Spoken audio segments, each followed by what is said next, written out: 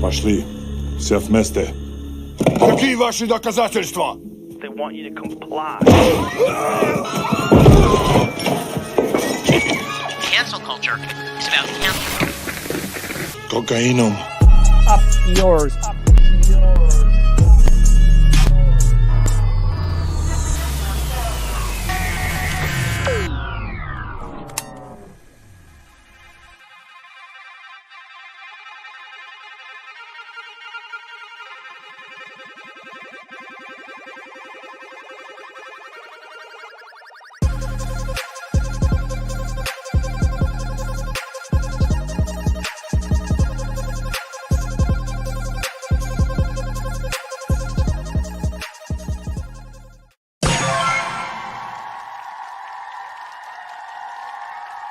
We return you now to your regularly scheduled program. Кокаином. Up yours. Woke moralists. Up yours. This is systematic bullying that's happening. Woke moralists. Up yours. And they believe that they can then Woke shut us moralists. up. F around and find out. Up yours. Woke moralists. They seem animalistic is what I mean. No, they're worse than animals. The woke mob, they ruin everything. They stop Ben Shapiro from going to events and speaking. They stop Ann Coulter from doing it. I will never surrender even a single inch of ground to a pitchfork mob. You never cave to the mob. We will never bow to the mob. Ever. No matter what. Do you see the final expression of cancel culture in terrorist groups like Up yours. We'll see who cancels who.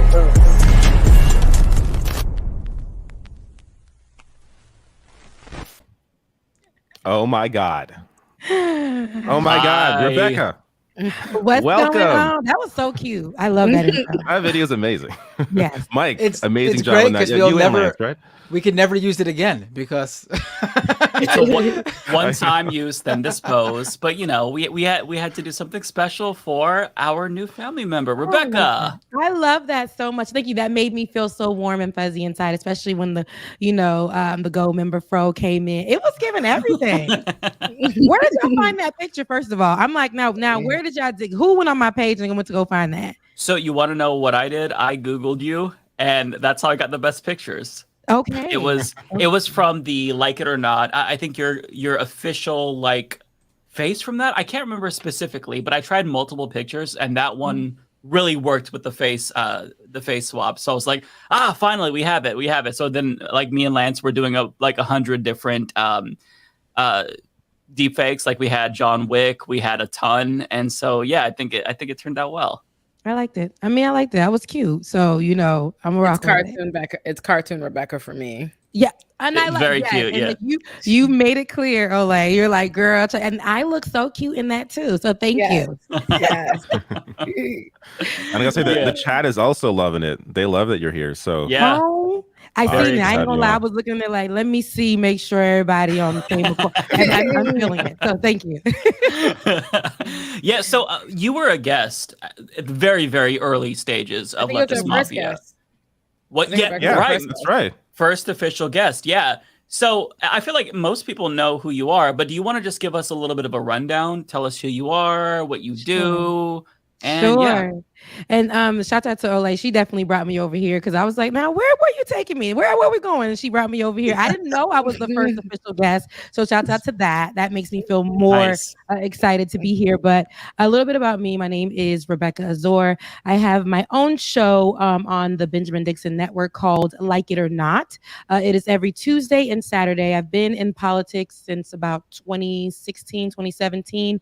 And we did our original 1.0, the first version of Like It or Not, with Benjamin Dixon and I. And I've been working in politics ever since. I've been on different shows. I've worked with different people in the space, and I've been trying to give up, and Ole will not allow it. And so, here we are. We had revamped Ben and I during the beginning of COVID. So everybody was at home. So we just got back together, brought Like It or Not back out. And here I am. I'm excited to be here with you guys. I think this is going to be really, really fun and really colorful. And it's gonna be real cute. I'm excited to be here. I am too, and I just have to say, as Ole would say, let the record reflect. So, okay, I probably shouldn't say this because I don't want to get us in drama immediately. And I know what you're gonna say. Go say it. Yeah. So before we had our conversation about replacing our last member, before we talked, I had psychologically moved on, and I'm like, I already know who I want it to be. I want it to be Rebecca, and I said it on the day that we met. I'm like, it's gotta be Rebecca, right? Like, I mean, it's gotta be Rebecca. So it was meant to be. You were the first guest, so yeah. Like one of our top episodes. Like, you were fantastic. Yes. It just amazing person. Insightful. So it's really good to have you here. Personable, funny. We love you. We love you. Thank you so much. I appreciate that. I love you guys back. I'm glad that I got the opportunity to meet you guys. I heard about the Serfs and then Ole bringing me on here, and I get to meet everybody else. It was a nice mix. And I like that you guys are conversational and inviting. So I can't wait to see how we rock this out. So it's going to be fun. Awesome. It's going to be fun. Yeah, I'm happy. And it's nice to see Ole again, too. Welcome back, Ole. That's right. It wasn't the same without Ole, because there were topics that I wanted to talk about that I couldn't talk about without Ole. Like the Keke Palmer situation. It's like, I can't talk about this on camera without Ole. The Jonah Hill situation. I can't talk about that. Well, we can talk about that today for sure. I tried to get up to date on that. And yeah, that's wild. So yeah, happy to have you back. It's the whole family's here. So we're back. Yes. I love you. I mean, this is great. This is good. Ole was like, I'm back, and she brought somebody, and the audience. And the spirit of my title is the queen of anti-whiteness. When the show got blacker, I had to reappear. Mike, I think you sort of downplayed how we got to do it. It's like, welcome to the family. We got to do the mafioso. Yeah, we didn't play it a lot. We don't do a lot of that stuff. No, we don't really play up the mafia stuff at all. I do all the time. I think I'm the only one. I think I'm the only one in here who ever brings it up. Well, you are part Italian, so it makes sense. It's crazy because the rest of the internet takes it so fucking seriously. It's really ridiculous. I know. I'm like, I can't believe what an obvious, stupid joke, fun name y'all take to. They act like we take it seriously, like we think we are the. I'm like, no, these are jokes. Even though we know unfortunately, a lot of people. You telling me they take that serious? They take us too seriously. Well, some people were bothered by the fact that we used it, but then like it was sacred. We kind of played up to it, considering we got rid of one of our previous hosts. So whacked it. Yeah, that's right. But it's all good now. It's all good. Yes. We are moving forward. What do you guys want to chat about? Did anything happen this week? Yeah, there was a lot that happened this week. I want to start this episode in 2.0 with the defense of myself, because I'm going to get shit tomorrow. So I have a 20-minute video about a fart coming out tomorrow. That is just to get you to click so you listen to my commentary about climate change. And how conspiracy theories are formed. This is my strategy. I'm very troubled that fart is what would make people click. That's the click. And they will click it. Yeah, they will click it because people are weird like that. That would be why I tell YouTube never to recommend me a channel again. Yeah, see, I normally use sex to sell climate change stories, or I'll pretend like there's a Hunter Biden story or something, and in the first 2 minutes I'm like, this is actually about climate change. So I completely changed the topic. It's just there's a way to kind of get people, because nobody will ever watch a climate change video if you call it a climate change video. It's depressing. It's understandable, but it's depressing. Yeah, no, that's true. On Twitter, I was on Twitter today. I was scrolling because I haven't been on Twitter since Threads, but I was on Twitter today and I was scrolling, and somebody was like, "Don't click this unless you're alone or something like, unless you're an adult and alone. So here go me looking for something I ain't got no business looking for. I done clicked on it, and it was all positive stuff. Like, you're gonna be great in life. You're gonna, and I'm like, see, now that's not what I was looking for. That's not. You're disappointed. Yeah, I was. Yeah, that's amazing. Oh, we Getting should pissed probably off with plug. vaccination too. Yeah, we've got to plug the Matrix thing. It's this Saturday. Yes. Everybody, if you don't already know, this Saturday we're going to be fundraising as much money as we can for Rainbow Railroad.org. It's an organization that helps LGBTQ plus refugees globally escape persecution. They have been concentrating very strongly on Uganda for the last little while, but thanks to the draconian laws being passed by the US and a lot of the red states and their anti-trans legislation, they're also going to be focusing on some domestic issues as well. But yeah, this Saturday we're going to fundraise as much as we can. So please come join. It'll be fun. Yes. And Lily Wachowski, is that how you say it? Actually acknowledged it. Lily Wachowski, she's one of the two Wachowski sisters. Yeah, Wachowski. One of the two original writers / directors tweeted out about it and said it looks awesome. So that's obviously, I was like, oh, well, that's amazing. But that's really cool. Nice. Yeah, I will be there. And it'll be my birthday weekend, so that'll hopefully drive up donations. Yeah, I'm going to use that. I'm going to use that to get donations. Nice. When's your birthday? It's on Tuesday. So middle of the week. Happy early birthday. Oh, thank you. Thank you. Happy birthday. Yeah, what it's sign technically is that? my birthday weekend. Say that again? What's your sign? I ain't into it for real, but what's your sign? I believe it's say? I think it's Cancer. Oh yeah. I think. Oh yeah, because you're a Cancer too, Olay. No, hell no. I'm Okay. the quintessential Leo girl. Oh, well, I guess it's bad that I'm a Cancer judging No. by No, Cancer. Hell no. Cancer suits the Hufflepuff in you. Cancer and the Hufflepuff in you are very consistent. That is So it's not necessarily a bad thing per se. No, it's not bad at all. It's Okay. not bad at all. Okay. Unless I you're like to dating them. tell by the way she reacted to it, but it's No, not- I reacted that way not because Cancer, there's anything wrong with Cancer, it's just because Leo is superior to everybody. Okay, that's a fair. lie because Taurus is really superior to everybody. But I like you a lot. Well, like, kind of, we'll ride it. But the Taurus is very. None of it means anything. Shut None up, of it Bender. means You a don't know thing. that. You don't even. Bender would be that guy. I mean, I would be in Binder's camp, but I do think it's fun, and just to hear like what their personalities are like supposedly based on this. I think it's fun. So yeah. Geminis are no good, and then we can move on from there. I just wanted to put that out. I just wanted to take that right. I'm just kidding. Now, look, Geminis. No, they that's are right true. with No, me, that is except true. for when you gotta Nope. date them and put them in your space, it just gets crazy Someone right there. said, I don't know why Olay don't like Geminis. Okay, I once wrote a series called 5 Terrible, Horrible, No Good, Very Bad, Super Raggedy Men. The first installment, is called Raphael the Romantic Terrorist. He was a Gemini.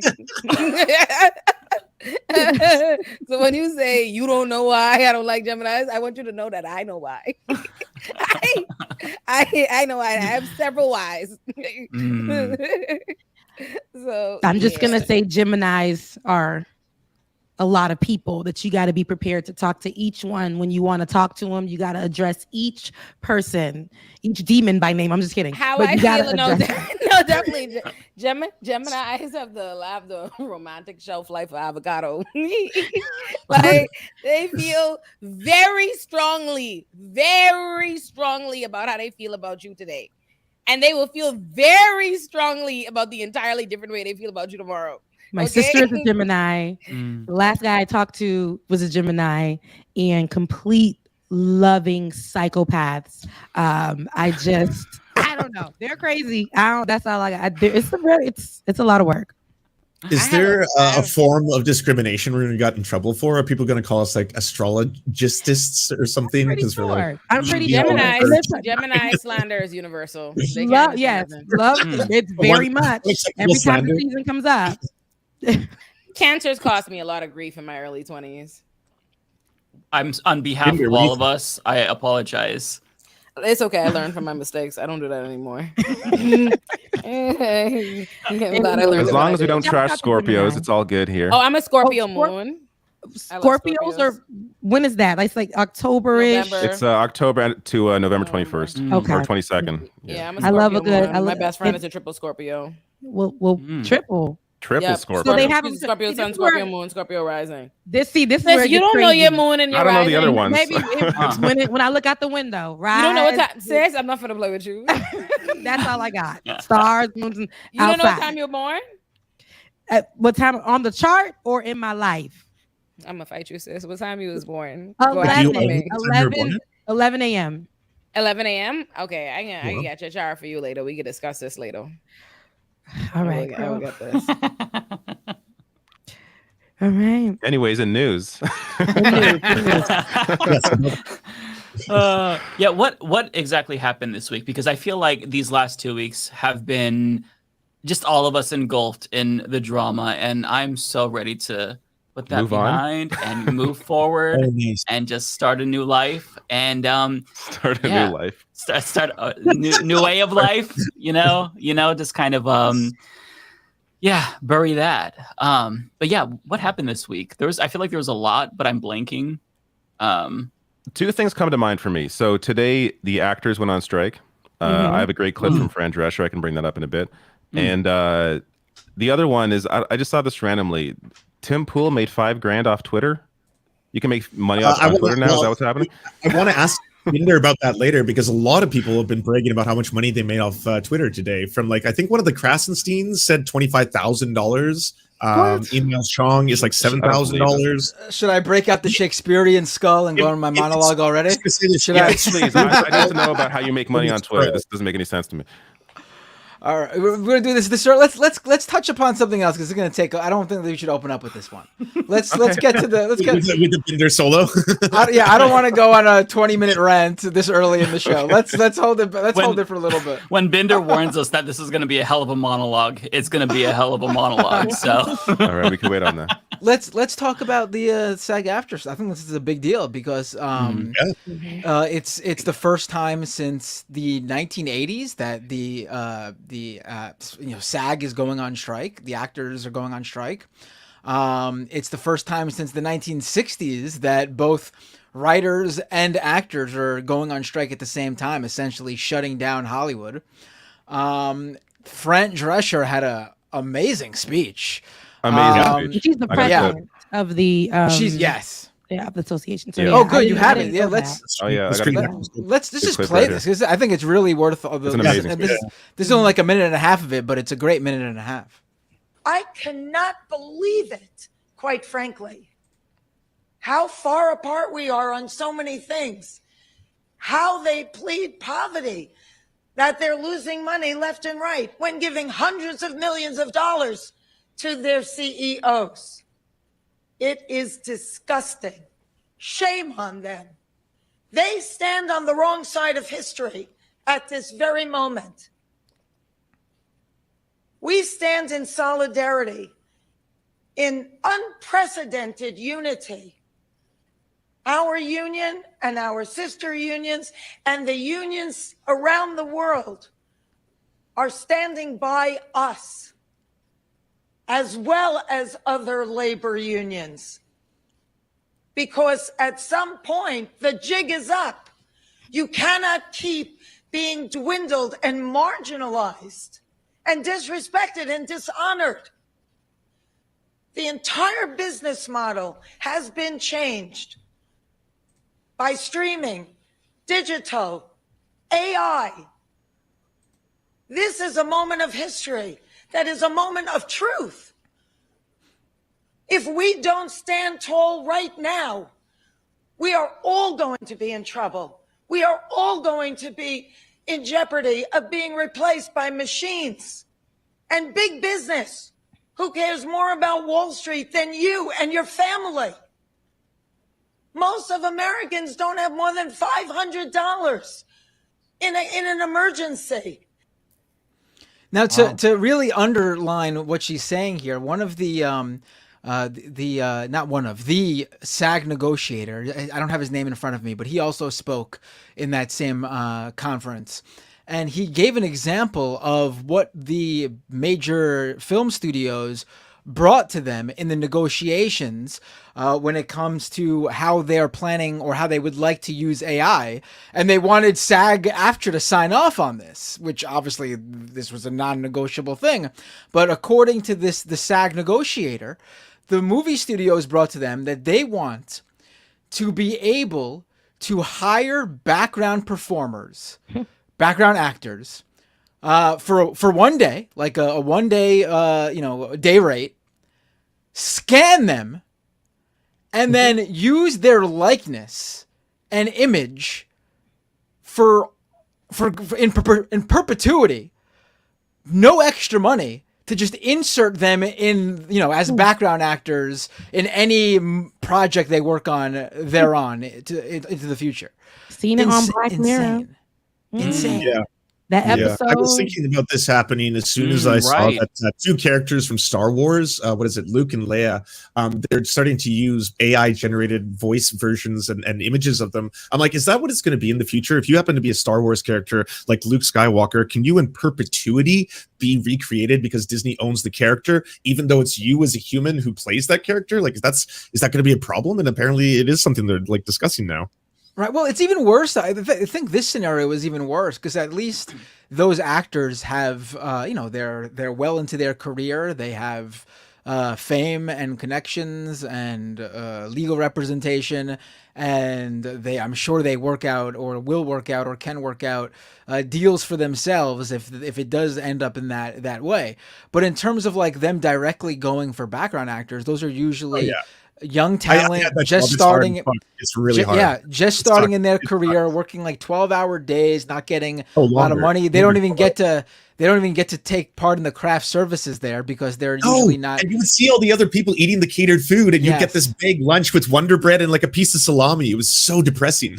Yeah, so they basically want to take advantage of those people who are starting in their career and have no choice, because you need to do the background work if you even want to get enough credits to even be eligible for SAG. It used to be hard work. It used to be like a big deal when you get, when you're credible for SAG. But it's interesting because this whole thing that they're talking about where the money is going and how they're underpaying the actors and how they have to do 6 jobs to really essentially get nothing. They're poor. I have a friend who is out there holding up, some signs, and I was talking to her, and I know the struggle that she's been going through for years. She's in commercials, she's in movies, she's in all of that, and she gets paid nothing. She can't even pay rent. She lives in LA. She started out sleeping on people's couch. She just got off the couch and got into a room to at least be able to rent. She can't afford really a vehicle. She had to get it from a junkyard, and that's a big deal for her. But she's been in huge commercials, huge movies, and she gets paid nothing. But to know about the AI side of it is very interesting. Just when that Black Mirror season came out just recently, hearing about this and seeing it on that, Jonas Awful episode, and they literally was talking about how they were using, what's her name, Selma Hayek, and how she had no control over them using her face in everything in that girl's life. And the girl didn't know, that the young woman didn't know that they had control over her from AI. And they were just like, it's terrible that even the seasoned actors that we know are getting dubbed in this whole thing too when it comes to AI. So it's troublesome to see, but I'm glad that people are out there fighting this right now. It was funny because I saw a lot of people on Twitter talking about it, but Kev on stage and I think Danny B, they were confused. They were like, okay, so now are we all in this together? Because I want to know where I'm supposed to meet at. Nobody gave me a call. Nobody sent me an email. So some of the Black folks are trying to say, okay, so are we going? Where are we meeting? How come I didn't get this email? But it is definitely a thing that's happening, and it's sad. I sent a video to the group chat that y'all should play. It's Brandy Evans and one of the stars of a show called P-Valley, where she shows like her residuals. Because I think why the writers and the actors are really at a disadvantage in terms of public opinion, because I think there aren't a lot of people like really looking into the details, and there's an assumption that comes with Hollywood and entertainment and famous. Like there's just an assumption that people make a lot of money, and so people just are unsympathetic because they just don't have the reality of what these people actually are making, and they're not being paid commensurate to what is being earned by these studios. So I think this video is really helpful to that point. plate. What's up, y'all? So I just walked in the house. I ain't even taken off my bag yet because I was like, are those 3 SAG-AFTRA checks on my table? Let me open them up. It's my birthday week, my birthday Friday. So I was like, perfect timing. Let me show y'all what they got me, okay? That's the first check. Oh my God. That's the second check. And that's the third check. Oh my God. Jesus. Wow. 1 cent. 1 cent. Unbelievable. Yeah. You don't even have those in Canada anymore. They got rid of the 1 cent. Yeah, they got rid of the cents. We don't know what That's that currency insane. is. Wow. Wow. Do we know, does anyone know the list of demands? Because I saw the ridiculous, like mind-blowing headline about Bob Iger, the Disney CEO, who was saying that all of their demands are unreasonable is the word that I think he used. Right. I think it was no more Marvel movies, no more Star Wars movies, no more. Survive. There's not enough already. It's just so ridiculous. Yeah, I did not know about this. And this has been really eye-opening for me because you would assume that if you are the writer or the actor for these shows or commercials that you've made it, like you're making bank, you can survive. But the fact that they are making, I mean, effectively less than minimum wage, I mean, it's so shocking. So yeah, very dystopian. And the AI element really adds to this whole Black Mirror feeling. You have no control over yourself these days, and then they want to make you feel bad. Like, listen, you are on television. That's good enough. I mean, we've got you. That's kind of like, oh, you've gotten the dream. Like you've gotten that gig. And I used to think that was enough too, until my friend started telling me, "Girl, yeah, you saw me in that MLB commercial. I sure was in it, but I got nothing for it. It's doing nothing for me. Everybody's seeing me all over the world." But I can't eat. I can't, like, I really don't have a place to sleep. And so it's super sad to see that they can take your likeliness though. They can utilize it. They can, and then as Fran, who I didn't know was the president, which is interesting, as she was saying, the CEOs are taking the money and getting paid and doing whatever they want. But the people who are helping to fund the CEOs, helping you guys gain money, get money, they aren't worth anything. Like, that's so sad to see the P-Valley actor getting 1 cent. Don't even get me started on them all being snubbed for Emmys. Yeah, that too. I'm very. All that work. I think our society in general, I think there is I think there's a disconnect of people's understanding between visibility, fame, and money and riches. Because I think there is people think, oh, I see you a lot. If I'm seeing you, so you're famous, so you're rich, with no concept of, even if they don't even know where that money would come from, right? Like when people think, oh, you're Twitter famous, so you must have bread. And it's like, logistically, where's the monetization? Yes, ma'am. You know what I'm saying? So yes, I think there's that disconnect there, and I think that is harming the writers and the actors when it comes to this particular thing. Yeah, I remember when I was a kid, I thought whenever I saw someone on TV or in movies, I was like, oh, they gotta be rich. You know, you just automatically think, even the background actor who says, like, "Excuse me, sir," as he bumps into the main character. Yeah. I would assume, like, oh, that guy's a millionaire. No, most of these people are not even, are like barely making it every year. Like, unless you're the big A-list Hollywood star, you're just, getting by. So which is good to remind people in this industry. Sorry, go ahead. I was going to say, I work professionally in the film industry on both ends. So I started out doing like extra work and being a PA and stuff like that. But I also eventually rose to the ranks of being a professional editor, special effects supervisor, and then did digital distribution. So I saw what it's like to be on the executive producer side. Everyone gets fucked over all the way on down. Like, anyone who's got this weird idea that like Hollywood liberals are bourgeois parasites and all this kind of stuff, they're not. People are fucking struggling to make ends meet in a lot of cases, especially like writers, like you get your one break if you get a regular gig where you're working on staff in a TV show, and that's going to last you 1 to 2 years as long as the show doesn't get canceled. And then after that, you're once again left to try and find that next big paycheck. Like, there's very few people who go writer and then director than Spielberg. Like, that's like, there's literally just 1 or 2 of those kind of people. The rest of them, everyone is working their asses off and getting nothing for it. Yeah, I mean, that's another great point to really like hone in on there. Like, this isn't like, you get a job and there's a steady paycheck that you could spend years and years at this job, and if you got laid off. Maybe there is severance pay or something like that. They're just, the project is over. That's it. Move on to the next project. And you got to spend the time to find that project and also then work it out with your schedule. Oh, you can't take a project that's going to overlap with the final week of the project you're leaving. You know, it's a hard line of work. So I would say, like, you know, I'm happy to see a lot of them out there, or they're standing up. A lot of them, I think it was from the recent award show. They walked out some of the actors walked out. The Oppenheimer premiere, like the premiere of Oppenheimer, all the actors walked off and went right to the picket line. That's so awesome, so metal. Yeah. And I thought that was a message that was heard. So I want to see how this is gonna impact, I guess, the acting world and what it's gonna do.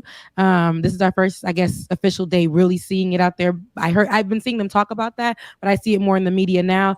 The writers, we saw how much that was impacted, and I don't know if anything has changed since, but the people who are willing to take up, the front lines on this, I wonder how that will affect them. And I'm talking about the major actors who are willing to probably take pay cuts, drop some projects coming up or whatever, just to be an ally to the people who are really getting hit the hardest when it comes to this.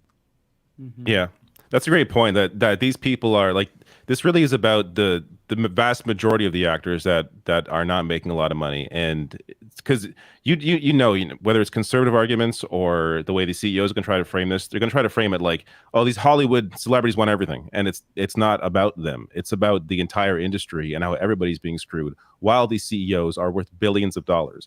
So to be able to recenter that conversation on what this is actually about, I think is very important. And Fran Drescher, in that full speech, I mean, she connects it to the larger labor movement, how CEOs generally are screwing over workers. It's really good to see workers like this that are more prominent because of their status stand up with everyday labor.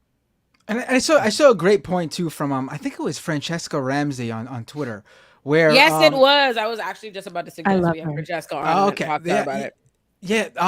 Do you want to mention it, or do you want me to go ahead? No, you talk. Okay. I just said we should have Francesca. Oh no, I thought you brought up. I'm sorry. I thought you knew what I was going to bring up. Right.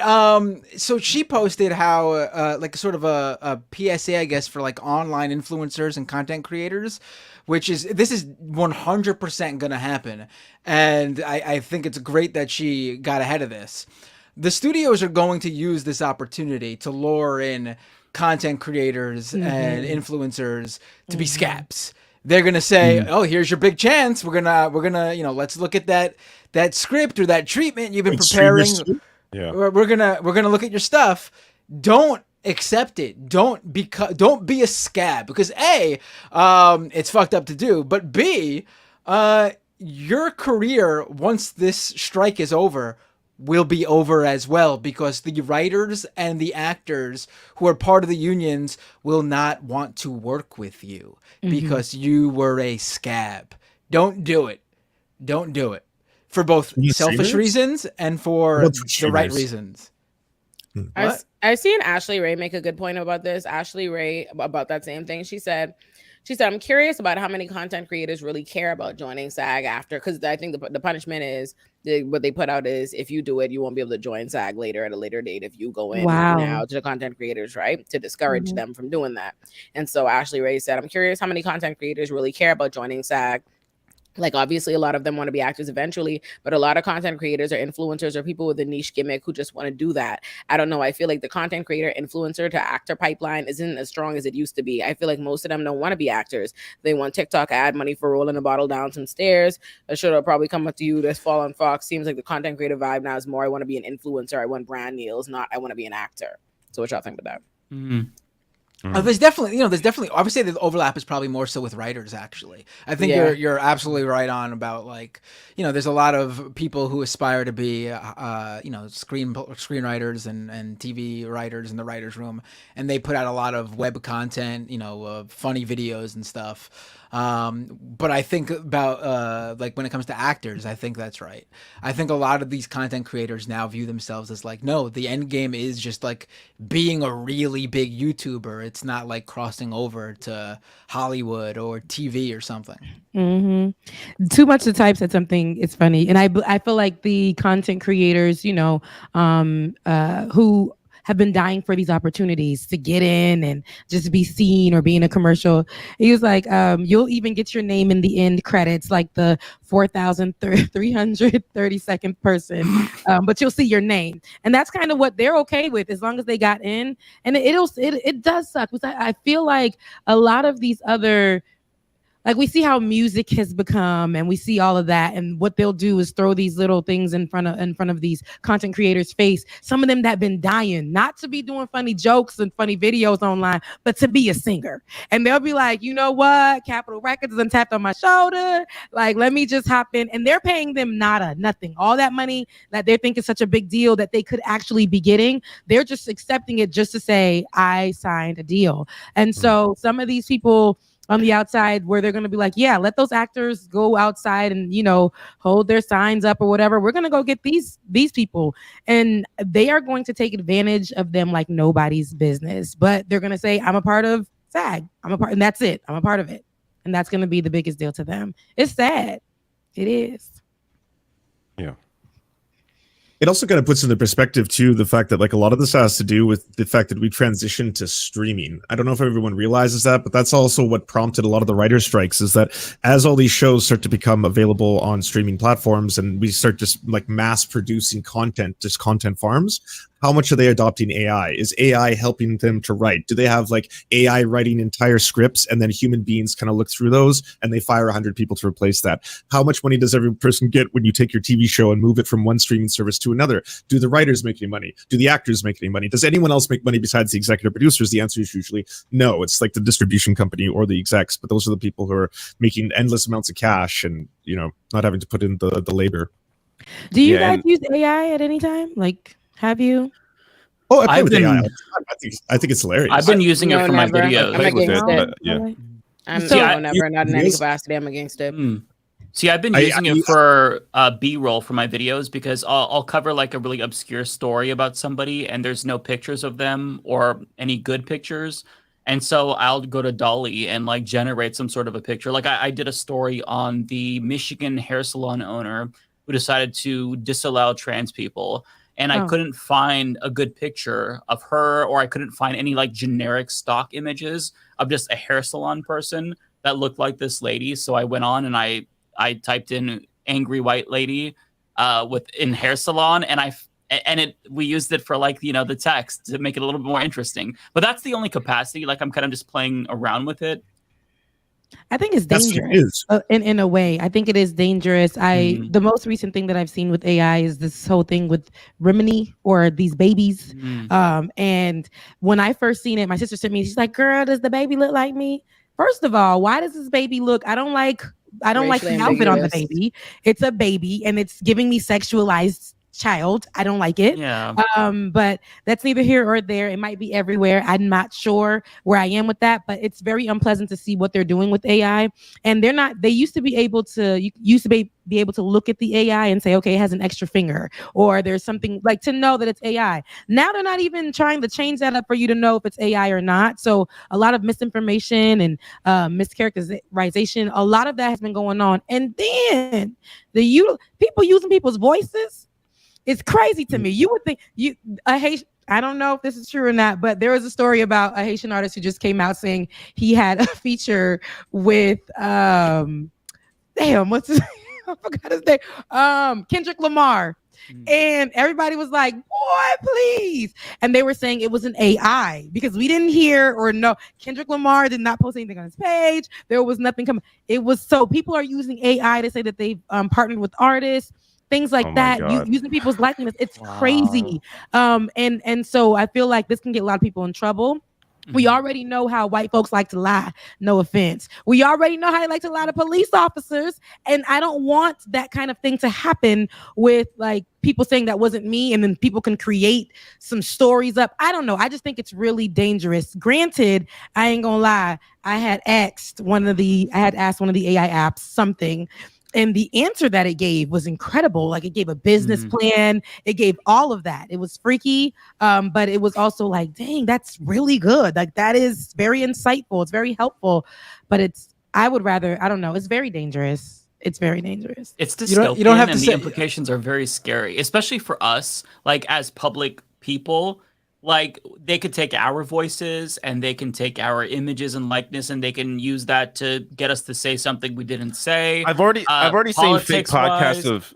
I've already seen fake podcasts of like other podcasts, and they use the voices of each of the people, and you can tell it's not them, but it's convincing enough. It's more of like it's more funny, like they aren't trying to be like this is what they actually said. Yeah. But it can get to a point where it could be like they said this thing, look at this image or look at this video. I'm sure and you'll that's see it just happen. AI. I'm for sure. It's probably Yeah, I think it's fine when used creatively, where it's clear that it's like those funny videos of like Biden and Trump talking to each other. Those are singing a humorous, song yeah. together. Playing Fortnite. Like those these are very Yeah. specific examples. Like that's what it should be for. Like fun stuff where they make it very clear this is not what it is, and there's no monetization of it, like using someone's voice who's a big artist in a song that you made, because I think that's messed up too. You know, but otherwise, I think the otherwise it's problem with messed it, up. I'm against it altogether, just because the problem is you can't put the genie back in the box. Like saying, you know, all these different circumstances when, oh yeah, it would be okay, or it's ethical here, that regardless, just having the tool, you see what's going to happen. They're going to use it to exploit people. It's going to become a tool. You see it. They're literally already doing it. And that's what I knew from the beginning. They were going to use it to cut people out. These industries have already become, these were already like historically exploitative industries. They always were. And they've gotten more of that with streaming and this and all these different advents, but you throw AI into it. Yeah, I've thought it was bad from the beginning. That's why I've never participated in a single of these trends, not the baby, not the none of it, none of them The pictures, pregnant none people, of it, the people getting none married. of it. It's ridiculous, and I think it also adds. Somebody had posted I guess one of them that make the guys look a little stronger, and the guy that posted it is naturally overweight. I would say that, like, you know, he's naturally a bigger guy. And so when he posted it, so many people, and he's very popular in the what we call the Haitian music industry. And when he posted it, people were saying, maybe if you try hard enough, you can look like this. Maybe if you, so he posted and he said, you know what, I posted this to be funny, but now like I'm feeling away. Like I'm feeling a little hurt. Like people are coming at me with these comments, and I thought I would post this to be funny, but don't worry. And then he got a little defensive, but don't worry. In 2026, I'm gonna be healthy. And it just, I don't know. It just got a little.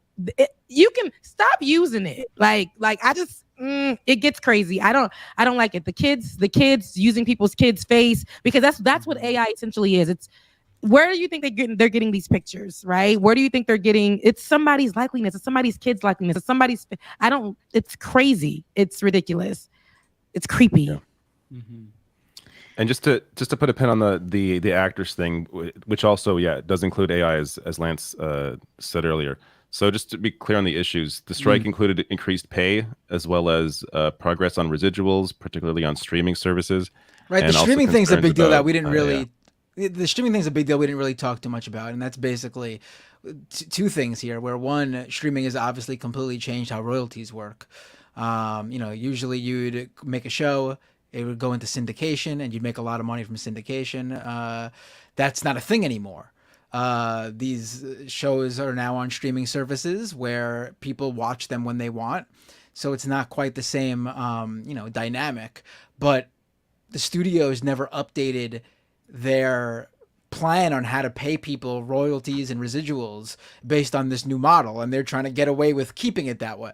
And then that brings us to the second thing there, where now in order to not pay royalties and residuals where they do have to, when these shows and movies are on streaming services, they now just completely remove them altogether, thus taking someone's body of work out of public view completely. Like, it's not like, oh, you know, your TV show or your movie isn't getting picked up by the networks, but, you know, DVD sales, VHS sales, whatever sales, that's where you'll make money. That doesn't really exist now anymore. Everything goes directly to streaming, and to save money on paying people and to use on paper failures, Hollywood will just pull a movie or a TV show completely, so they don't pay out any of that, and then that actor or director or writer or whomever has no recent body of work to show people when they're trying to get that next job because the studio has completely removed it from existence with no way to get a hold of a copy of it. Like, imagine spending like a year of your life creating something. It goes up online for like a couple of weeks. And then the studio decides we're going to pull it down so we don't have to send any money to anyone involved with this anymore. And you don't even have the ability to like show people the work you just spent the year on.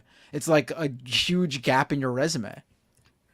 And y'all, all they have to go off of is I was there. I was working for this company. I was just go ahead and lie on that resume, sis. Just lie.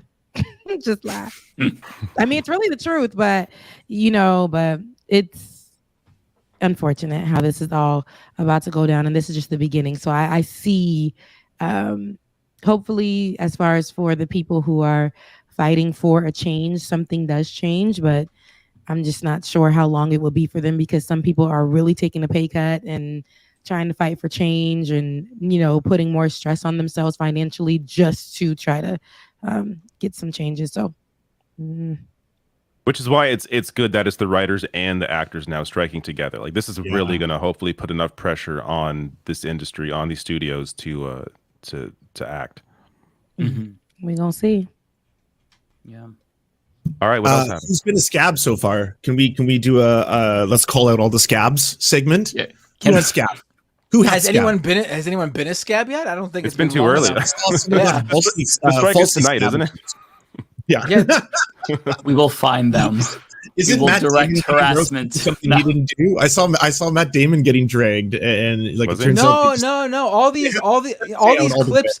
All these clips that like Deadline and these other Hollywood rags were posting were so badly clipped. Like they would basically clip the whole interview, the whole comment, but then in the written description of it, they would just put the first half. And all these writers would basically say something like, yeah, I hope this doesn't go on for too long. And that's what they would put up there. But then the rest of the comment was, because people need to get paid, but I support it 100%. Like it's because that's who these outlets are for, right? It's for the producers and the studios, right? It's not for the actors and the writers. So of course they're going to be on the side of the studios. It's ridiculous. The actors, even the big famous actors, everyone I've seen so far has been incredibly supportive. They're literally in the union. I mean, you can't act in Hollywood if you're not in SAG. So I wanted to get all of your thoughts on Threads because it's my first week on Threads, and I've got to admit, I much prefer it to Twitter. And I think that as soon as they have a desktop app, I'm done with Twitter. And the difference is so clear because when you log on to Twitter, you see, no matter what I post, it could be completely innocuous. I will get dumb fucks with blue checks responding. Just logging on to Twitter, I see Nazis, transphobia. But when I go on to Threads, it's just pleasant people. It's nothing but just nice people. And it like gets your mood up, which is kind of like, it gave me that feeling of the old MySpace days, even not to date myself, where, you're genuinely happy to see other people. And the more that I find like my mutuals on Threads, the more at home I feel. And I think this is the one. I hate to jump behind a Zuckerberg app, but it's true. Like I wanted to get all of your take on it because I don't think I could tolerate Twitter for much longer, if I'm being honest. Yeah, I'm done for all intents and purposes. I'm done with Twitter. Like I have the account. Like obviously I'm not going to delete my platform, but I already said I'm not using it substantively anymore. I'm on Threads. I'm using Threads. Fuck it. It's insane. Anything. I literally between the community. I can't say nothing. And it's immediate, just immediate fucking trolls and this and blah, blah, blah, blah, blah. There's some of them in the chat. That is a thing. So, Twitter, I'm pretty much on Twitter. I think for Threads, I told Olay, I've been telling her to get on since day one. I'm on. And she's on now. But I said that's more her speed because I know, there's no moderation on Twitter.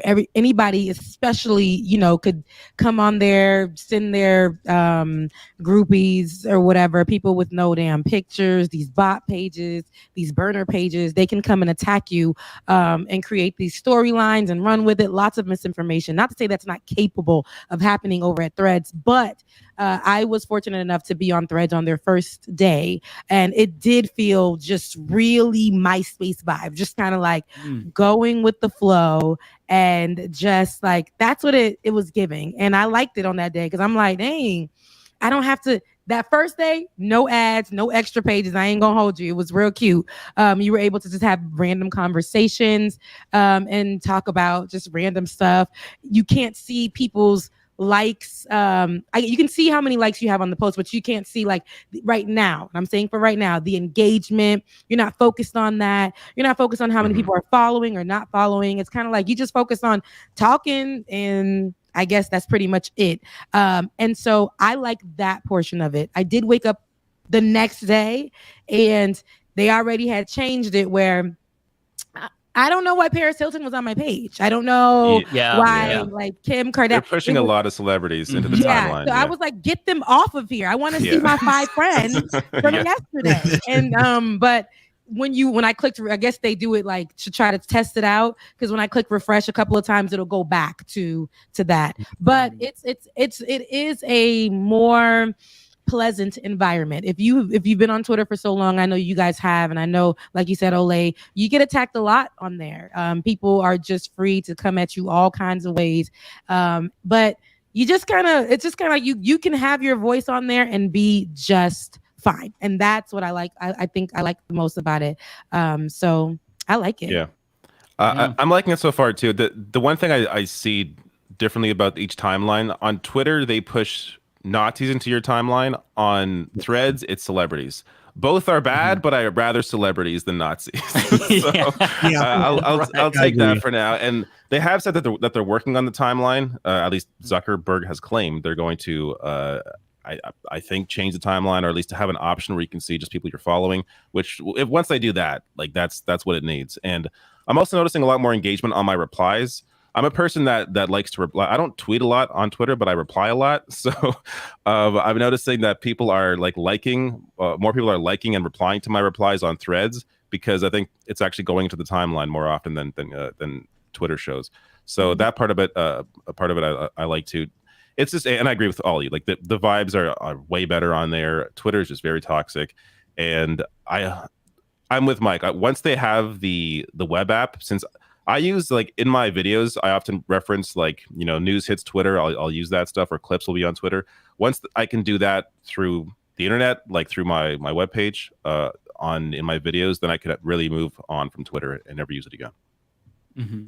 Directly related to what Mike was talking about, I can't believe how normalized I got used to being on a social media app run by Nazis. It feels like Hitler's bunker every time I log on to Twitter, and I eventually got used to it. I literally put that on Threads yesterday. I said being on Twitter now feels like fighting I said being on Twitter feels like fighting the clown all day.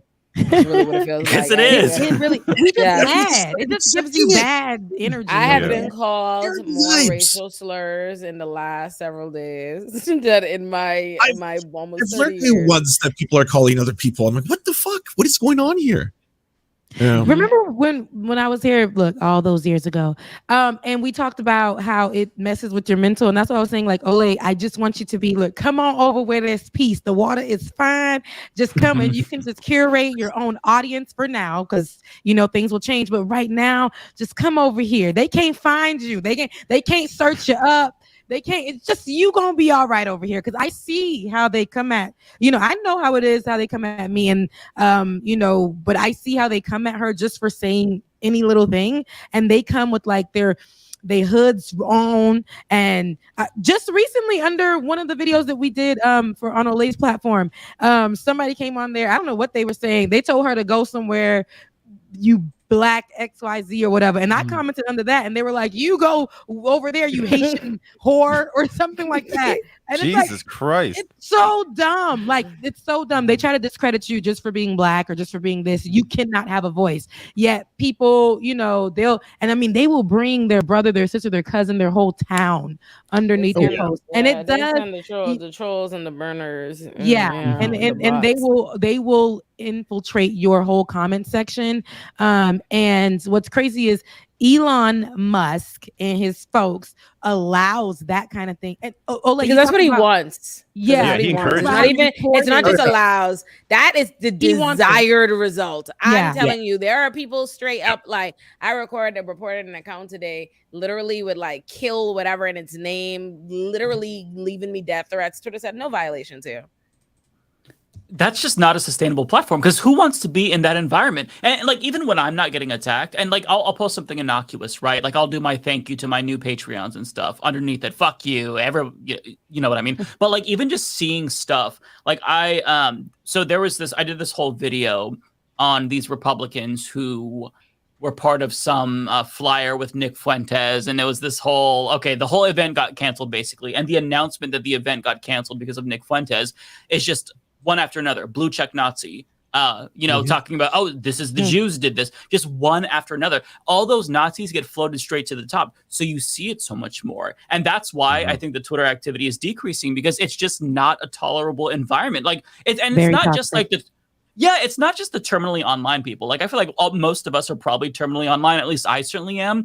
I think that even like normal users are seeing it, because every time you log on, what do you see? You see Matt Walsh. I've never followed Matt Walsh. Like I don't want to see what he says, even for like research purposes for my video. If I have to cover him, I'll seek out the page, but I don't want to see that blasted in my face. But then on Threads, like it like changes your mood, where it's like I'm posting pet pictures, whereas if I did that on Twitter, somebody would attack my pets or some shit. Like you know what I mean? Like it feels so much better. And I think that you can tell that it is a real threat, because that's why Elon Musk is issuing these legal threats, cease and desist. He is calling Zuckerberg a cuck, which is true. We don't like Zuckerberg, but he wouldn't be he wouldn't be nervous if it wasn't a threat. And I think that the faster that Threads overtakes Twitter, the better. My one thing is I just have to find all my previous follows on there. But once we're there, once my feed. So if you're I don't know, depending on how you use your Threads, right, it automatically follows everybody that you are following.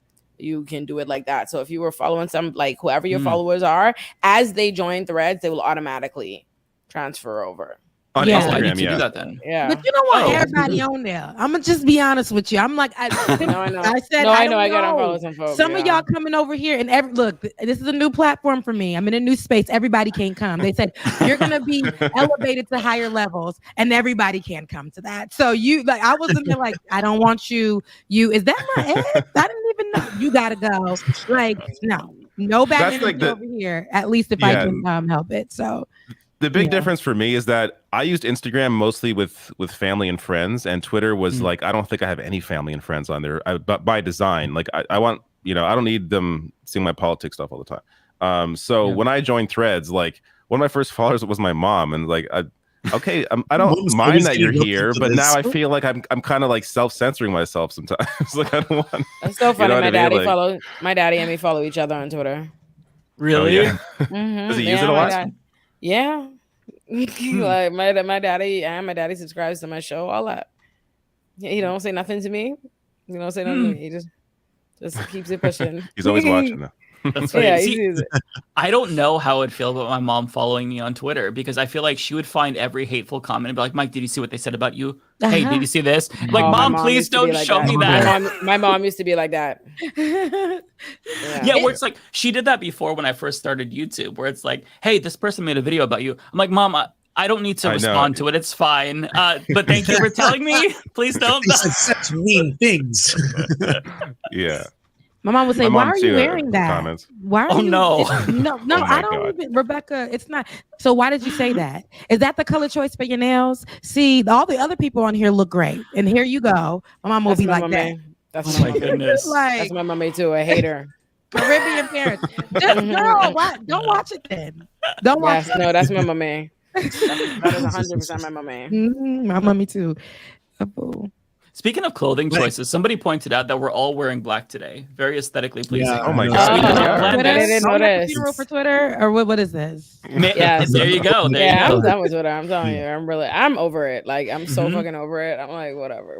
Like, it really is. It just is untenable. It's why it's ass. It's just not even pleasant. It's not a pleasant app to use anymore by any means, shape, or form. I'm like, this is bullshit. And they keep like Elon literally.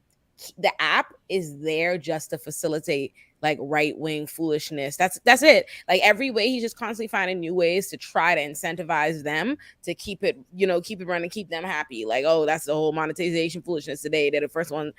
That's all it is. It's foolishness, and they keep like evolving, right? Like first it's the blue check, so they see the blue check blockers. So now I feel like the bot farms are more now, like, because I'm telling you, it's like immediate in seconds or whatever. The same thing without the checks, so that you to get around people blocking the blue checks. The app is disgusting. It's absolutely disgusting.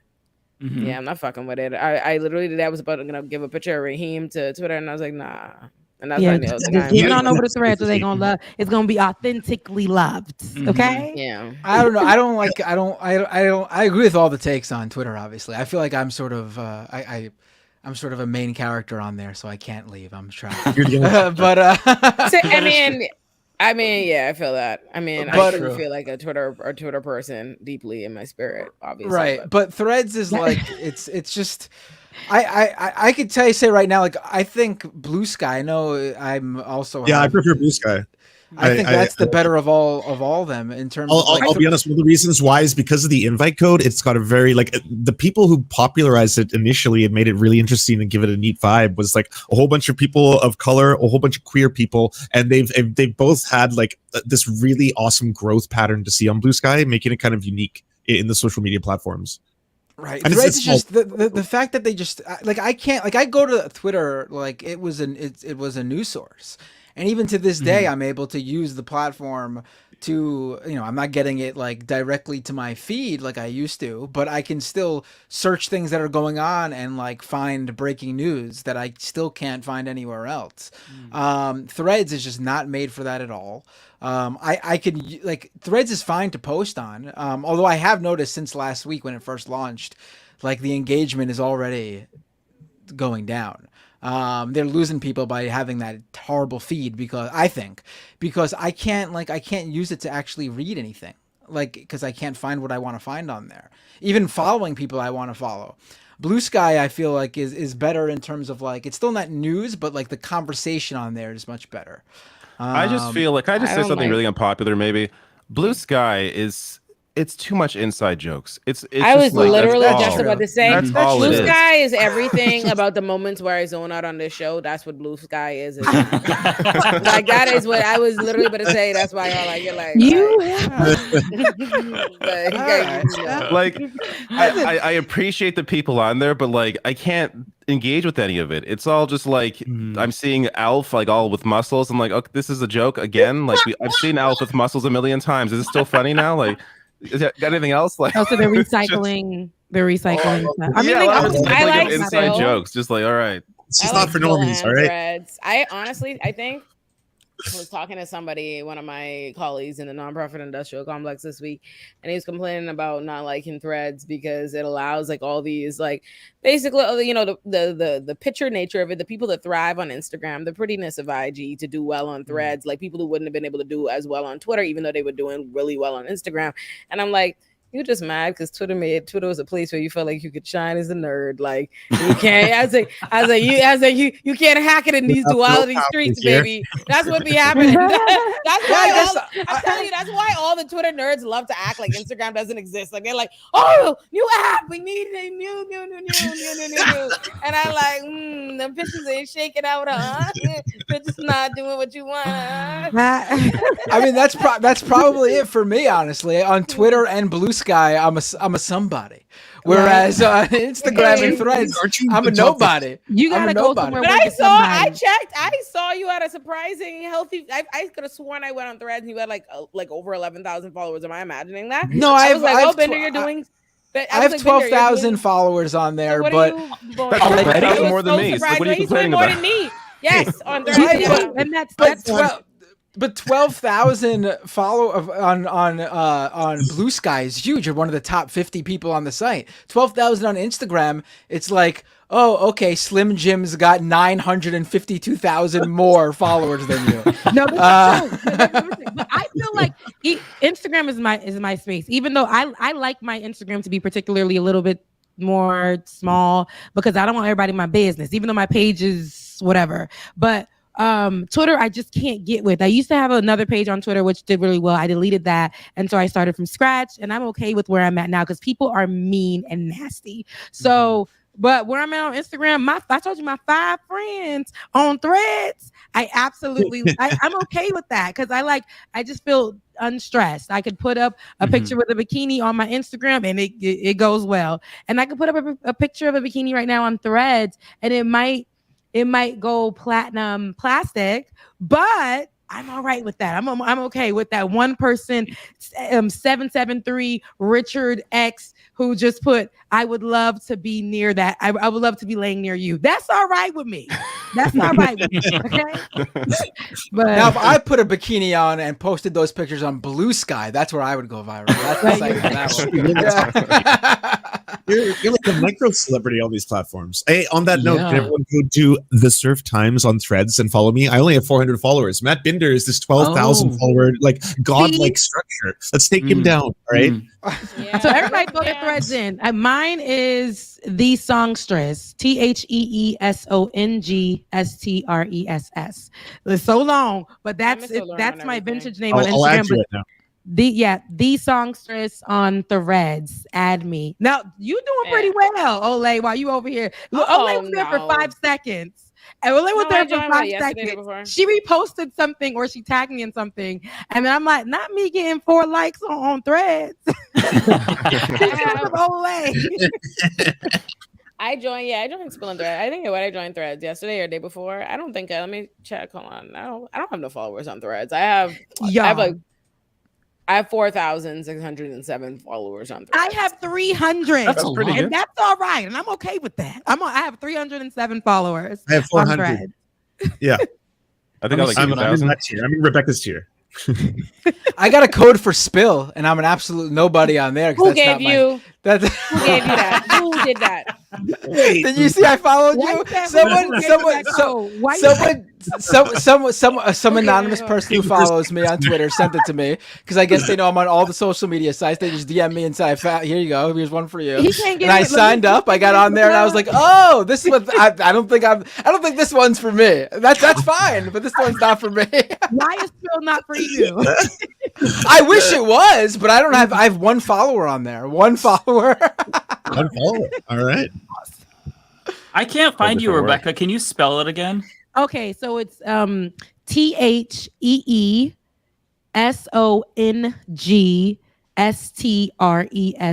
The Songstress, like Anita Baker, but The Songstress. So yeah. Okay. 322 followers. There you go. 1 more. Mine is Mike.Figueredo, not Humanist Report. So if everybody wants to find me, and I'll spell my last name because it's very vowel-y. Mike.Figueredo. Found you. This is why I'm the same thing on everything. I'm Mr. Lauren. I'm a Matt Binder. Be sure to follow. I guess I'm gonna follow. I have to bring it up. By the way, did you see the complaints about the Thread logo by like Cat Turd and conservatives? They thought that it looked like it was 666, and they were saying that it was like 666. They see them everywhere. Evangelists are out there. They're gonna do this Sunday. Just wait for it at them churches, the evangelist churches where they evangelize and say racist things on the pulpit. They're gonna be talking about the damn Threads and how Threads is just so evil, and you must stick to Twitter because God called the people to Twitter. It's gonna be real. That's gonna be Sundays. I'm certain. Literally, like it's just a matter of like which one says it. Like it's gonna be one of these right-wing prosperity preachers, but like which one says it, because they've said much crazier things than that. So yeah, I could see that. But yeah, I just love it. Like I want to think that we're. Say that again, Lance. Oh, I said as long as they're not going after the gays, I'm happy. Yeah, go after Yeah, Threads. right. Yeah. Well, Please. you know they're gonna tie in the Jews. Threads are to gay. this 'cause Threads of are gonna be Zuckerberg. so gay. Yeah. They're gonna say Threads is completely gay and against God's plan Oh, but for hell yeah. our lives. I'm Twitter is right where you can say ER real heavy, and I ain't talking about like Cracker Jack. I'm talking about something real black, and you can say it real heavy on Twitter, which is very godly and God ordained. But when you're on Threads, you're too free. It's too free. It's too many kids exposed. And what kids on Threads right now? Like it's just What make Threads superior is gonna make Threads superior to Twitter is the same thing that make Instagram superior, and it's the ability to block this account and any account it creates. Like you block somebody, and then Instagram, they're fucking gone. They have disappeared from the fucking ether. They are gone. Twitter. Hell no. Twitter is a sick, toxic place in that way. Every other app you could get rid of, like every other app gives you the opportunity to say, hey, take this toxic terribleness away from me. YouTube, you could hide user. TikTok does it. Instagram does it. TikTok. Twitter is like, oh, no, baby. Boost the bigotry. Like, let's yes. magnify it. So that is what is going to make Threads. Yeah, I'm a kicking on Threads. I'm over IG. Well, you want to know what's fucked up about Twitter is even if you try to curate what you're seeing and you mute a bunch of people, you can post something and then you'll see a bunch of muted account. You're like, oh, fuck, I'm getting dragged again, even when you don't see it. It's like, I hate that shit. It's like, but it never used to be like that. Only when Elon broke the damn thing. It was never like that when you used to mute it. He broke it. He broke. Oh, the app don't work. Don't happen. The app don't work. It does not work. It does not work. It is terrible over there. I'm like, oh, they on bullshit. They say crazy things just about everything now. I'm like, oh Lord, what is this? It's exhausting mentally, and like going on Twitter, it stays with you, right? Like throughout the fucking day. Like that bad experience on Twitter, it carries with you. For your mental health. Yeah, I'm ditching it. I'm ready to jump ship. My brain requires it. Yeah, in general, I'm like I kind of shifted my energies. I'd be focusing on my YouTube anyway. I'm kind of like whatever Twitter. Yeah, that's pretty much what I'm doing. I'm like, what are they on? But yeah, Bender, you're wrong to drag Threads when technically Threads is the one where you're finally king. You have the most subscribers, the most followers, and everybody, and you're here like I don't feel important. I also have more followers than all of you on Blue Sky and Twitter. No, but you can see the difference. Nobody cared. Like, no, somewhere where you're nobody, and that's all right. Okay, but that's all right. I feel shitty because I'm the loser is YouTube. That's where you guys are king. YouTube. You say you post thirst traps on where? On Threads, and I still lose to Bender. He has like more than like 20 times the following I do. What you post? It was one of my first posts. I did a kind of half joking, kind of like, you know what? I need some followers on it. I joined and I had like 300 followers. Like this is not right. Let me go find your page. I need to get close to 70,000. This is not right. I'm crying. Wait, is this you? Right. Are you the shirtless person with the baby? No, that's a baby in your hand. Is that you? With a baby? Oh no, that's me. Yeah, holding the baby. I'm not sure. I was looking my profile picture. That's you shirtless. See, I just need to go. See, that's why. It's just. I think David posted that picture and actually lost followers, if I remember correctly. Actually, no, I gained like 200, but it's not the 70,000. So it actually worked. So it worked. I got a lot of responses on there. No kidding. Well, shit. Yeah. Wow. Where's the thirst trap? Look, because I am on the. You got to scroll down. It's a week ago. Rebecca was not trapped. Rebecca was not trapped. You saw me? Yeah, it didn't trap me. I wasn't Funny trapped. thing as well is I posted it with a picture of the weekend because I'm like, well, if you don't like this, I met the weekend once. Here you go. this is good enough for you. Maybe you'll follow me now. I see it. Okay, guns out there shooting. 163 likes. I feel pretty good about myself. What? You should. Let me go like it. Now you got 154. I posted thirst trap. Let me do that. Okay. I'm sitting here posting dog and cat pics. I'm not giving the people what they want.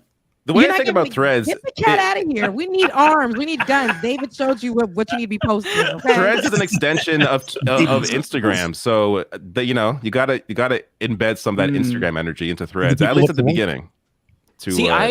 That's the thing is that I wasn't really big on Instagram. Like once a year, I would post a picture of like one of my dogs, and then that's it. I wouldn't go on. I wouldn't like see. I mean, once in a while I will.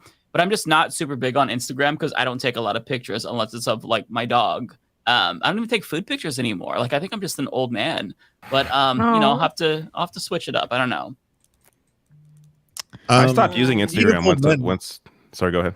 I'm opposed to I was going to say we don't have a lot of time to talk about the two huge stories we haven't even brought up yet. The one being the Jonah Hill thing that we were going to talk about. The other one being ukulele Colleen Ballinger.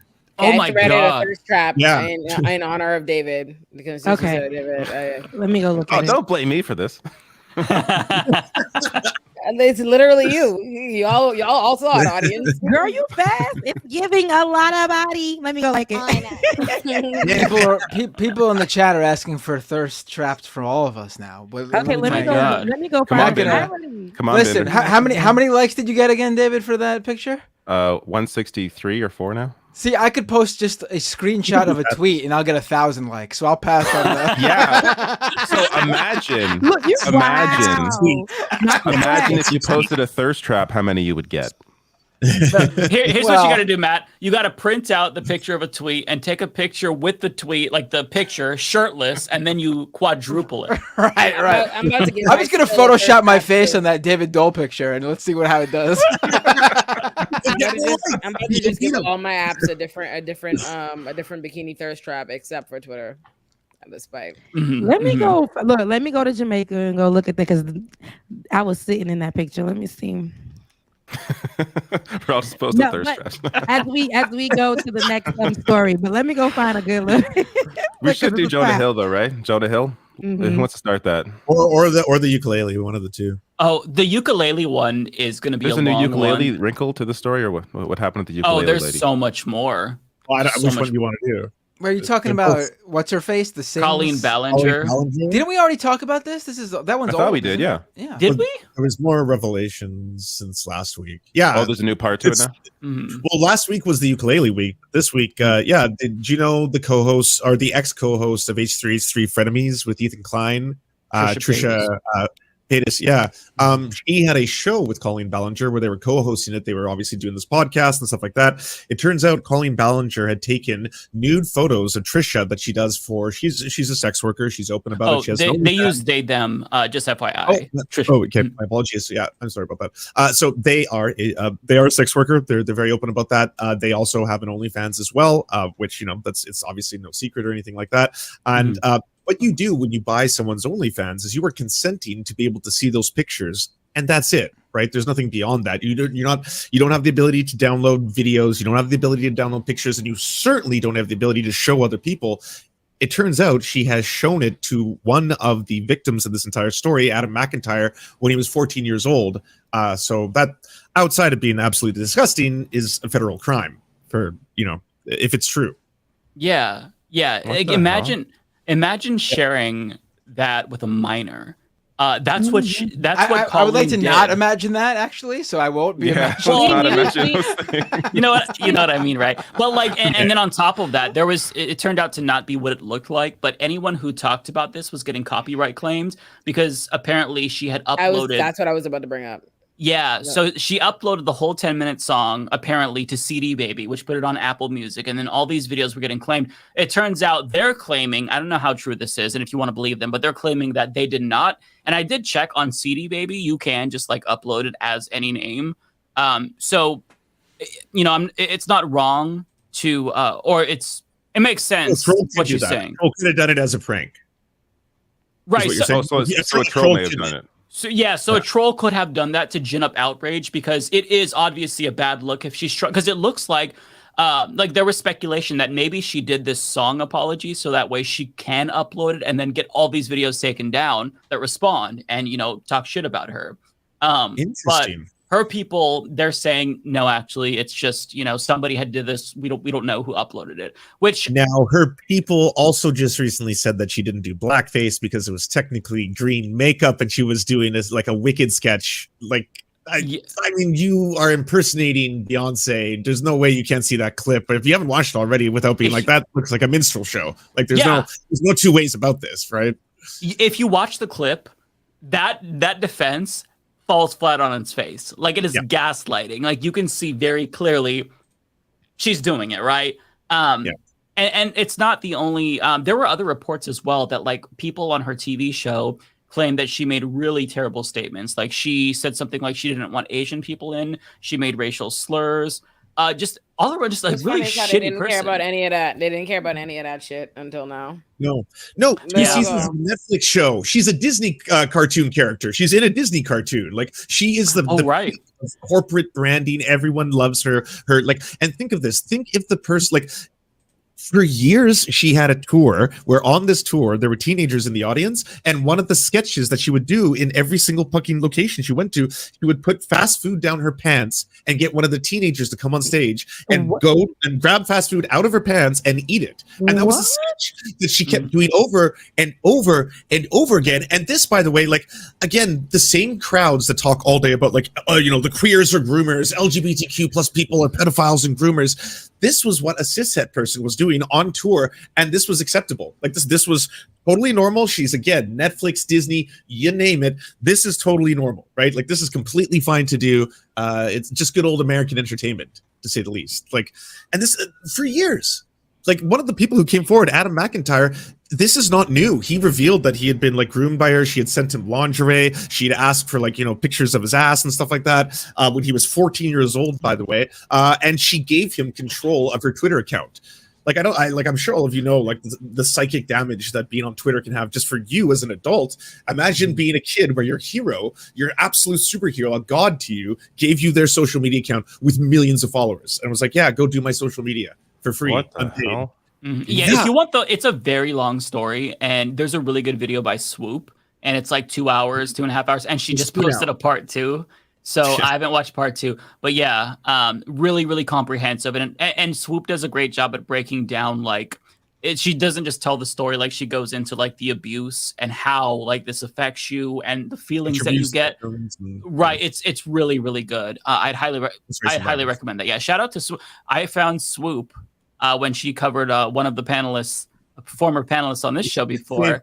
And we were maybe in a Swoop video for a few seconds, but she's great though. Really, she does. What are you talking about? Swoop is a YouTuber who did a documentary on the entire history of Colleen Ballinger and. It's okay. I was making it. Yeah. It's okay. Yeah, just a former guest that we had on. Yeah. Swoop is really good though. I am a stan of Swoop. Ever since the video that was very close to home for us. What video? What are you talking about, Mike? I don't know what you're talking about here. What is talking about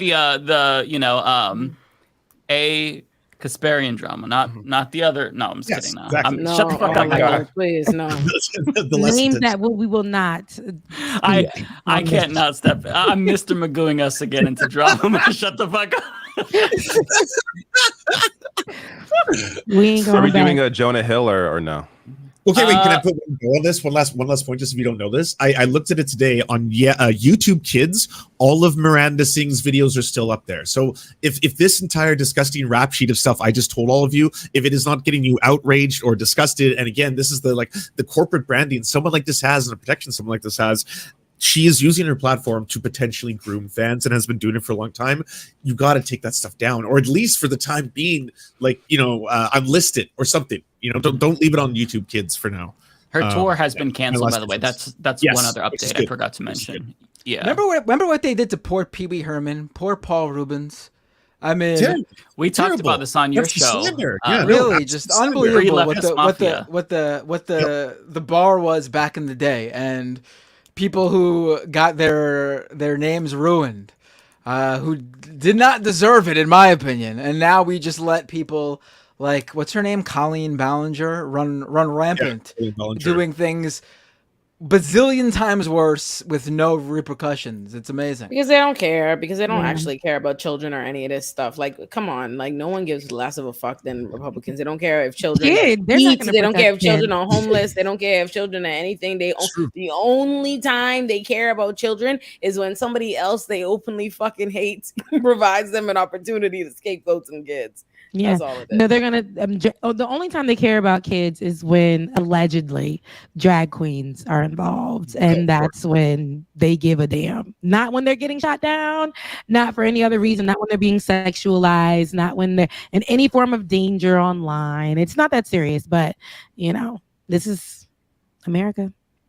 There's also a really disgusting double standard where, like, a lot of people, Greg Gutfeld, Tucker Carlson, they are completely fine with grooming or pedophilia if it is an older woman doing it to a young boy. Right. There's multiple instances of right-wing Republicans, or just look at Newsweek or the New York Post, how they what the headline is, right? It's normally it is revealed that super sexy teacher who molested, won't even say molested. It would be who slept with 15-year-old boy has an OnlyFans. Here's the OnlyFans photos right now. That's how the whole thing is framed when it's in that direction. It's really gross. It's actually more like teacher gives lucky boy the birthday dream of a lifetime or something like that. Yeah, something really sick and disgusting. Yeah, it's so fucked. So Jonah Hill. How about him? David don't really want to talk about Jonah Hill. Were you a big Superbad fan, David? You look like the type. No, I personally. I don't care either way. I know Olay had some thoughts on Jonah Hill, so I wanted to make sure that we addressed it. I did a little bit, but my hair too tight. I've had my hair up too tight. I have a marginal headache. Jonah Hill. We can do it next week. Then. I don't care. That's a real thing. It's very much a real thing. His girlfriend came out, tried to expose him through a series of text messages, and tried to make him out to be. Not tried to. Did he is hold on. Sis. So wait, hold on. So where we at with it? Where we at with it? I would love to know. That man is a demon. He's a demon. Here's my thing. If I did not know him, those text messages would have done nothing for me. To be honest, they wouldn't. They wouldn't have done anything for me if I did not know who he was. Can't hang out with other people though, just because they're of the opposite gender. That's the thing. Listen, I can't let this confirmed for me. No. I was literally, I swear I was just so busy with other things this week. I was like, all right, we're going to do a girls room Olay and Friends edition to talk about this. I was thinking, and then I was tired. I was like, let me see if I'm going to do it. But you just showed me that I need to take you to the pulpit. Don't say anymore. Don't say anymore, sis. I got who I need to repent. I get it. I don't know. I didn't see sis. No, I see that Haitian upbringing got you in a chokehold. I can get you there. I'm going to say you, sis. No. I'm just going to say, when I read it, what she was trying to say, I thought it was going to be something that was ridiculous. For me, he said what he wanted, sis. You could just go. I thought Jesus Christ. I want to hear you two talk about this. This sounds interesting. This is a good discussion. I'm just here for this conversation. I say David, Mike, Lance, and myself just go shut our cameras off right now. Let's just watch Rebecca. I want to see two black women going up, but it's all right. We can agree to disagree. For me, that particular story, it was just okay, sis, I'm sorry you went through that. It's not gonna age well, and they're not gonna age well by next week when we film. I'm gonna take you to the choir. Don't worry, I got it. I need to go to the pulpit, and we should talk about this. I don't know because you have time to film tomorrow. Hey Christ, I'm about to sin again. I will start it off like that. Do you have time to film tomorrow? You want? Yeah, let me see. Depending, you want to do the early? It would have to be. No, you know what? Midday. It would have to be midday. Midday, but noon. Yeah, we can do noon. Okay, let's do noon. All right, go on. I got this. Okay, you're wrong. Because and I'm coming fresh off the heels of Keke Palmer, which I'm like, baby, this is Keke Palmer. I'm all on it. I'm like, listen, sir, you have a seat. This is Keke Palmer. Why are you coming online? Why are you doing these things? You need to, And then I'm like, I don't know. We're friends. To me, we can talk about it. Hey, listen. We could talk about it on tomorrow at 12. I'm curious the reason why, because you don't think there's anything wrong in the first message that he sent, or do you think it wasn't right for her to make all that stuff public because Stop getting my sis canceled. She gonna listen. She don't know it. To me, she can have an opinion. Oh, y'all on Black Twitter, sis. Look me in the eye. You know what's safe. I'm trying to save you. They don't know what they're talking about. Look, do you want the black woman on Twitter to get a hold of where you're at? Did we have a plan B in mind if Rebecca didn't work out? Everybody, just making sure. I got 5 friends. I might look. Are you telling? Listen, I just didn't see it for her, and not to say that she's not, but it was almost like I thought I was going to see abuse on there, like major abuse or whatever the case may be. The man found the woman is a surfer. He hit up. That's her job. He hit her up. He hit her up. The first thing he sent her is the picture surfing. The man said, "Quit your fucking job. I don't want to see you in no fucking. I don't want to see you in the water." Those are not boundaries. They're not boundaries. A man decides he's going to control your life. I don't want to see you with no men. I don't want to see you with your job. I don't want to know those kinds of pictures. I don't want you doing that. You must be paying the therapist to talk shit. That man is abusive. That is control. There's a difference between boundaries and control. Now, granted, we may be Caribbean women, so we feel worse. Don't do it to me. No, because I know. No, it's the Caribbean upbringing, and it's the dating Africans. I see what's up. I see what's happening, sis.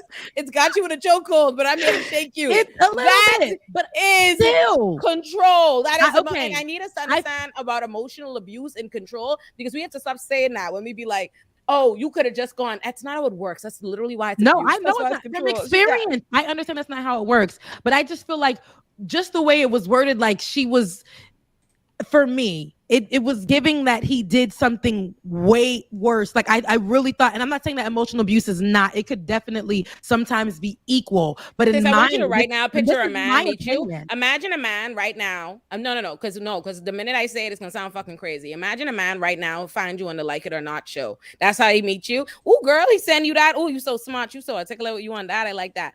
Then he's like, my boundaries. You can't be talking to Ben and Bubba. We're so talking to all these men.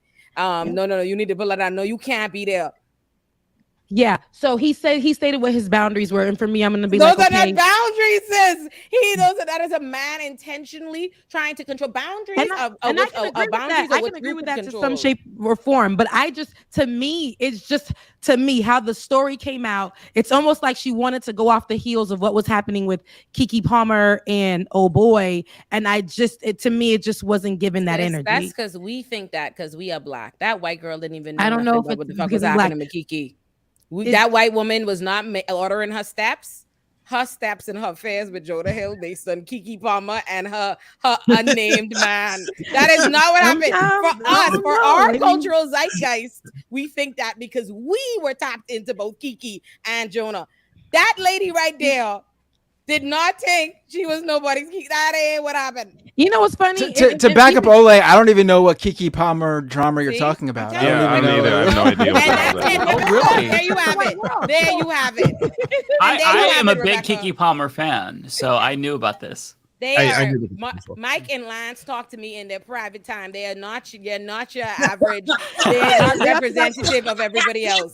As we discuss it on tomorrow's show, I will just literally say, like, it for me, and everybody could have their opinion on this one. I just know for me, I seen somebody, and granted, I didn't agree with how he was speaking to her.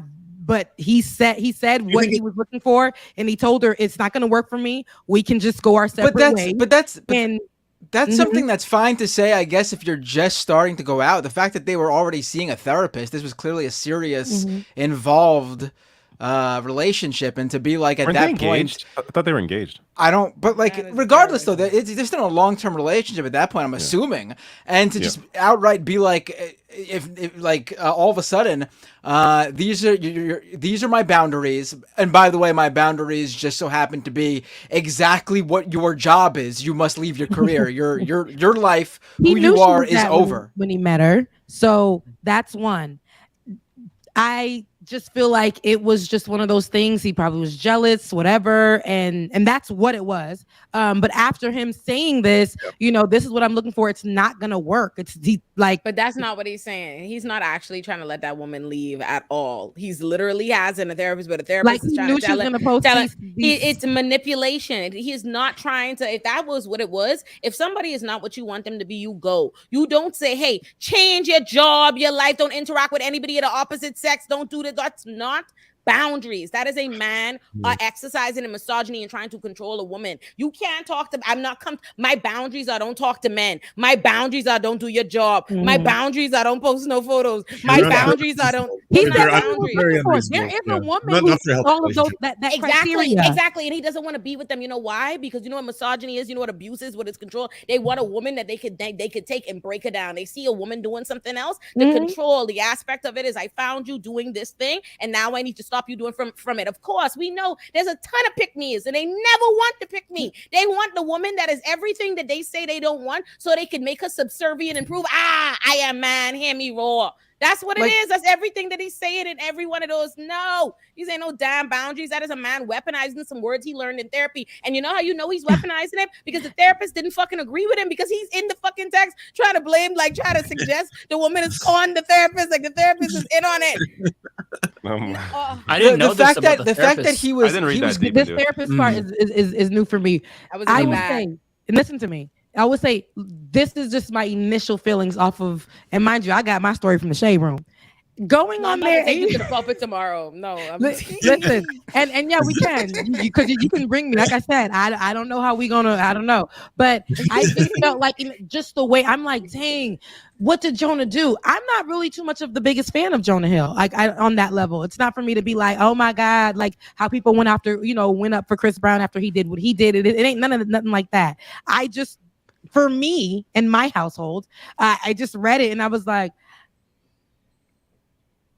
I don't know. I wasn't getting the. Is it? Do you think because you heard the term abuse and then you maybe thought abuse like would be more extreme? Like there would be some physical abuse. That is also another problem. And emotionally, you can definitely. I'm telling you, I've been through emotional abuse. I understand. I don't want to discredit that she didn't feel that way because they went to therapy. Clearly, there was something going on there.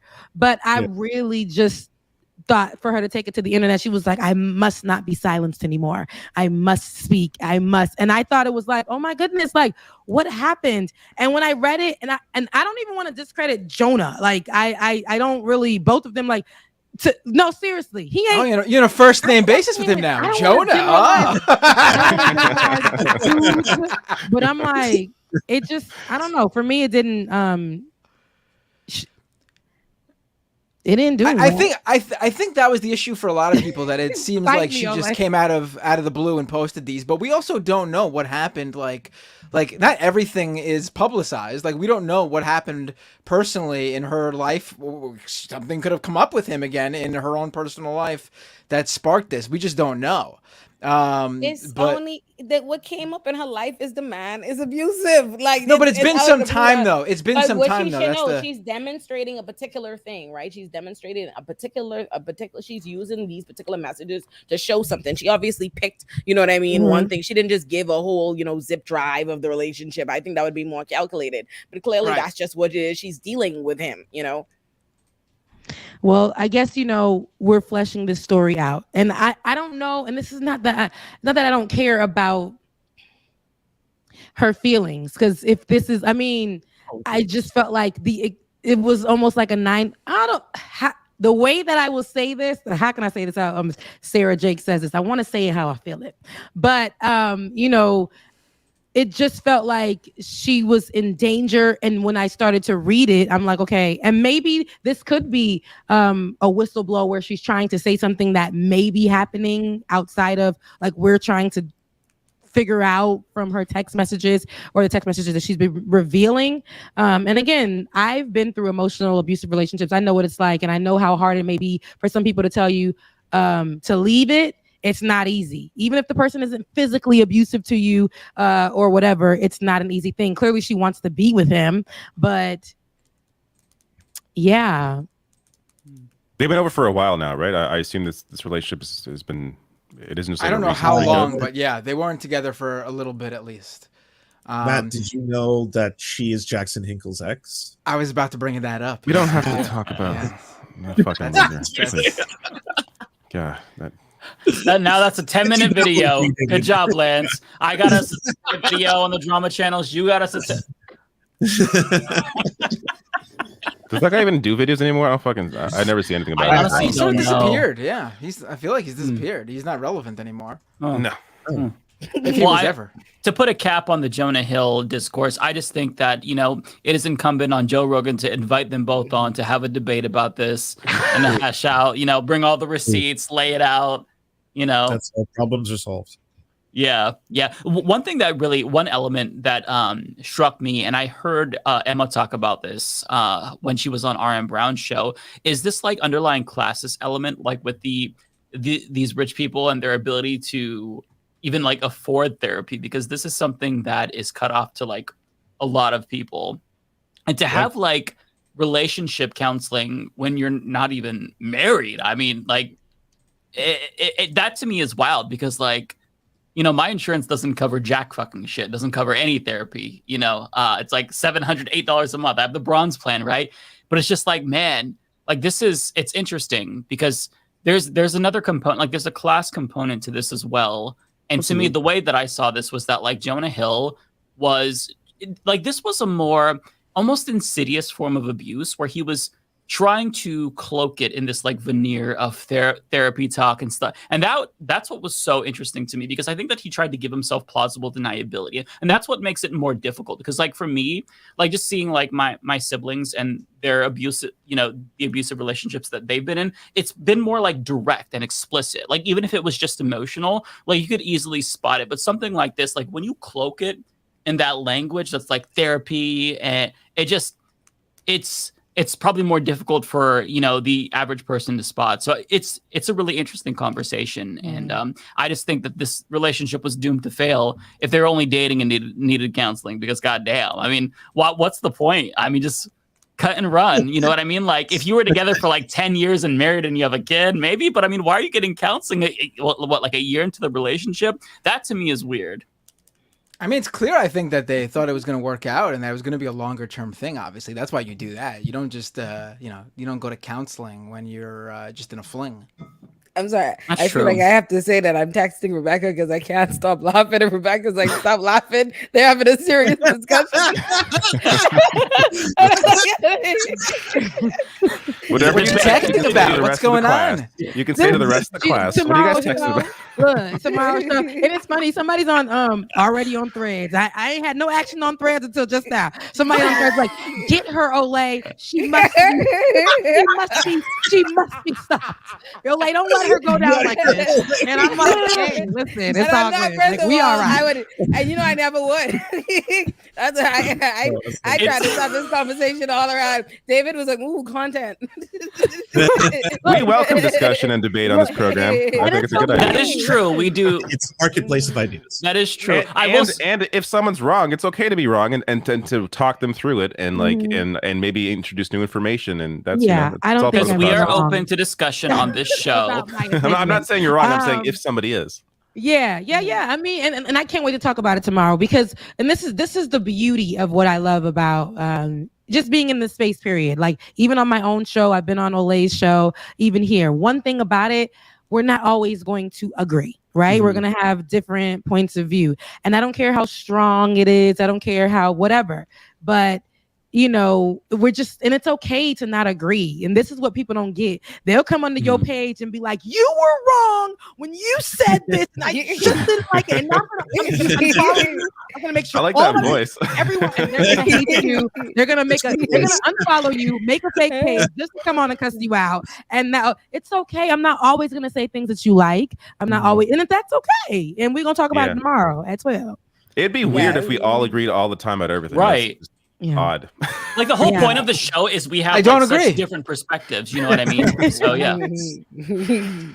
Well, before we get to super chats, and anyone that wants to stay can stay. Anyone that wants to go is free to go as well. But I got to show this. This is our buddy Letter Hack. Whoa, he is fast. Updated version already. I am going to retweet this. Already has an updated version with Rebecca in it. Amazing. Letter Hack. Look at that. Bob. I love Beautiful. it. That's so cute. Absolutely love it. They always have the hoops, which is good because that's a signature right there. And I love it. Awesome. And actually, I think I saw a super chat from him. Here we go. Want to say thanks, Leftist Mafia, for mentioning my YouTube channel. I'm monetized now, thanks to the steady stream of subs and views ever since. Oh, Fred, I love that for you. We love Letterhack. Hey, love you, Letterhack. Very cool. And, Letterhack is family. Been supporting since day one when I was a baby in politics, and that was a long time ago. And just been following and supporting since. So he's seen my come up and has been supporting every step of the way. He's drawn me, and it's always been good. He always makes me feel like a celebrity. And when I go on his show when he's doing lives, and I tend to catch it, he'll immediately say there's a celebrity in the room. That's right, baby. I love it. I love it. Yeah, I feel like have we all been on his podcast where he draws us and recommends a comic? I know Ole was recently. I was. David was. Yeah, I was. I guess I'm the last one. I haven't been on yet. You and There you go. Okay. He definitely. One thing about him is he'll find everyone in the space. I didn't know half of y'all one time, and he did like this whole like collage and tagged everyone, and we were able to do a like mass following of each other because there's a lot of us in the space that we don't know who have conversations or platforms, and I was able to see who else was also having the same conversations or had a platform and was able to follow from just him being that bridging of the gap. So I love that. Yeah, I know he also brought up in a different super chat. I don't know who got it.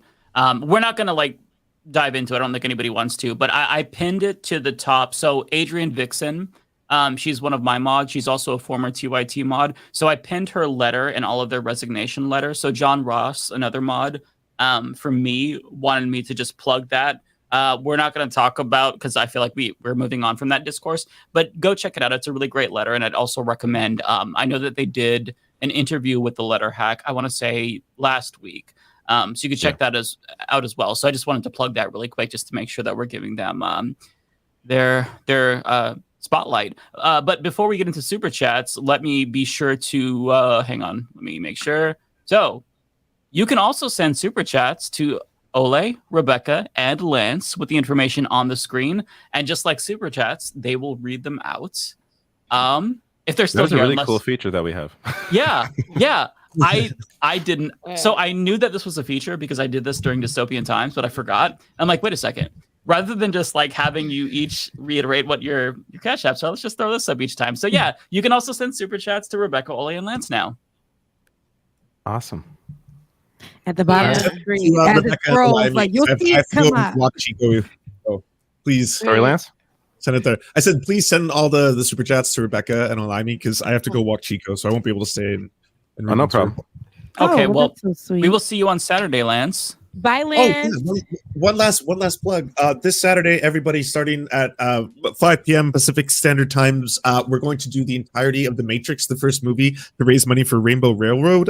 They're a international organization that helped LGBTQ plus refugees escape, tyrannical governments like that of red states in the United States. So if you want to swing on by and have some fun, some laughs, and also do a great thing for a really, really good cause, please, this Saturday, come join us. It'll be great. And big shout out to the rest of the Leftist Mafia, who's been very, very nice in helping promote everything and joining us. So I'm excited. Yay. Awesome. Take care, Lance. Bye, Lance. All right. I will say, just since Rebecca's new here, don't feel pressure to stay the whole time. Like I often leave early. Last week went to almost 5 hours, guys. Like I don't know how. For what? Yes. What? This show? It was like 3 hours of super chats. It was insane. It was completely insane. I left like 2 hours into it because I'm like, guys, I got to read the rest of mine and tap out. Like why?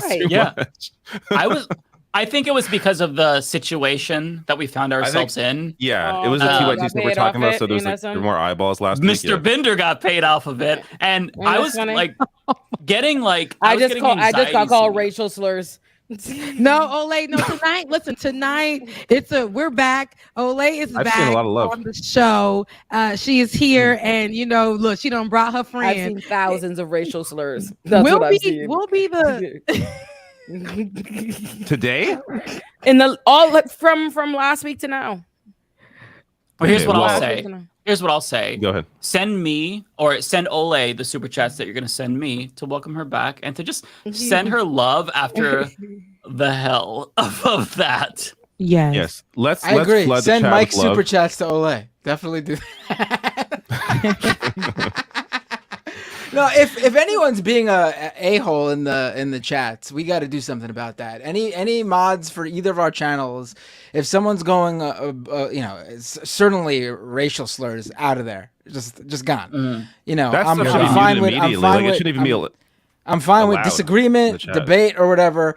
But if we're just gonna attack people like that, this show is getting bigger. So there's going to be a lot less tolerance, I think, for that, because there's going to be a lot more people in here, and we can't let that stuff go, overboard. It shouldn't be happening, period. But it definitely can't be happening when it's going to spiral out of control. So let's nip that in the bud. No more of that whatsoever. Look. She's looking like a little girl. That's right. Listen, in other words, don't fuck with us, motherfuckers. Okay? No, I'm saying, no, absolutely. It's no tolerance. Seriously, now. though, yeah. On a serious note, there has been enough of this fucking bullshit, and I'm tired of Olay being targeted. And if I see racial slur or not, if there's just targeting on she's she looks tired or some shit, just fucking stop it. Stop it, honestly. We're over this bullshit. I'm fucking done with it. And mods in my chat, and I'm sure your guys' chats as well. If you see this shit, just ban them. We're done with this shit. It's enough. Yep. Thank you. I really appreciate that, y'all. That's right. Look, yes, we have your back. Yeah. Period. You already know. Yeah. I'm saying it 10 toes down. Don't even try it. Don't even try. You done got David mad. You done got Mike mad for Christmas. You got Matt silent. It's a problem.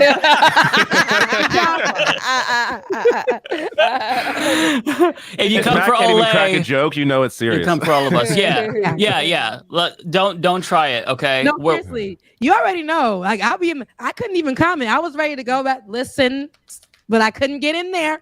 Couldn't get in there. So but no, they're gonna be mean, they're gonna be rude, it's all of that. But I don't like when, and this is what I'm saying, don't bring that Twitter environment over to the YouTube space. Literally, it's gonna be people who say nasty things. And the mods sometimes can't catch them, but sometimes it's actual people coming on here to be nasty specifically. You're not going to get an opportunity to sit there any longer. You shouldn't get past 5 minutes. Get the hell on. You shouldn't, get out of the comment section. You're hate watching, and that's fine. Thank you for the view, but now you got to go.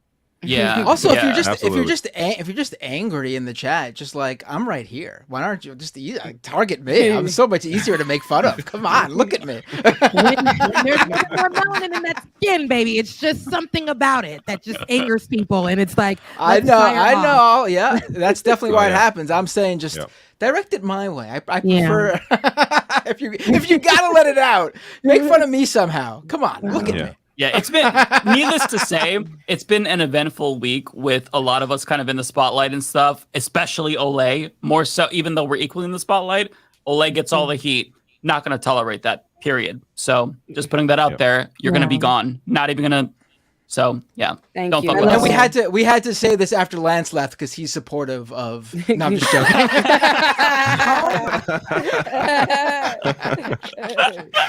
He encourages that behavior. We had to make sure he wasn't here.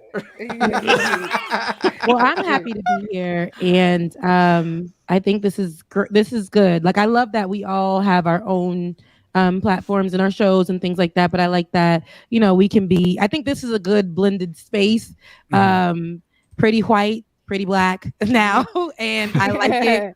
People have different backgrounds.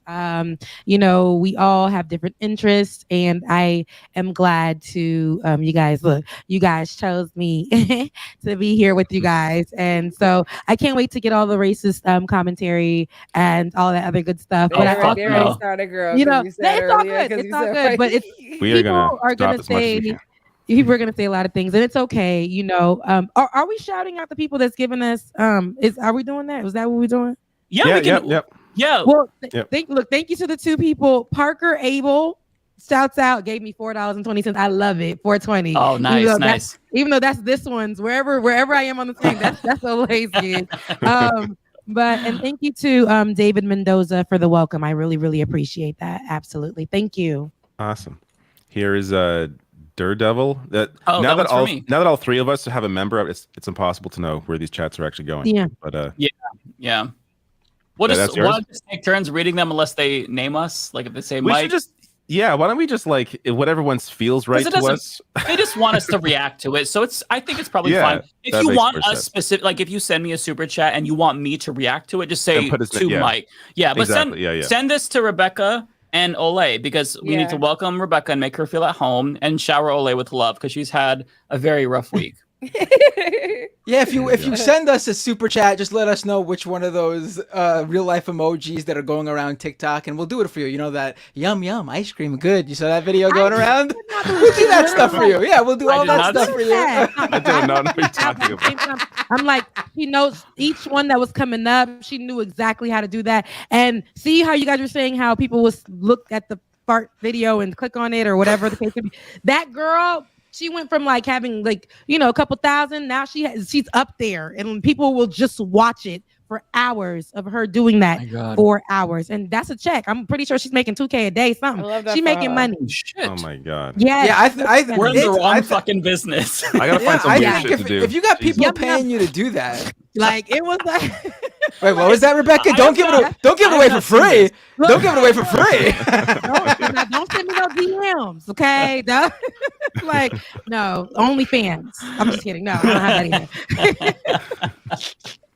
No, but she's getting money. Wait, we should actually pull up the video so people know what we're talking about. I haven't seen it. I don't know what you're talking about. Yeah. People are very confused. Very intrigued right now. Let me find it. Hold on. Are we gonna get a copyright strike though for this? No, because it's a clip. It's going around Twitter.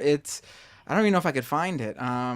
This is going to be my new career. Okay, I'm done with politics. I can't take the bullshit. Oh my God! Hold on. Multiple people have sent me. I'm gonna read everybody's things. Chris sent me $100. So I feel like I gotta acknowledge it. Nice. Oh my. Yes, I saw it. I said, okay, money. Okay, you got money. Listen, what Chris said. I appreciate you so much. Oh, Sugar Plum, I appreciate you too. Thank you. Thank you. That is so sweet. I really appreciate it. I've been running into a lot of fans, sounds weird to say. But I feel like, in real life a lot now, like a lot. And then last night I did a speaking engagement in Jersey, and I met so many people that are like, oh, I watch you on this, and it was so sweet. I was like, oh, it'd be so wholesome. Like I'm running into people. It's that's so awesome. Yeah. And then like last week in DC, it was really sweet too. It was like a bunch of like law students are like, oh, I followed you for years. It was so cute. Oh, that's so fucking wholesome. And they leaned over and told me, it's cute. Like while I was doing my speech, because I was the keynote, while I was doing my speech, they like the girls at the table, who were all white women, by the way, who are my fans, because I know the rumors out here. Yeah, I don't like the white ladies, but anyhow, those wonderful white ladies leaned over and told my boo, they were like, "You're so lucky," and he was like, "Oh, child, I know. It's like this every day." Aww. Well, okay. Boo, look, wait a minute. My little boo, relax. Now we really out here. We saying boo now, so it must be we level up. Boo is just. What's still little boo? If you see how you go, sis. Now I can just slip that on in. Now somebody gonna flip this, and I'm gonna have to explain. Look, now it's like, is it me? She's talking about. He know who I'm talking about. He know it's him. He know who he is. That's what I needed to know. Okay, no, not serious, but Seer. We is not Seer. Not sharing any names though, are we? I like. I dropped the video in the private chat if you want to pull it up so people know what we're talking about. All right. Yeah. Okay, I'm curious. Was this somebody who was serenading a pet of yours? Whose pet? Someone was serenading. Oh. Oh yeah. She had a couple people serenading. If I see, I have a feeling if I say yes, Mike, someone's gonna be like, okay, you can tell me later. Oh, you see, Mike, it's gonna be confusion. Mike, it'll be like it's probably only like 5 followers who are paying that much attention. So it's like Tyler Hackner. It's only Tyler he'll know. Like I always see Tyler's plugged in. Yeah, Tyler's I really want to know. Tyler Hackner is. He's a fan. I randomly discover, like literally yesterday, Rebecca mentioned. No, was it yesterday? We was on the phone for like an hour and a half this morning. That was today, right? It was today. Today. Rebecca mentioned some random people. I like nobody. I clicked on them. Tyler and I was like, there is nobody on the internet that says they are leftist that has any kind of video thing, and Tyler ain't in the motherfucking chat. Tyler gonna know what everybody said about every fucking thing. If you want to know a live play of what everyone had to say, go ask Tyler. No, and Tyler actually is like, he's a baby. And what's funny is like, it's been following for a long time. When I say baby, like, I think he just turned like 21 or something. I know Tyler's life mixed, you know. I know Tyler's life. And Tyler, I can post something and not even hit post yet. I can tweet something or whatever and not even hit post yet. Tyler already liked it before. Tyler liked it when it was a thought in my head. Tyler about as fast as my assistant. They literally be right there with the most. I love Tyler. It's been comments on my videos like immediately. Yeah, he's great. Tyler, I love Tyler. The support is he is a light in this dark world. I mean, and there's a lot of people who are wonderful who we watch, but it's just nice to get that validation because sometimes like the negativity really sticks in your head, and to see Tyler just right there, it's like, I love you, Tyler. You're happy face. Like I'm imagining the smiling happy face, even though it's just an avatar, right? But like, you know, it's nice to see Tyler. Anytime anybody tells me they're my biggest fan, I'm like, you think you're my biggest fan, but you don't know Tyler. Tyler, you can't be for everybody, baby. I thought it was just you and me. But Tyler, thank you for spreading your love. When I realized that Tyler wasn't just mine, I was like, listen, Tyler was mine first. I'm not gonna hold you. Tyler's cheating on us. Tyler was mine first. He was a teenager. How does he find the time? Literally, me just like, how could he cheat on me? I don't know how he's always here. How could he even be anywhere What else? if Tyler is multiple people? It's just him. What if Tyler is an entire system? Tyler's everywhere now. We love Tyler. Me responding to just now is going, it's just him, reminding me at this time. The story isn't going to sound like it's going to be funny, but it is really funny, right? Like my Grammy's viewing, right? Like when she died. So at her viewing, my mother and my sister are, you're trying to understand, the most dramatic people on earth. If y'all think I'm dramatic, y'all need to understand I'm the very stale, dry person in my family. So my mommy is like walking up to the view in the casket like this. Oh Lord, that's what they do. Oh, that's how my little sister.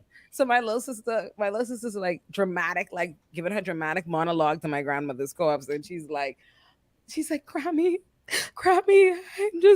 I'm so sorry. And my mommy leans forward and goes, she can't hear you. If you saw how my sister looked at my mother, like, hey, I'm not lying to you. When I say to y'all, I was weak, screaming in this studio. That one family looked at my mommy like this. You raggedy. My mom was like, oh, I'm sorry. I ain't even like, where were you raised? What happened to you, miss? This is what. Goddamn. I mean, your mama's a strong one to, be able to throw some jokes in that time. She wasn't joking. She just don't have no sense. I cannot. So to go back, I guess 5 minutes. This is the what, the lick thing? What is this? I guess we'll see. Yeah. She's popping popcorn. I think. Coconut so good. Coconut so good. Balloon. What the fuck? Grab. Coconut so good. Grab. Balloon. Grab. Ice cream so good. Ooh. Oh, take you, VC. You got me feeling like a queen, huh? Take you, Shelby. Fire. Ooh, gang. Ice cream so good. Fire. Take you, Lily. Slay, huh?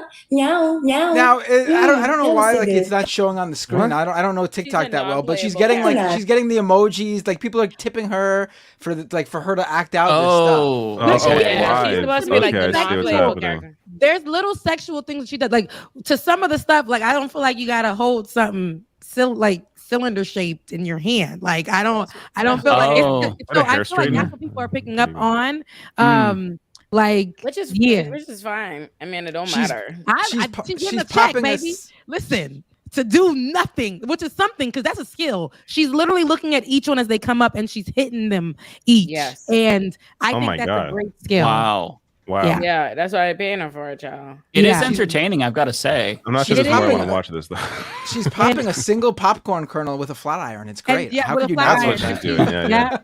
Yeah. Yeah. God, amazing. Oh, thank you, Chris. I love you. Love you, love you, love you, love you, love you. Balloon. Yeah.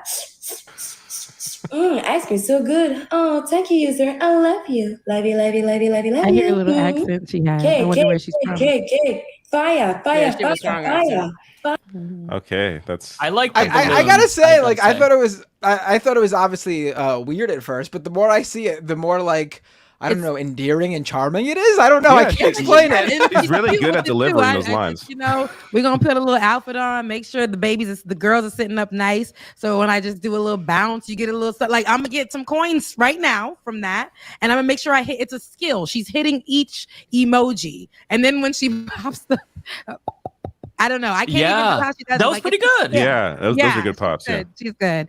It's almost like she's playing Guitar Hero with the emojis, right? Yeah. Or like Dance Dance Revolution in a way. Like that's. Yeah. I'm intrigued. Me the internet too. is really I'm weird. not gonna hold you. I was definitely intrigued, and that's usually not my type of content. But I was just like, I played it like 3 times when I did it. So.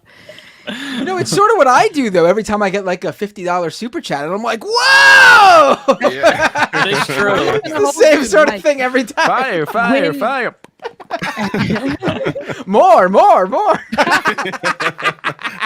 I feel like it's baby content for adults, and I'm okay with liking it. You A know, little it bit, does. Yeah. You know. Yeah. All right, let's roll through these super chats because we got 70 right now. So. Oh my god, this might be the first stream that ends in just Binder because now I don't have to stay. Binder can end the broadcast. Last week, scrolling through, I was getting anxiety. I'm like, oh my god, I like remember Binder. I'm like, we're gonna be here all night. This is insane. Yeah, gonna be by ourselves. Oh, You know what happened also last week though? Crazy. I launched my YouTube membership thing last Thursday. So and I got like 73 people who subscribed that day. So you hit the thing. Yeah. The first night. By the way, if you didn't know, you can subscribe to my YouTube channel as a member now, like a paying monthly subscriber. Just click that join button. I didn't even know YouTube. Fire. So good. All right. Jay Cassier says, is there a Spanish equivalent to TMR, THR, Rational, National, etc.? Brian Tyler Cohen and Pacman have Spanish channels, but BTC carries too much water for DNC, in my opinion. I don't know of any Spanish channels. I also don't speak Spanish, though, so I don't know. Anybody else? I mean, I don't know. It'd be very difficult to put together something like that because most of us are just one-man shows, one-woman shows. So, Twitter, I don't know. YouTube is going to be YouTube is soon going to roll out actually a feature where they're going to translate your entire show and put a voiceover over it. Oh, that'd be great. It's going to be an annoying AI voiceover, but they're going to do it. Oh, okay. That's actually great because that'll expand our audiences. That's great. Well, look out for that, Jay. And also, this was either for you or Mike or Bender. I'm not sure which, but thank you, Jay. Law Gnomes, thank you, says, who's a better leftist, the otter stealing surfboards or the orca attacking yachts? Orcas, baby. I got to go with the orcas. Yeah, the orcas, they're trying to start the revolution, right? And you don't do that by stealing surfboards. That's just for your own, Yeah, the otters. The otters are carrying water, pun intended, for Jonah Hill and trying to stop his ex-girlfriend from. The orcas, to me, it'll be the orcas because they want to protect their. I just feel like, and them being called like killer whales is crazy because I just feel like they're in the water. This is their territory. So anything that is infiltrating like people in yachts. Going a little too far off. Yeah, I'm about to come. If I was an orca. So what you're saying is you would find it abusive if somebody told the whales they girl.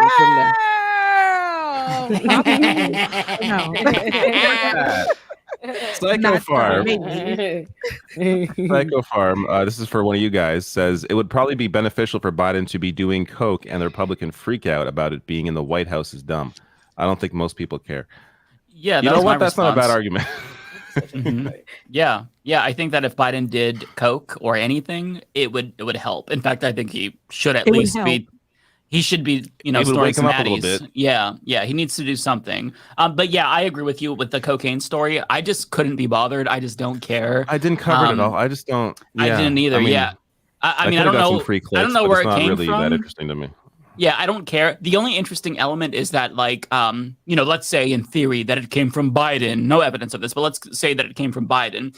It'd be ironic given that this is the guy who is the author of the crime bill and he jailed so many people for using drugs. So there's that hypocrisy. There's no way Joe element to Biden's it. doing coke. It's not happening. You know what I'm thinking could be happening is maybe they're like, sprinkling some here, just to make him coherent before to try speeches. to No, wake I'm him just up. kidding. Yeah. No, I don't know. But it's just, I just don't care. Like the right wing is very clearly trying to gin up outrage, but I feel like most people don't give a shit about They were this. still talking about it a week later. I saw like Fox News, what's it called, banners, and they were like mentioning it. Like, what? How is this still a conversation? I don't get it. It's insane to me. This is for one of you two guys. Says hideous lemon. Hideous lemon. I don't know lemon. Rebecca, but I demand to know: is she a landlord? No. What? Are you a landlord, insider. Rebecca? Oh, You don't have to I answer need the to be question. inside of it if I'm mentioned in it. Am I a landlord? What does this mean? What does this mean? So basically, we last did not one was. know that a landlord had infiltrated the show and was a panelist. And had we known that, maybe we would not have included them on the panel. I said this specifically, so it's kind of like an inside joke about we had a landlord in the midst. Okay. So they're vetting you basically. Okay, no, I ain't. Look, I'm not a landlord. Wait, Rebecca, you didn't know this? You're on his show. Benjamin Dixon actually owns a large portfolio of properties, and he's not just. I'm like, oh, I'm talking about bid? You talking about bid? Oh, no. Well, speaking of the show, listen, you guys, for everybody who's following me here and who loves what you're seeing, definitely my show is on Tuesdays when I'm there on time. On Tuesdays at 9:30 and on Saturday mornings. Ben is usually there on Saturdays, but on Tuesdays you can find Bubba and I, and we just have a really good time. We call it, this is what I like to say, because I do have, outside of that, I work a corporate job. So we say I used to go every day, but I no longer can go every day because it's no longer that time in COVID where we were able to just work from home and, finagle our way and be like, yeah, F that job. Now it's like, I got to go to that job. So, we minimize the days. And so it's Tuesdays and Saturdays. If you guys want to catch us over there on the Benjamin Dixon page, on the Benjamin Dixon network, it is Like It or Not. On Tuesdays, it's at 9:30. And on Saturdays, we get together around 10 a.m. So to have a little one Saturday morning conversation about whatever's trended during the week. I got to mention during subscribe. COVID, I discovered the show and I watched it every morning. Like it was like kind of like the wake up show. I woke up and I watched you and Ben. Yeah, it was fantastic. great. I really enjoyed it. Thank you. Yeah, we were great show. able to be home and I was able to actually be more hands-on, produce that way. But with everything, all good things sometimes come to an end. And so me and Bubba have put up like a campaign about free us because I want to be able to focus solely on doing this type of content often. And I know other people who can literally wake up and do minimal and be able to be fed and do what they need to do off there. But I ain't one of those people. I have to work. I got to make sure I'm able to keep up a certain lifestyle and to be able to take care of my family and all those things. So that's something that I got to do and pay for therapy, baby, because therapy is expensive. Okay. Yes. It is. And the drugs are too. So yeah. Yeah. Relatable. I have a splitting headache. Mike Thompson says, "Is it just me or does Matt sound dirty whenever he says the word money?" Thank you for the show, everyone. Let's hear it, Matt. Say money. Money. That sounds dirty. Say it like that. I could see it. No, money. I don't know. Do I sound money? I guess maybe. You sound normal. Maybe I just sound dirty all Maybe. the time. Maybe that's what it is. Maybe it's maybe getting they're R looking- off. Like They're you're viewing viewing you in a particular way. I think so. Oh, it's for me. Venetia David Yeah. with a 20. That's pounds, right? Pound. 20 pounds. Yeah. Super sticker. Thank you so much. What's the super I love sticker? Let me Venetia. check. Oh, it's the pair saying you are amazing. Thank you so much, Venetia. I know Venetia too. She's nice. Venetia is amazing. She's another Yeah, one of I've like seen it these before. viewers that is just like whenever I see her face, it's like, You remember. yeah. Love Venetia. This is for one of you guys. This is also for me. Kruherk says this Ain't is that forgetting. What was that? I was responding. I had already read it in my mind, and I was I did not answering read your this, but sentiment. it's like, okay, for the first sentence and then the second sentence. I didn't even read it yet. Oh, this Look, is for getting more melanin on the show. Said, make it make sense. You know, I'm giving the money to Binder. Make it make sense. Ibushi next week. Yeah, send the money to send that money to Binder feels super awkward. Rebecca, yeah. Why you got to put me on the spot like that? Why do you got to make me feel this way? Why do you? This is for getting more melanin on the show. It's giving weird because it's like this is for getting more melanin on the show. Yet I'm gonna give the money to Binder. Make it make sense. Like Cash App's right there. Cash App. Yes. Harry, you call him Binder is the funniest thing ever because that's what I used to think his name was too. Is it not Binder? Is it Bender? It's Binder. Yeah. It's funny because Binder is definitely my God, a word. I'm so embarrassed because I would have Bindered you to death. I really would have. I shouldn't have said nothing. I should have let that happen. Because you would have, and then you would have been laughing every time I said it. You ain't no good. No good.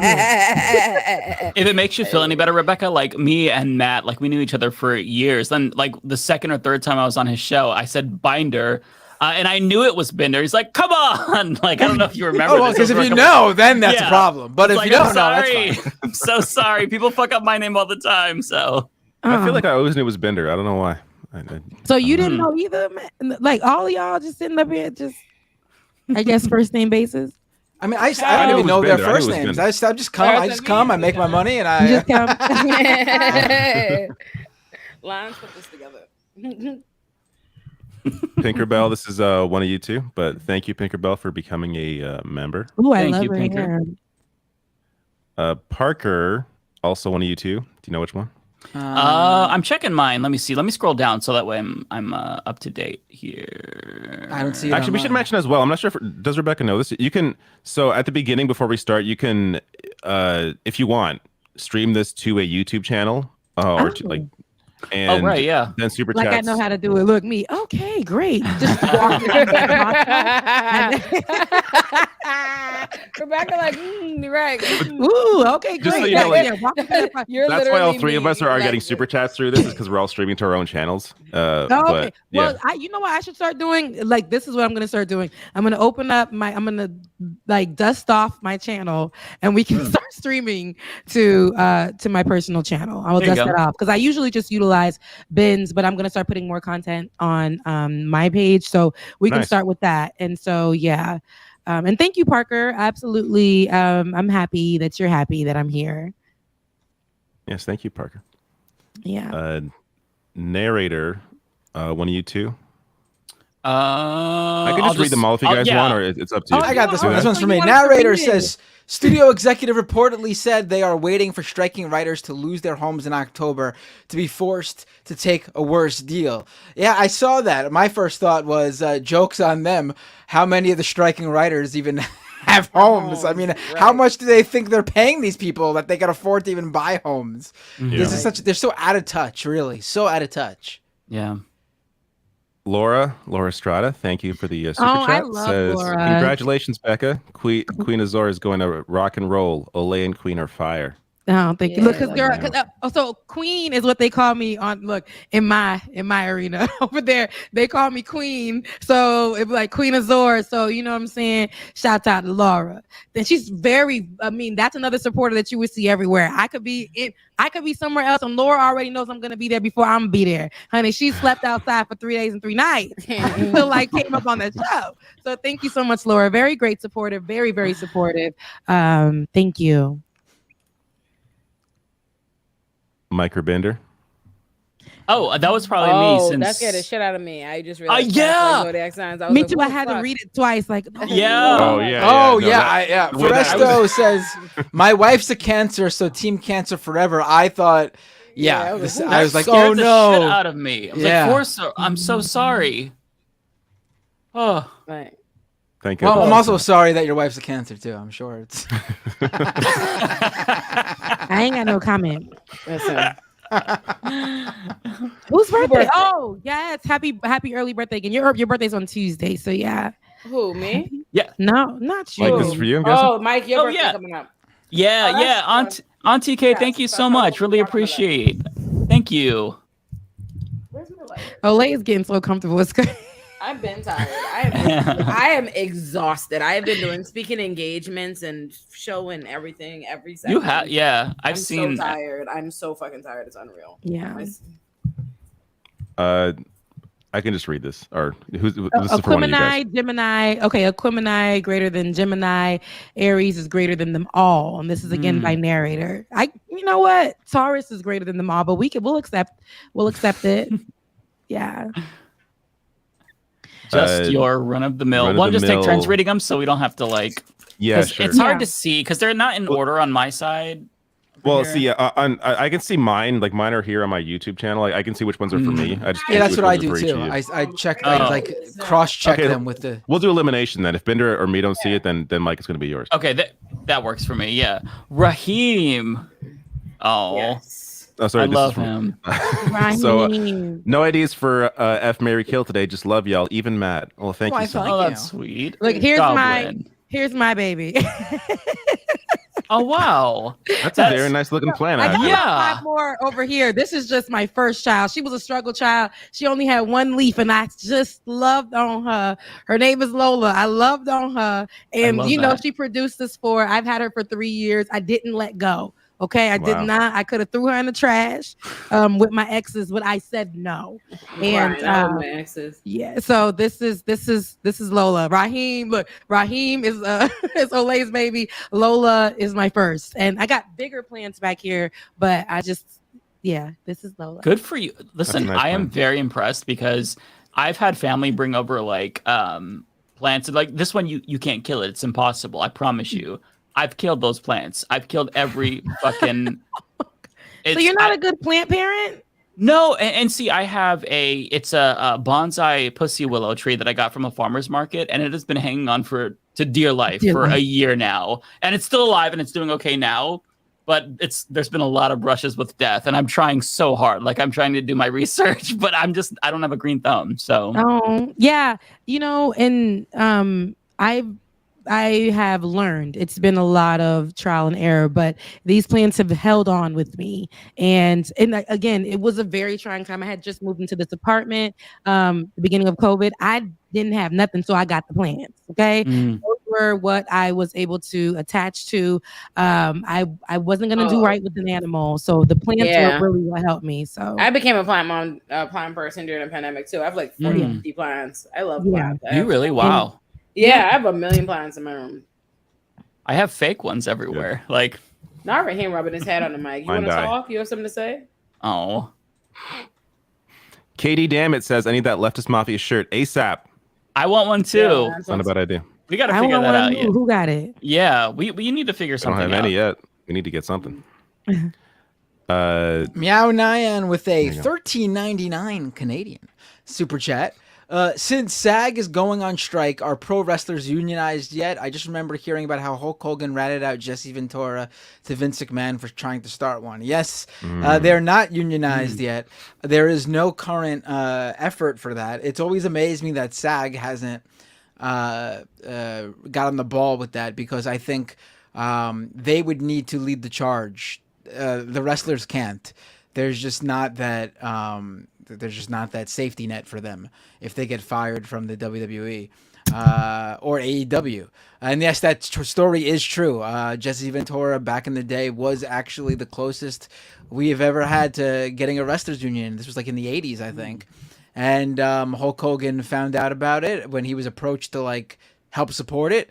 He ratted Ventura out to Vince McMahon, and McMahon fired Jesse Ventura.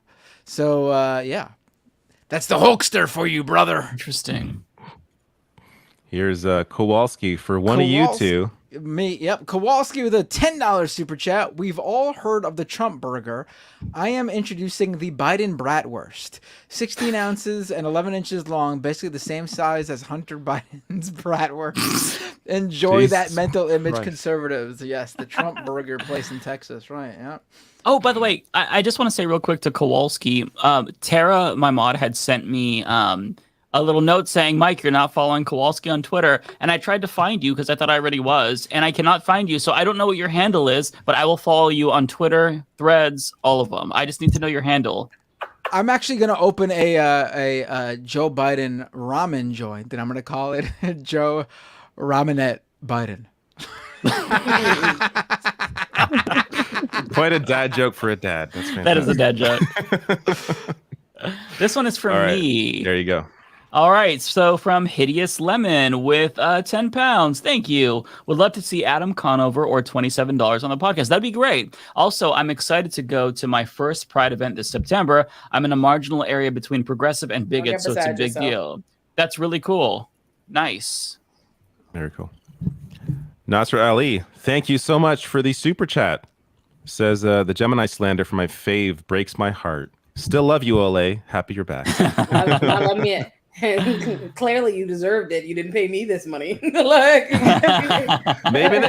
To be fair, these are the early super chats before we put your Cash App at the bottom. So people at this point didn't know. That is right. That is right. Well, that was Olay talking about Geminis for real. Y'all could go ahead and send me the money. I'm just kidding. Like, I was definitely doubting them. They ain't no good. Rebecca raised the Gemini slander. I just co-signed and brought it home. It's true. I led it. I definitely led that. It is worth mentioning as well that I think Cash App is just American. This person doesn't appear to have American money. Oh, so that may I didn't know the that. ability for some people. Yeah, we don't have that in Canada. Maybe I'm not sure. Oh, okay. You don't have Cash App in Canada? No. What do you got? How do you send PayPal? money there? PayPal, I guess. PayPal? Yeah, pretty much. That's all I know of. PayPal? PayPal. PayPal.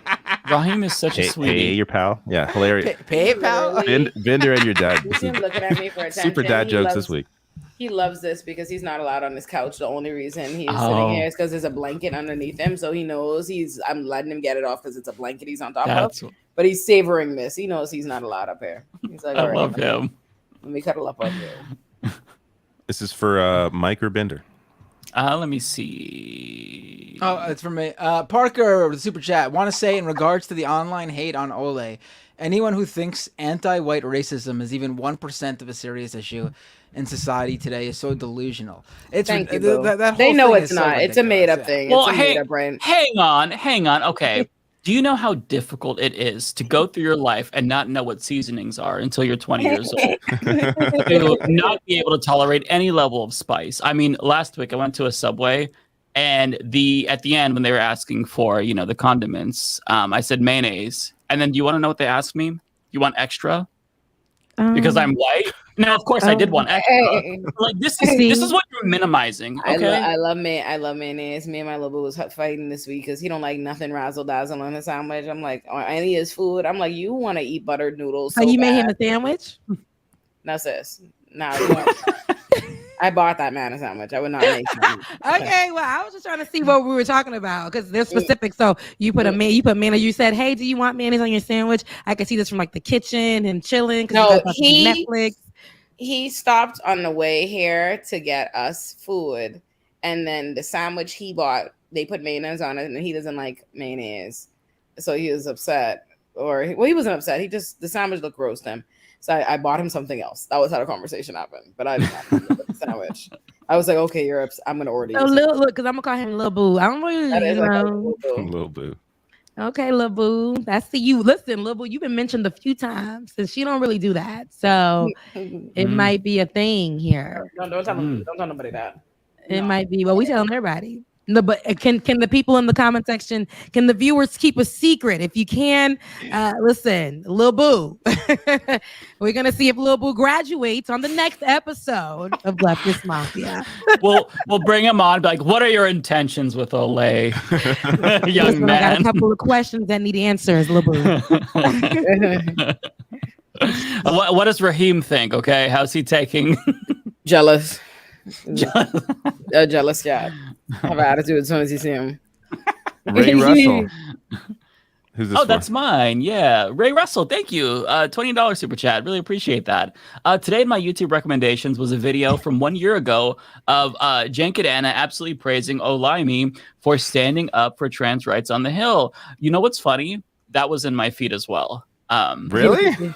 Yeah, I saw someone tweeted it at me. I think that I do recall. If somebody watches something, if more people, it'll kind of juice it in the algorithm. So yeah, very ironic, right?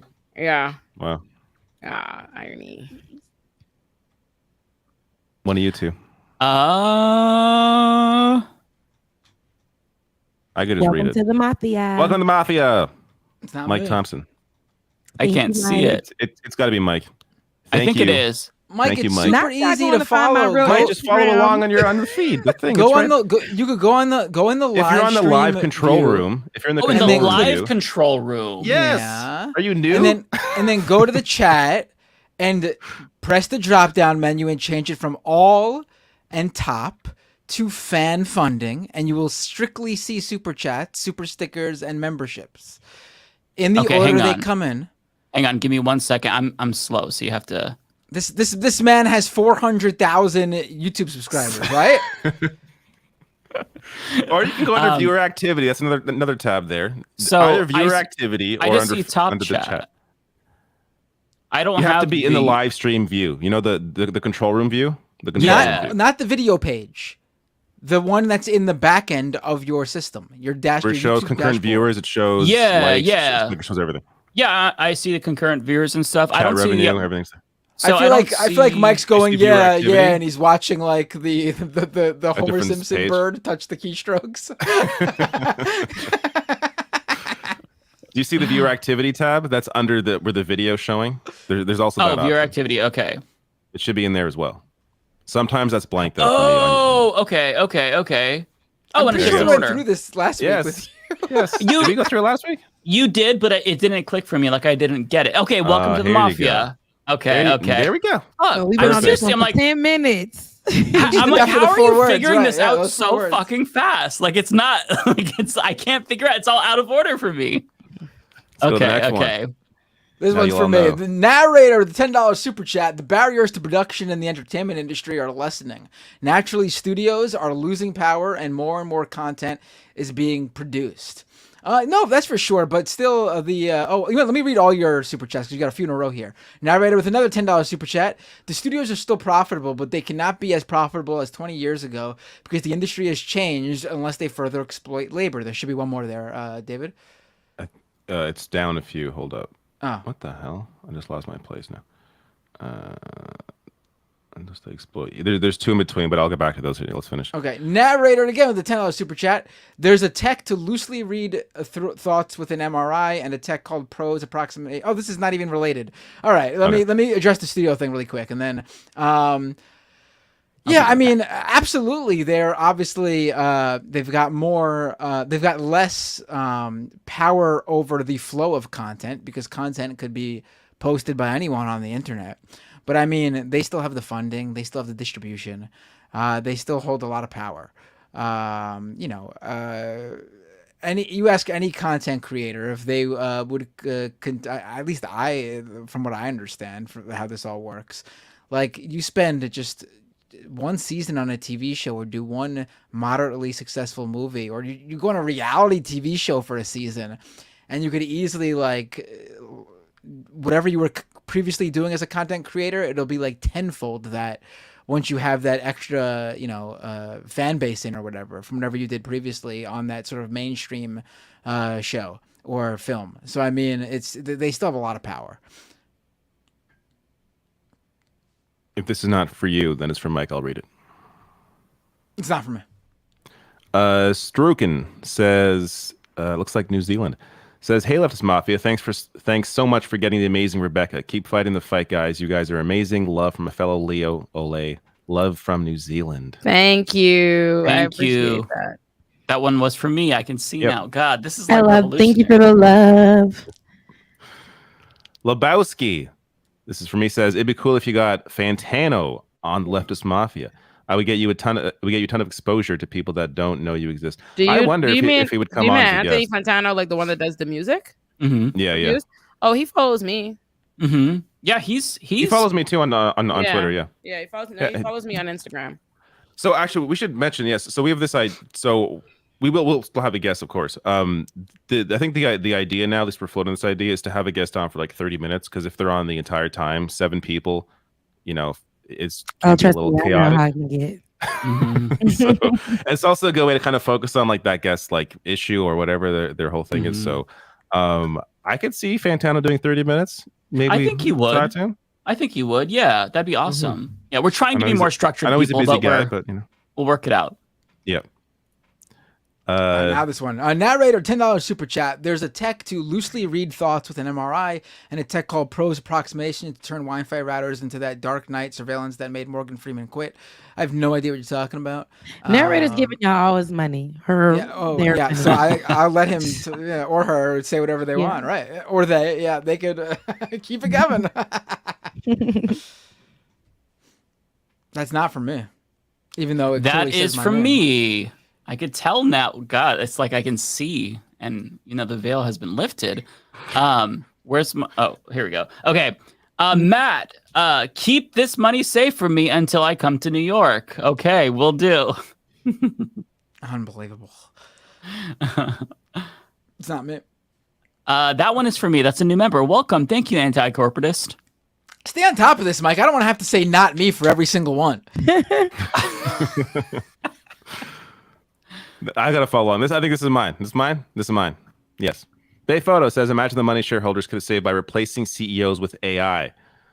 If I were an executive, I wouldn't be so certain I'm not replaceable either.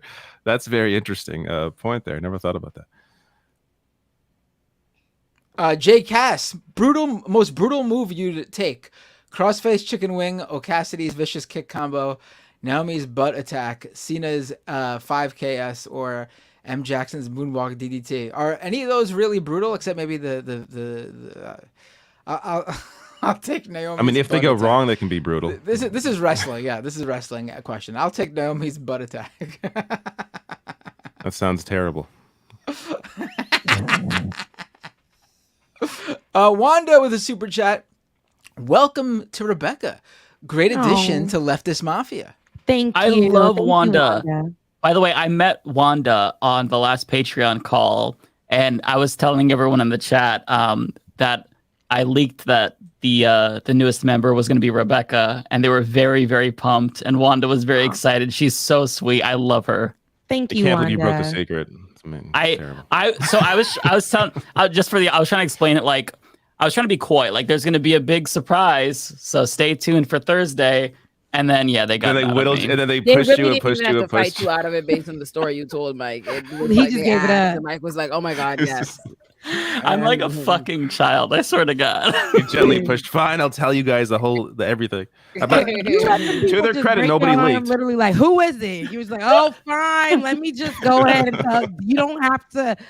You don't have to scream. You don't have to yell." Like, I was really excited, but yeah, they were all like excited. It was really like it was so cool to see. Like it was about 18 people, and they're just So it was really heartwarming to see. Well, I see a lot. Look, them 18 people came right over to my threads. Nice. There you go.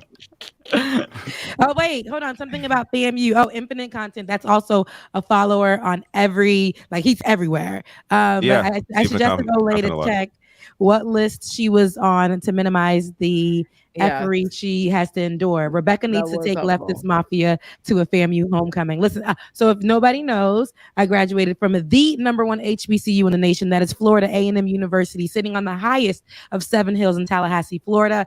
I was fortunate enough to graduate from that wonderful HBCU. No other HBCU, although they're in the family and we love them, they do not compare to the like, listen, FAMU is if you're ever thinking about going to an HBCU, okay, FAMU is the only way if you get in, because listen, secret society, only the best go there, only the best are produced. I come from FAMU, okay? I love that university with all of my heart. If you rip me open, rip me out the plastic, I'm gonna be bleeding orange and green, okay? Absolutely. So anyways, that's a great endorsement. One of these days we can go to a nice homecoming and we can have a good old FAMU time, and you guys definitely enjoy it. Nice. Yeah. And if nobody knows, that's a Black interjection. At FAMU, when you're introducing any anything. You could be standing up telling them about your paper, like any project. You introduce yourself that way. You introduce yourself really extra. Everybody's in the same university at that moment, and that's how they introduce themselves. Greetings, my name is Rebecca Azor, hailing from the beautiful city of West Palm Beach, Florida, now at the most prestigious university. Even though you're standing in the university in a random classroom, that's how you start off and introduce yourself for the project. Just the extra. That's really cute. I like it. That's awesome. I like that a lot, though. I like that. Yeah. Narrator with a $5 super chat. Blue Sky is too elitist for me. I refuse to use it. I'm not salty because I can't get an invite. That's so funny. Narrator, message me, DM That's me. funny. It's like, I got you an invite.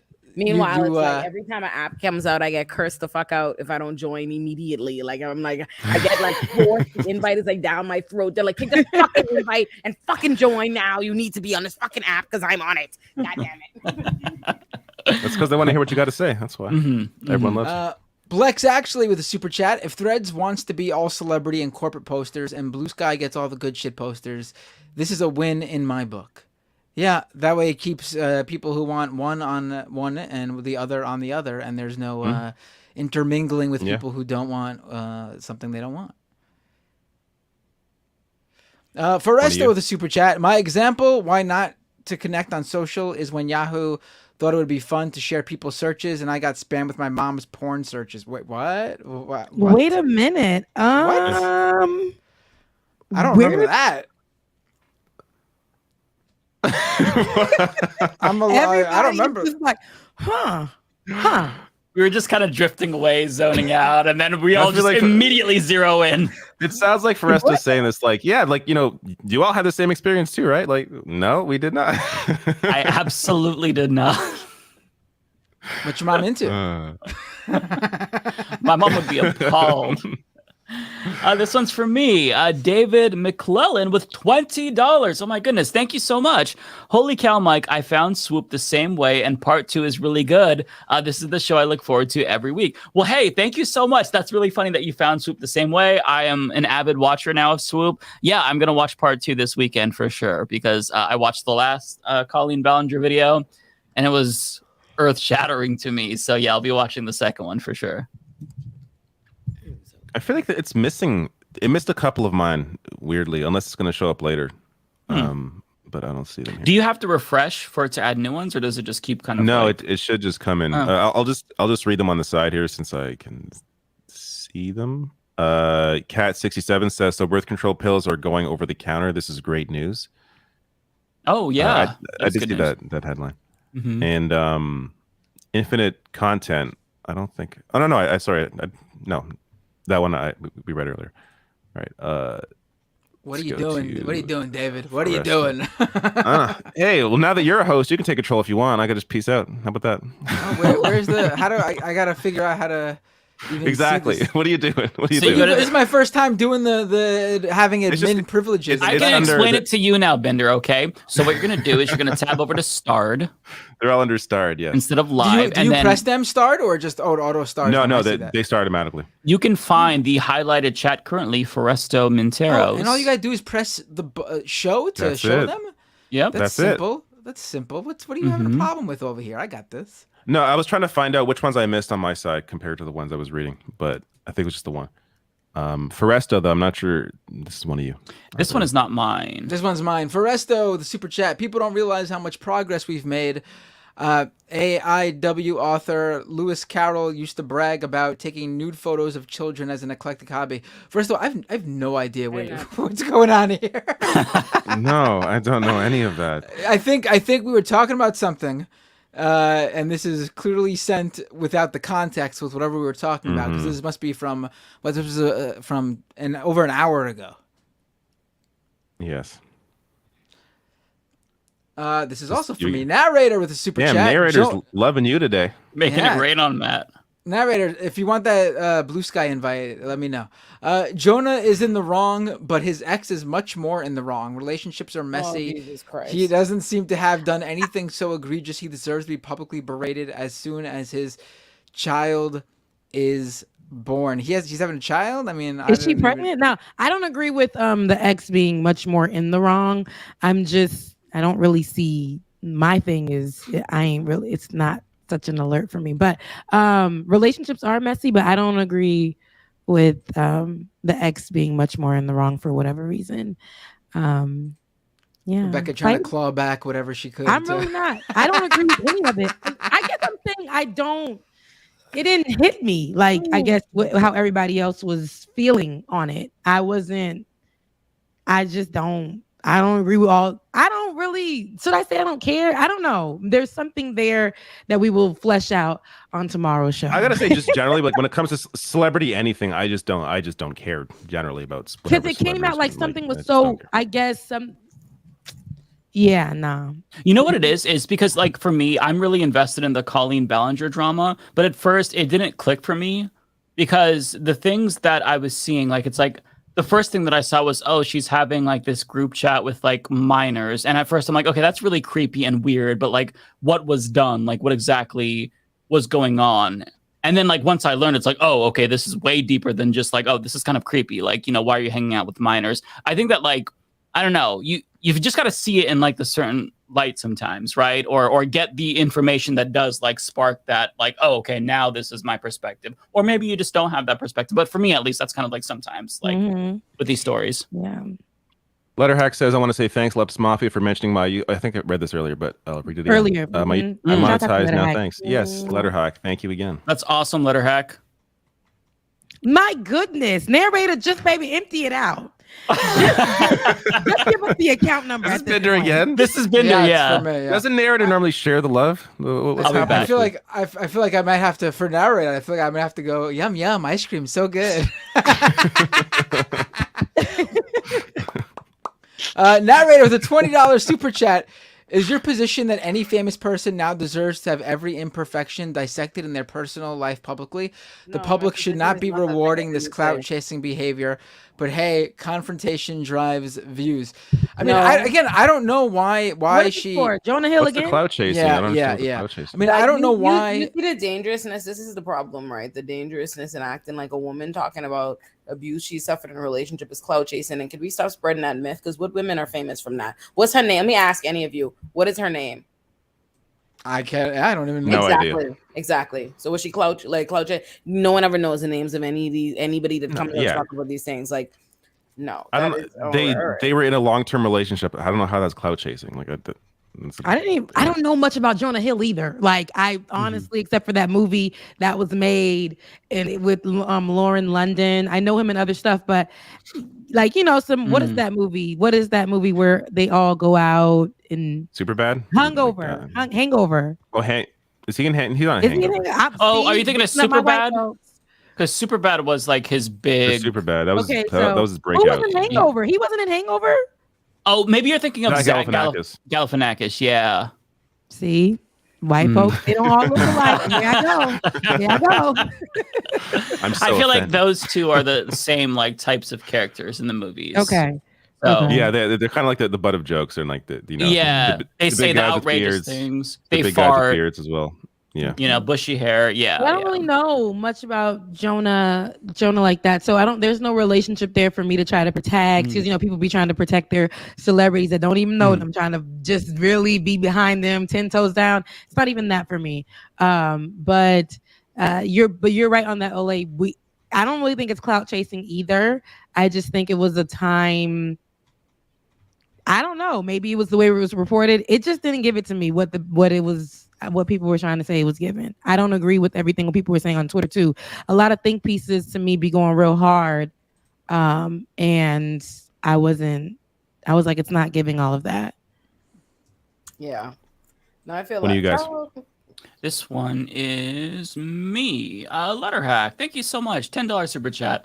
Shout out to the TYT mods who resigned en masse. Their voices matter. Everyone should read the letter. Yes, I pinned it to my chat.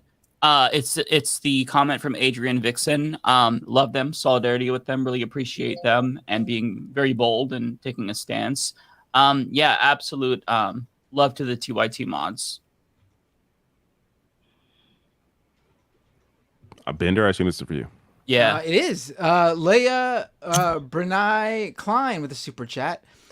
Wrestling shirt. I saw someone the other day with an Owen Hart shirt on. I had to compliment. He turned to his lady and said, "I told you," guessing she gave him dude in a heart on his shirt probs. Oh yeah, you always point. Let someone know when they're wearing a wrestling shirt. They'll be happy to know that you know what their shirt refers to. Cat 67. Woohoo! Over the counter birth control. That's right. A little too late for me and David. Let's go to Yeah.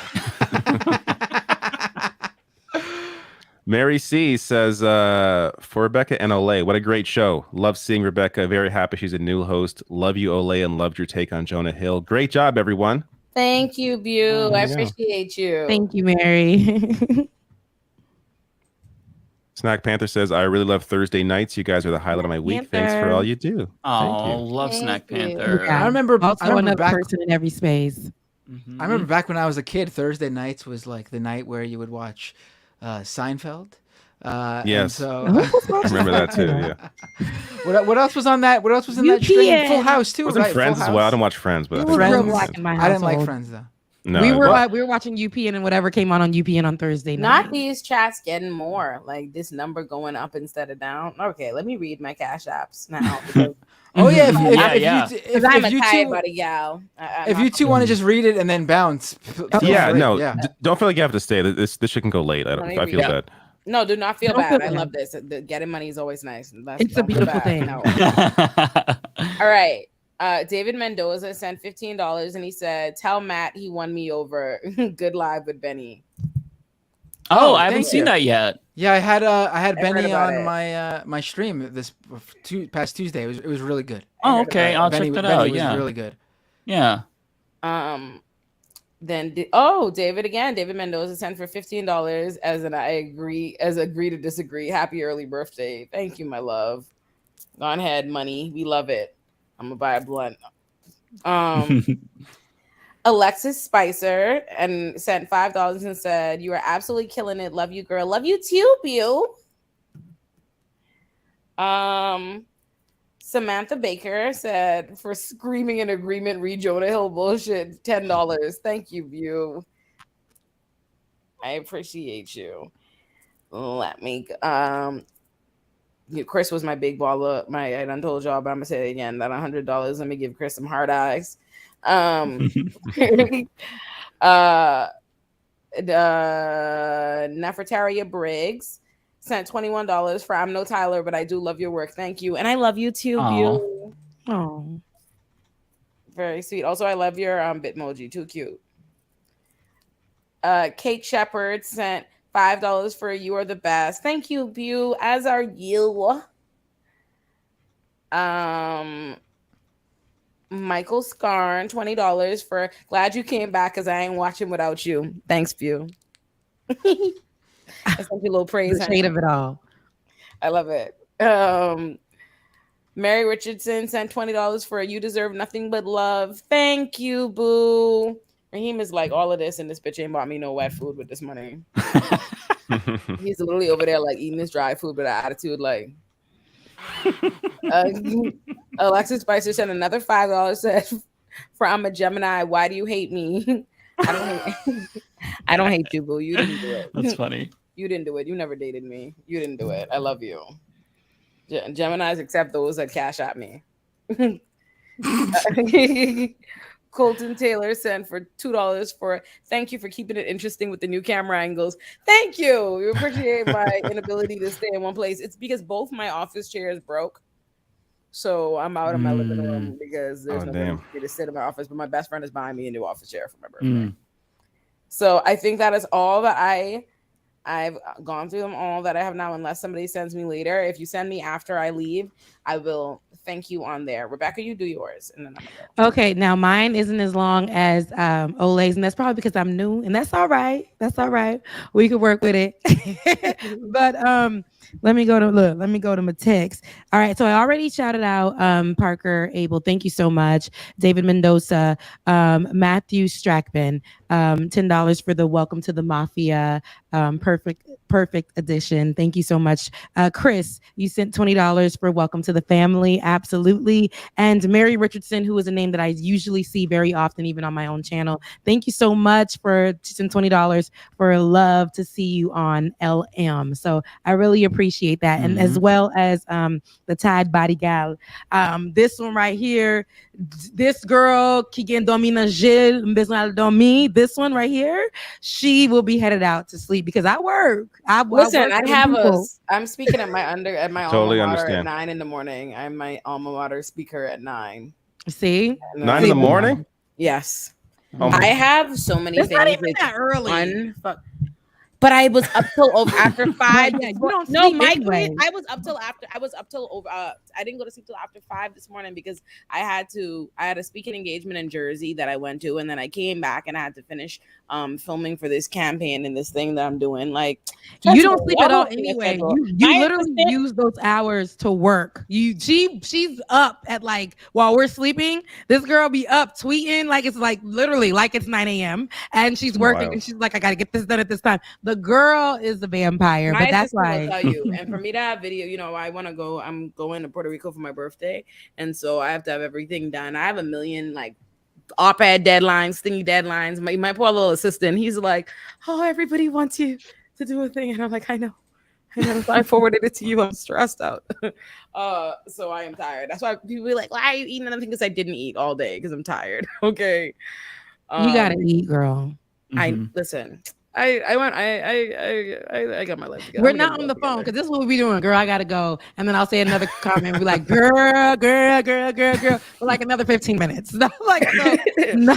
Yeah. Good night, y'all. Good night. Good night. Yeah. And thanks again, Rebecca, for having an amazing first show. It's really great to have you. Yes, we're so happy to have you. I don't even know. Let me get this out of the frame. I don't even know like how I did, but I loved being here. You did amazing. Thank you guys. And there's so much love. Like so many people are so excited. So that little focus group that I did was definitely representative of the broader audience. They love you. Everyone loves it. Thank you for having me. And guys, look, love you, mean it. We will do this every Thursday, and we will catch up, and we will. It's gonna be good. It's gonna be good. I'm so excited. Great. Yeah. Love you guys. Yes. Mean it. Love you. See you. Love you. You take care. Thank you. Alrighty. I'm going to stay on because I still have some more energy, but I can't go as long as last week because last week was... I don't think we have as many as last week anyways. It shouldn't be we could just roll through them. We don't? Then let me just put this out there. Ice cream, yum. Oh, Jesus Christ.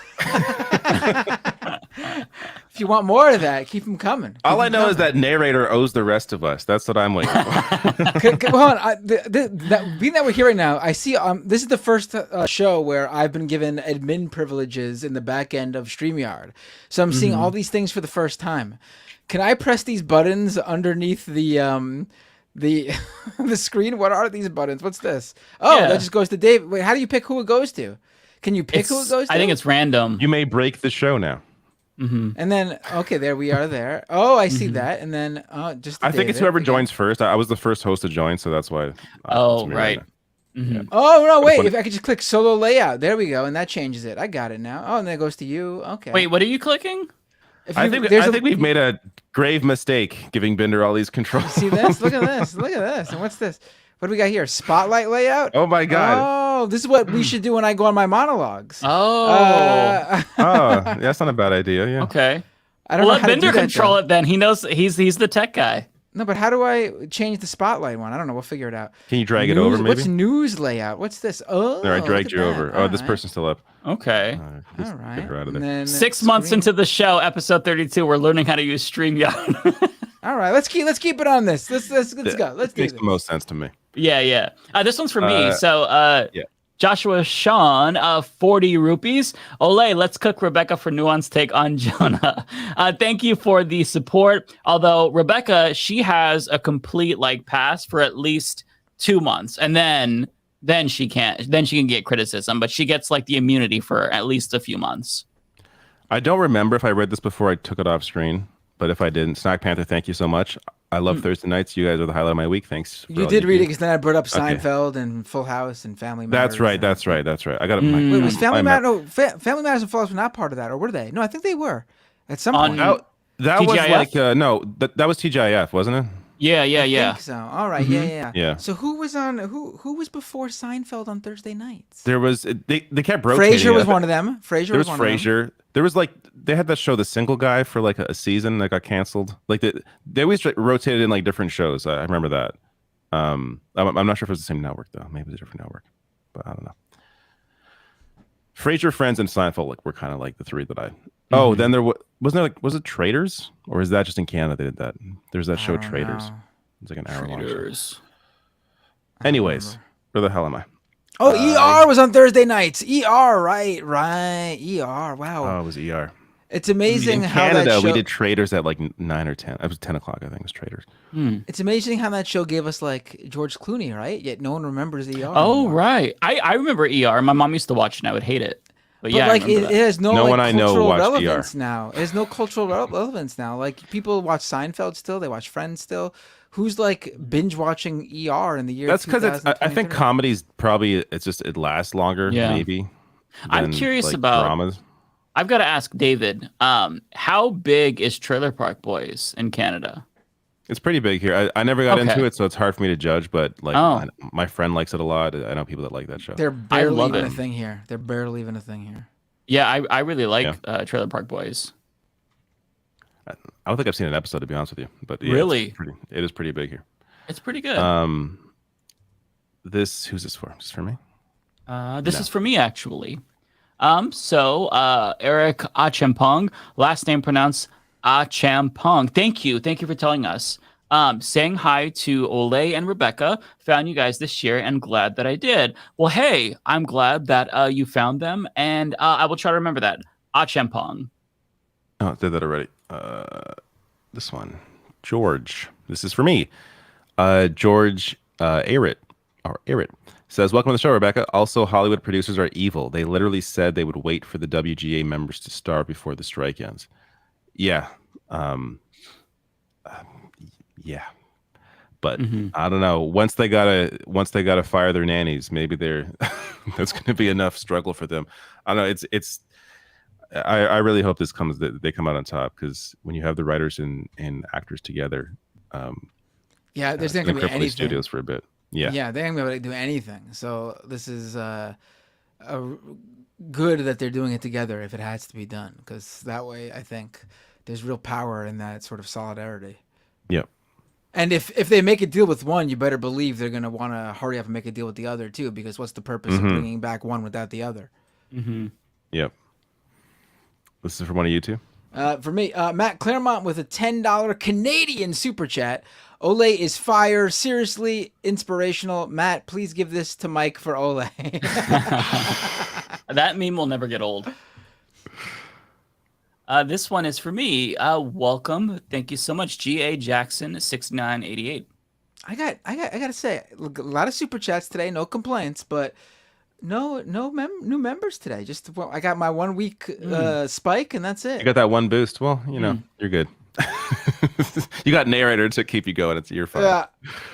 Still Alive says, "Are you guys for or against someone going to friends, relatives, or strangers for advice about the relationship?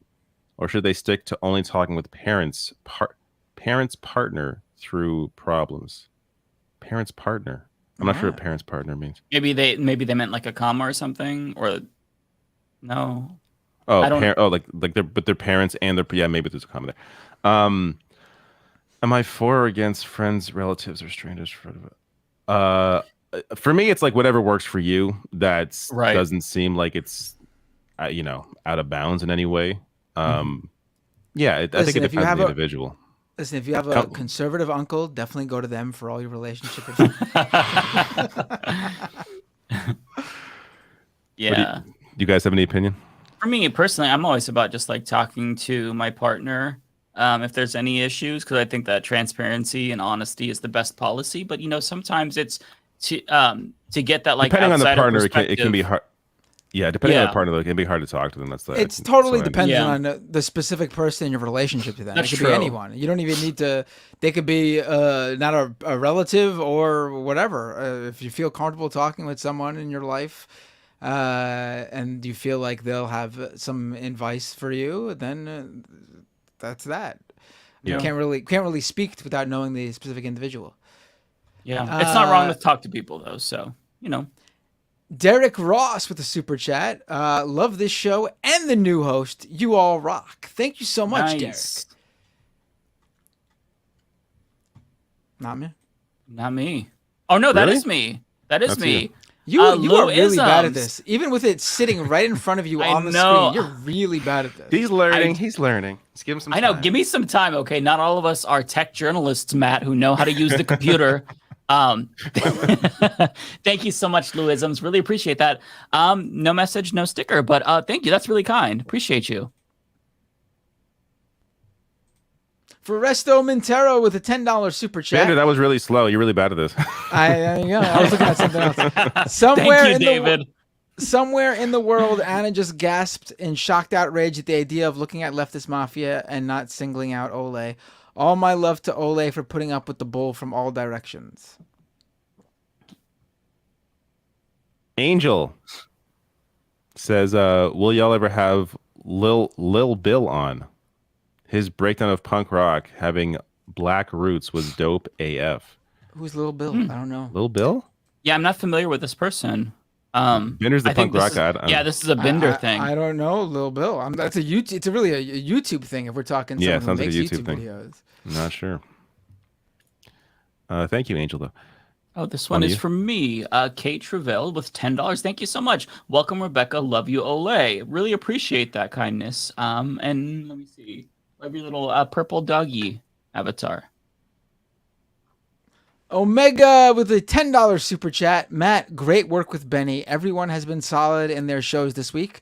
They played that crystal flute, screw Hollywood CEOs, and we stan Ole. Welcome, Rebecca. Love your work on Ben's show. Very nice. This is not me. I think it's you, Bender, again. It's one of your super chatters. No, it's not? It's not, yeah.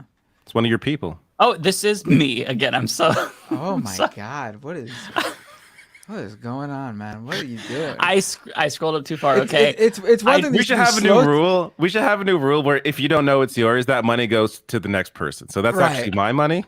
This is my super chat. It's one thing to be slow to it because you just don't see it, but to automatically be like, oh, no, definitely not me. I wipe my hands of this. I'm out of here. I'm going to look. I mean... Okay. I'm so sorry. Leah Brene Klein with a $5. Thank you so much. I absolutely love Ole. She tends to speak what my mind wants to on outlooks. Hey, don't talk for a minute. BRB. And don't want to miss ya. LOL. Thank you so much, Leah. Bay Photo with a super chat. Great interview with Benny the other night. Kudos. Thank you, Bay Photo. Is it Camille or Camille? That's Camille. I never know how to say it. That's Camille. Camille Harris. I have an aunt Camille, so I know how it's spelled. Welcome, Rebecca. Thank you so much, Camille, for your super chat. Tumbosin with a $10 super chat. Wonder if you heard the recent commotion in the UFC where a white South African dismissed the previous 3 African champs, saying he will be the first real African champ because he still trains in Africa. I have heard about it very briefly, like in passing I came across it. I don't know the details. I don't think you need to know the details, though, to know how absurd it is. But if you want me to speak like further on it, I just don't know. I'm sorry, Tumbosin, but it's ridiculous. I'm sure the white South African UFC fighter has very great politics. You can just guarantee it. Camille Harris. Thank you so much. Says, much love to Ole. Zero PE with a super chat. Binder, I really appreciated your interview with Benny this week. It rivals Ole's, which was pretty damn awesome too. Thank you so I'll much. have to check Zero. this out. Yeah, I gotta watch it. Yeah, actually, I had to I saw you were doing it, then I paused it at the beginning and put it to my watch later because I wanted to check it out this weekend. Oh, cool. Thank you. My mental capacity for this entire subject is basically depleted. I know mine is too, but I want to watch that interview. I've heard, yeah. We honestly, it was like an hour and maybe 15-minute interview, and the first 45 to 50 minutes we don't even talk about the actual TYT thing. Oh, okay, that's good. It's a really deep dive into the trans panic and how white supremacy is the underlying issue that sort of drives all of this. Nice. I really want to hear from her, just like in general, and not just on the subject. Like when we bring her on, like I want that to be like a non, TYT. Like I want to just let her shine because she's very talented. I used to love watching her videos at Rebel HQ, so she has really great insights. So. Right, I brought that up on the show too, like how like I it's obviously important, and there's no better person to speak to trans issues than trans people. Right. But at the same time, like how much does it suck to be like, especially like a trans political commentator who like a couple of years ago was able to just talk about everything else, and then maybe like bring up the trans issue of like the week every now and then. Now it's like friggin' you can't even be a trans person who talks about any other issue except trans issues. And I was like, I explained like we should be able to get back to that point, but like, unfortunately we can't right now. Yeah, that's the thing. Wanda with a super chat. This gives me hope for more cross conversation with black leftists who are often in a silo and left out of these spaces. I hope Leftist Mafia can bridge the divide.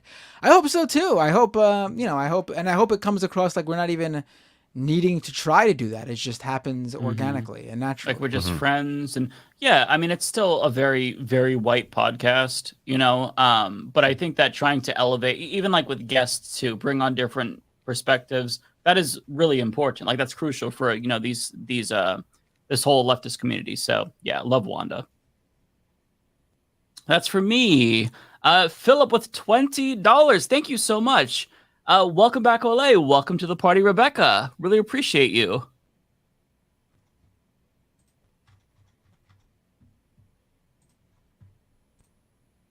Oh, that's for me. I'm sorry, I didn't see it. Drag him, David. That's my money now. But listen, I didn't say. Oh, this is somebody else's. Someone else. Step up to the plate. Aztec Priest with the super chat. As a straight cisgender male, this show just got a lot better. But seriously, I remember when Rebecca was new on clickbaity, and now she's here. Robbie Barclay with a super chat. Binder, shout out for an A+ talk with Benny this week. Thank you so much, Robbie. And oh my God, I think I just got the hiccups. This will be fun. Let's keep going. Hiccups? How'd you get that just now? I don't know. It just happened. Yeah. I have the River with a super chat. Never used Cash App, so I don't know if I can send money from Canada. But hi, Rebecca. I hope to see you guest on the Leftist Mafia more, and I'm very grateful that you became a host. Oh, very cool.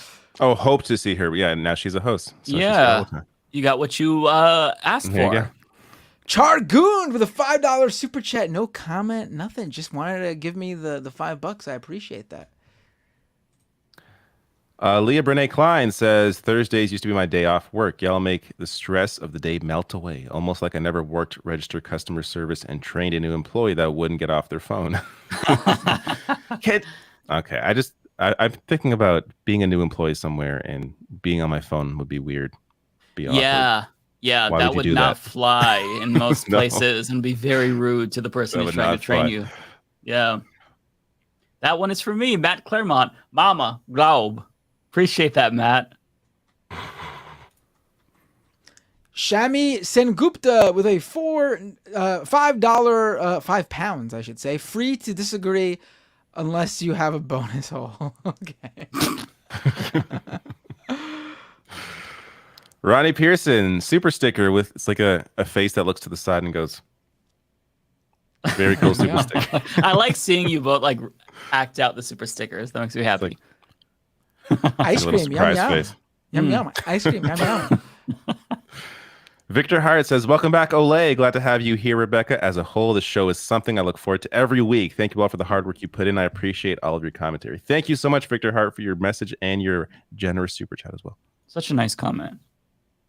This one's for me, Aaron Dolan. This is for you guys to split however you choose. Super glad to see Rebecca join. She seems like a good counter to Matt's energy. Thoughts on what another Bernie-esque figure would look like to unite the left? Much love. You're looking at him right here. The future Bernie is right here on Leftist Mafia. Just give me a couple decades and I will. I feel like that's a little bit more Trumpian than Bernie.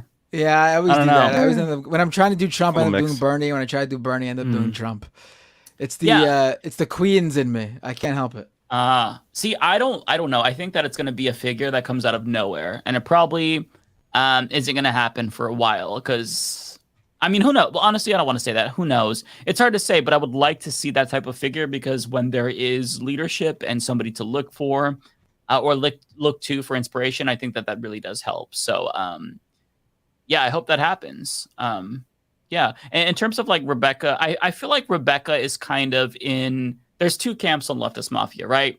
So there is the enforcers. That's Matt, Ole, David, and then there's like the chill, like how would you say, like me, Lance, and Rebecca, like you're the enforcers, right? Like you kind of like you're leading the battle, and we're kind of like more chill. We're going with the flow. I don't know how to describe it, but like in terms of energy wise, but I do see that like Rebecca kind of being more like a Lance, Mike energy. Oh, I referred to myself in third person. That's cringe. More like a me and Lance type energy. So, but I don't know. It's hard to say, right? It's a good balance for sure. Yeah, I really do feel like it is a good balance. Pluvius with a super chat. Joe Biden. All right, Donald, I'm sick of this Sleepy Joe malarkey. After I read my lines, you'll have to listen to me on 0.75 times speed, Jack. Typical 82 with the super chat. Gang, ice cream, so good. Yes.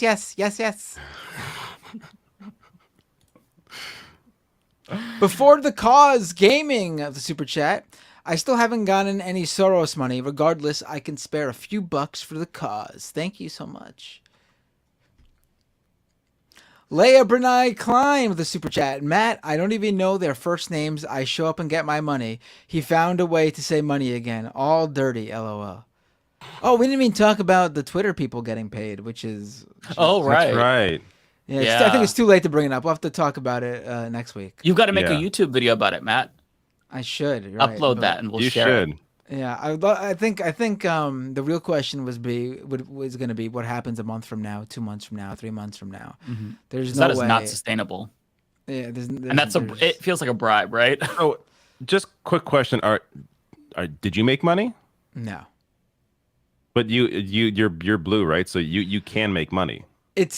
Well, that's one of the questions I had. Do I count being that how I have blue? Technically it should, because it looks in my back end the same way it would look like if you were subscribed to it with your own credit card. But also I don't think everyone who is eligible for it got it. It's very clear to me that specific people were prioritized, and I think the specific people who were prioritized are some of his faves. Yeah. And make a lot of money, or made a lot of money from this, because he's always replying to them, which in turn boosts their content in people's feeds, which means more people viewed it for their revenue share. It also seems like that the people who got it all have the subscription feature turned on, which I don't, because I don't want to use the subscriptions on Twitter. Yeah. Yeah, a lot of questions. That more in the future. A lot of questions, yes. Yeah. This one is for me, Mr. Rabbit. Shout out to the Libra gang. We're the only signs that are an object, not an animal or human. Pretty unique. Okay, I didn't know that. Interesting. Thank you, Mr. Rabbit. I didn't know that either. Snack Panther says, I need a Leftist Mafia t-shirt by the letter hack ASAP. Oh. Okay. I do just want to say, going back to the Twitter thing, one Krasenstein brother was paid $25,000 for Twitter. I didn't realize he even got that much engagement. Like, you know what? That doesn't make any sense to me. He's basing this shit off of nothing. I feel like this is a brand deal with a bunch of these big creators, just so people sign up for Twitter Blue thinking they can get paid.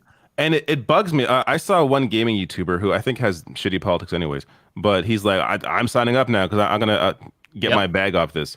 And it's like, bro, I don't think you're gonna make anything on this. That's the intended effect, right? Yeah, it's not exactly. Like, yeah, it's I should point out that he's saying it's a revenue share for advertising dollars, but he's also said he's putting aside $5 million for creators. I guess every month. That's the max that's going to go out or whatever, and split between them all. we should point out that the entirety of the Twitter Blue subscriptions make around, I think, like $6 million every month for them. So what he's really doing is he's redistributing the money that he's making from Twitter Blue subscribers to the Twitter Blue subscribers at the very top. And the people who think they're going to get paid, so they sign up for Twitter Blue. Yeah. I mean, they're basically just funding the payment of those creators who. Yeah, I mean, again, this is my take from it. The numbers match up. I have no obviously like proof that that's actually what's going on, but I mean, I don't see how it's a very weird. It would be a very weird, convoluted metric to do a revenue share with advertisements where they have to be a Twitter Blue subscriber. They have to be eligible, which means you get 5 million impressions a month and have at least 10,000 followers per month. And on top of that, you're only going to get paid for other Twitter Blue subscribers who see the ads. It's a very convoluted metric. To me, it makes way more sense that he's just redistributing the cumulative Twitter Blue monthly subscription revenue via whoever gets the most impressions, who qualifies via the eligibility. That's wild. Narrative Dude, very generous super chat, says this show has become my post-lecture habit. You give lectures? Leftist is bestest. Thanks for being present. Thank you so much, Narrative Dude, for that wonderful chat. Not me, and Mike's not here. So Mike Thompson with the super chat. I'm enjoying Threads as well. I added all of you. Awesome. Thank you, Mike. Thank you, Mike. You? Nope. Alireza, this is Mike. Alireza Murga. I'm sorry if I'm messing up your name. I'll just say Alireza because I think I got that one right. Or Alireza. Keep up the good work, guys. You should make a list of top 50 people you want to invite to your show. Thank you so much for that. Yeah. You also had the previous one. You should thank Mike Thompson. Yeah, Mike Thompson. Let me know. Reply to one of my threads, and then I'll follow you. Because I'm trying to reconnect with everyone that's on Twitter and stuff. So yeah, I really want to make sure that I have the same group on there. So yeah, make sure you let me know you're there. In terms of top 50, yeah, we need to make some kind of list of we need to have a schedule is what we need to do. But yeah, we're very disorganized behind the scenes. That? It's like, yeah, it's like usually this is the way it works. On Thursday, it's like, hey, do we have a guest? And then somebody will be like, yeah. I think people assume we have a plan. We need a list. We need a list of guests to hit up. I guess we can call it a hit list for short here on Leftist Mafia. It's a very, very nice attempt at an impression. I mean, I wouldn't even attempt because that would just be terrible. Oh, same. I can't do the Mafia Italian, but I could do like a Super Mario Italian. Yeah. Mamma mia! Let's go! Mamma mia, Mario! It's me, Mario. That's good. That's really good. Those are fun to do. I could do a link too, as I think I've done on this show before. A link. Yeah, do it again. I can't do link. Hit, yeah, something like that. I can do Yoshi pretty well. Okay, you ready? You do Yoshi? I can do Yoshi. Yeah. You cannot do a Yoshi. Oh, that's pretty good. I thought you were gonna try to do the. I think you were gonna try to do the like a weird sound. Yeah. Yeah. It's like it's like a weird. He does some weird sounds. Yeah, I can't really do it. Just a. That was really good. I think I could do a Luigi too. Let me try. Mario. Yeah, okay. That's really fucking good. That's Luigi's Mansion. Yeah. Let me. Wario. Wario. That's pretty good. Waluigi, number one. That was more Borat. Okay. So I can't do Waluigi. That was close though. That Waluigi was ever since he first appeared in Mario Tennis on N64. He's been my guy. That's the guy I choose. Waluigi. Whenever he's available, I'm Waluigi.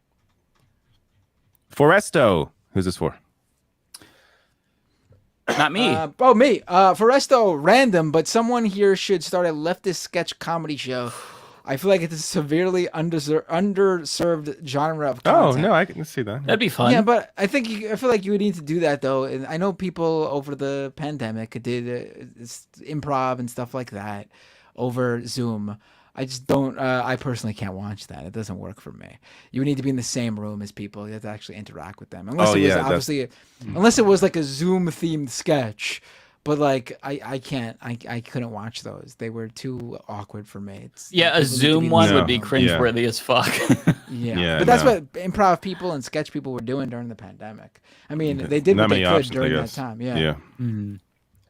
Eric Hicks, thank you for the super chat. Says, hey, did anybody see Trump at Dairy Queen? He didn't know what a blizzard was. I didn't Seriously? see that. I guess I did not see this, but I'm very intrigued. Interesting. That's me, Ron6751. Sorry, that was my the $5 super chat. No, that was good. That was good. Are any of you guys following the writer's strike? If so, what do you think is going to happen? We kind of talked about this a little bit earlier, but yeah. I hope good things happen. I mean, it's hard to predict, really. It's kind of the problem. Yeah, that's the thing. Who knows? But I'm crossing my fingers for them. Matt Claremont says, can't use Cash App, stupid Canada. Abolish all colonial settler states. Thank you, Matt, for the super chat. We are nearing the ends. Thank you, Kate. This one is for me. Celeste, 199. Thank you so much. Per Olea's back, she was missed for sure. Absolutely, and it's always nice to see you, Celeste. Colt Dog with a super chat. Hell yeah, Rebecca shouting out Tallahassee. Rusty Viola with a super chat. Are we breaking 5 hours this time? We were so close last week. Not happening this time. No way. No way. I would not be on if that would happen. Yeah. You hear that, folks? If you just want more Mike and Matt content, just the two of us. Got to make it to 5 hours. Just keep those super chats rolling in, and we will... Eagle left with a super chat. This is Usama. Matt, please read your DMs on Discord or email. I feel horrible that you had to send me a super chat to get this through to me. Check in next week with another super chat to see if I read your DM. No, I'm joking. Yeah, I'll check it out. I'm sorry, Usama. I'm sorry. That's Kowalski. Oh, Kowalski. Okay, so this is Kowalski's handle. Kowalski, I followed you on Twitter, on Blue Sky, on Threads. So I made up for my failure there. So I'm sorry that I was not already following you, but I am I righted that wrong. So thank you for letting me know. AMK4956. I was looking for Kowalski and Prairie Fire, but I was finding nothing. I'm like, what the fuck is Kowalski's handle? Kowalski doesn't even follow me. I don't know. You know what? I'm a good guy. I will follow you first. You don't even post on Twitter. I guess there's no point doing that. On Threads, I'll follow you. Or wherever else you are. That's for me. Metal Rooster, welcome. Thank you so much. Foresto with a super chat. My Lewis Carroll super chat was about Ukulele Lady. I don't even know what you're referring to now. I think that was about like nude something, and it was disturbing. I think I remember. Right. Oh, okay. Yeah. I think I remember. I hope I remember. Andrew. Andrew, yeah, it's for me. $7 Canadian super chat. Oh, I just made this point before. I didn't even see your super chat, but right on. Absolutely. What I'm about to read is 100% what I think. Hey, Matt, the blue check ads are a Ponzi. It's only blue check views that get you paid. That's just a redistribution of blue check money. Left is best. I mean, he's clearly trying to spur more Twitter Blue subscriptions with this. Will it work? I don't know. I mean, I feel like if you're already a fairly large content creator on Twitter, you either have made your decision to either subscribe to Twitter Blue or not, and this isn't going to change your mind. And if this does win you over, then I hate to tell you this, but you're not likely to be one of the people who make a lot of money from Twitter Blue ads, because the people who are making a lot of money, and there are people who made a shit ton of money. There's this meme account, internet memes, that I think the most I saw was from this person. $100,000 they got. Shut up. Christ. Yeah. Fuck me. That's but insane. they got a million followers. They just constantly post memes like every 30 minutes or something, or hour or something. Their stuff gets tons of engagement. It's the odds are you are not going to get in that realm of advertising revenue. Yeah. Lizzie, for one of you. Oh, that is for me, Lizzie Bennett with $10. Thank you so much. Congrats, Becca. Hope to see more of you on the Mafia. I have little interest in the Jonah Hill story, to be honest, but I'm left speechless with NYU hosting a whites-only anti-racism event. Yeah, that's. I mean, you would feel like maybe the perspective of people of color might be important for that. Is it like an educational? I don't need any more context. It could be. It's weird, regardless. Like rejecting racism to anything. But. Yeah, I would like to know more. It could be like one of those, like a white fragility type of situation where it's a white person trying to talk to white people about racism, so that way they'll be more open to it. I'm not honestly sure, but it sounds. I would, if I were going to learn about anti-racism, I probably would not want to go to an event that's says no people of color or something, but I don't know what the particulars are. This actually, I don't know about the NYU thing, but this came up when I went on Tim Pool's show last year. There was a school that was doing an anti-racist thing, like an event, like a company that deals with this sort of stuff, and they for one of the classes they split up the groups into the white students and then the students of color, people of color who are students. And I mean, I don't know the details between what exactly what they were specifically doing for that specific event.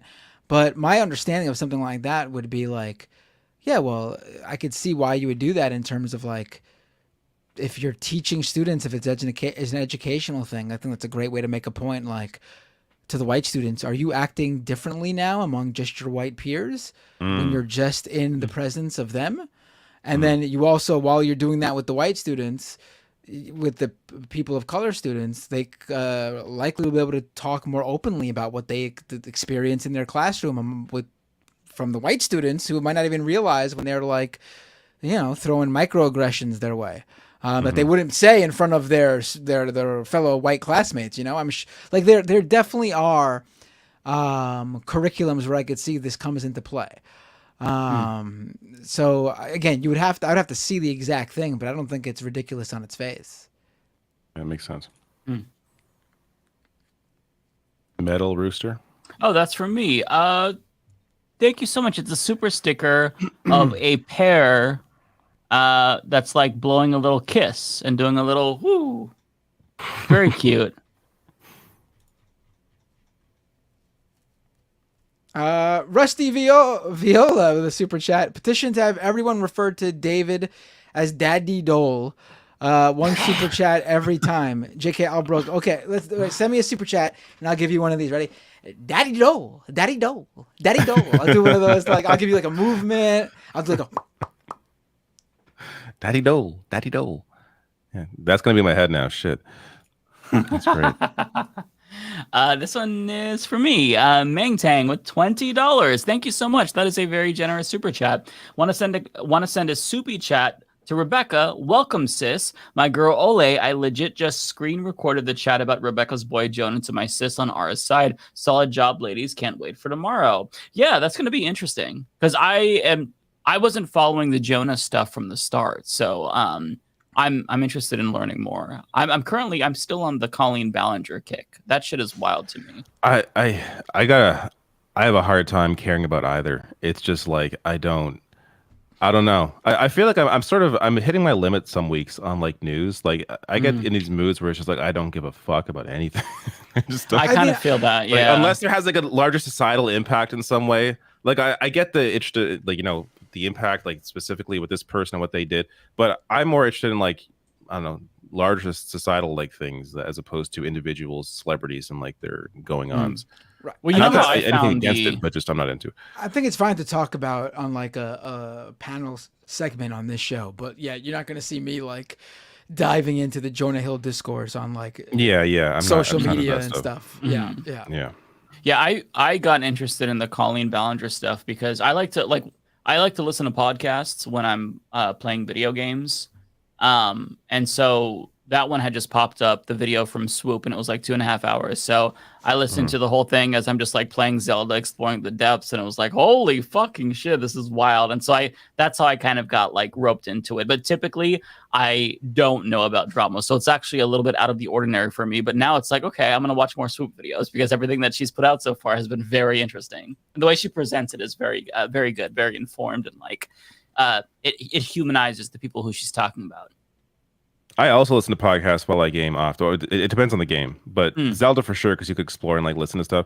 But I'm always listening now to just like either gaming podcasts or hockey podcasts while I'm playing a video game. That's smart, though. I feel like I overdose on politics. I need like my break. Yeah, you guys watch and listen to so much stuff. I can't. I just can't.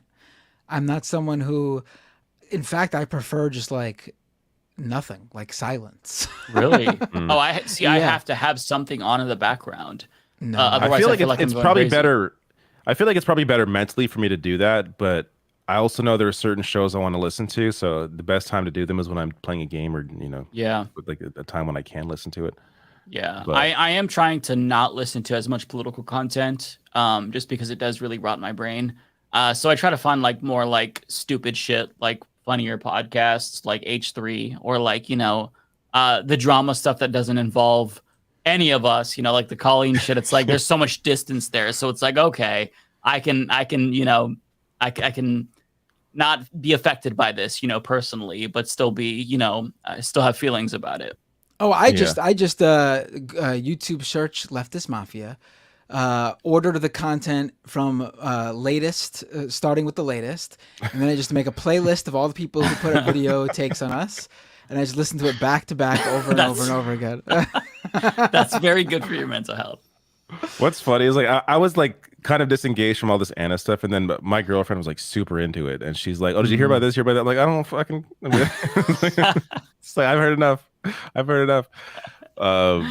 But it was actually initially like me and her were super both into politics stuff, and now she's kind of disengaged. Like she stopped using Twitter. She's just like now the only time she'll pay attention is drama, and which I think a lot of people at some point they're done with like I feel like especially after once COVID hit and the Bernie campaign ended in 2020, like I feel like a lot of people at that point were just like, all right, I'm done. Just like completely checked out.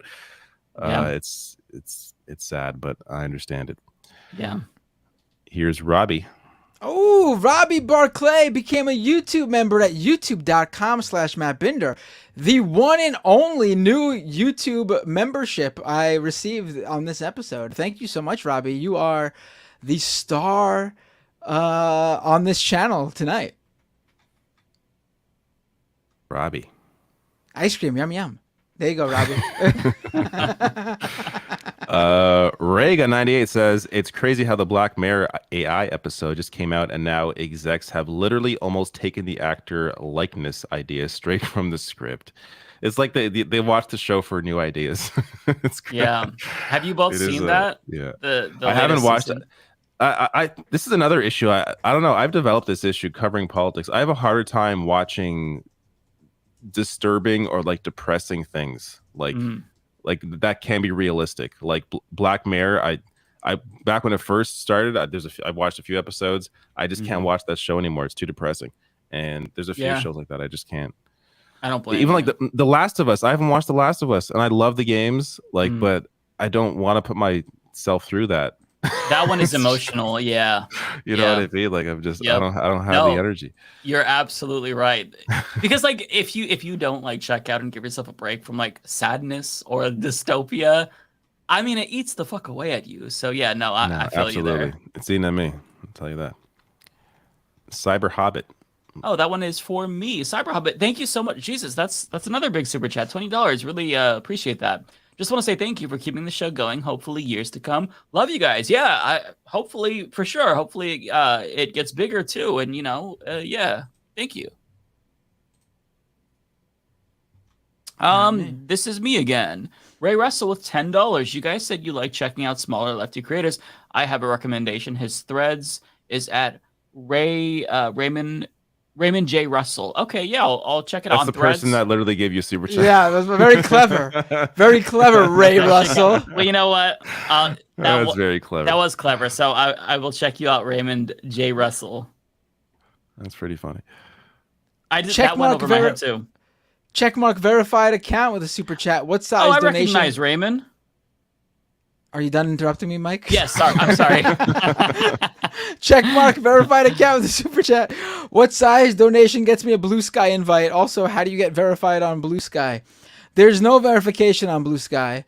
I have one invite, and the reason I offered it to narrator. You can have one of mine. You have 5?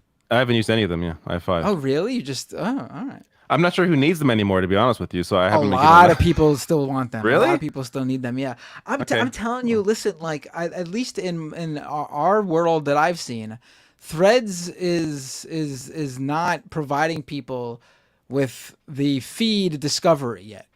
I mean, it might be nicely created. I mean, I think it's a nicely designed app. I like how it is to post on there. I don't like how it is to consume on there. It's just not nice to do that yet. So they got to get that act together. And Blue Sky is just like, I've only seen my engagement on Blue Sky continue to grow, whereas Threads is already petering out in just 1 week. At least for me personally. It could be different for probably the brand accounts and the celebrities, but that's just what I'm noticing. Skeeter Reed. Ice cream cone, fire. There you go. This one is for me, Jerry Sakamura with $4.99. Thank you so much. Hey gamers, have you heard about the infamous bear scene in Baldur's Gate 3? Look it up if you want to laugh. Okay, I have not seen this. I am very interested. I'll check it out. I heard, I think I saw a headline that you can have, I don't want to say, okay. This is what it sounded like from the headline that I read. I think I read that you can get intimate with a bear. Apparently, yeah. That's what the fuck. Okay, that's not. Is that allowed in video games? Is that allowed in anything? I'm clicking on the video reluctantly. Well, it sounds like it's comedic as opposed to it being like serious. So that's good. If it was disturbing, there'd be a problem. I don't think that we can. Oh, I'm not gonna play it. I'm watching it now.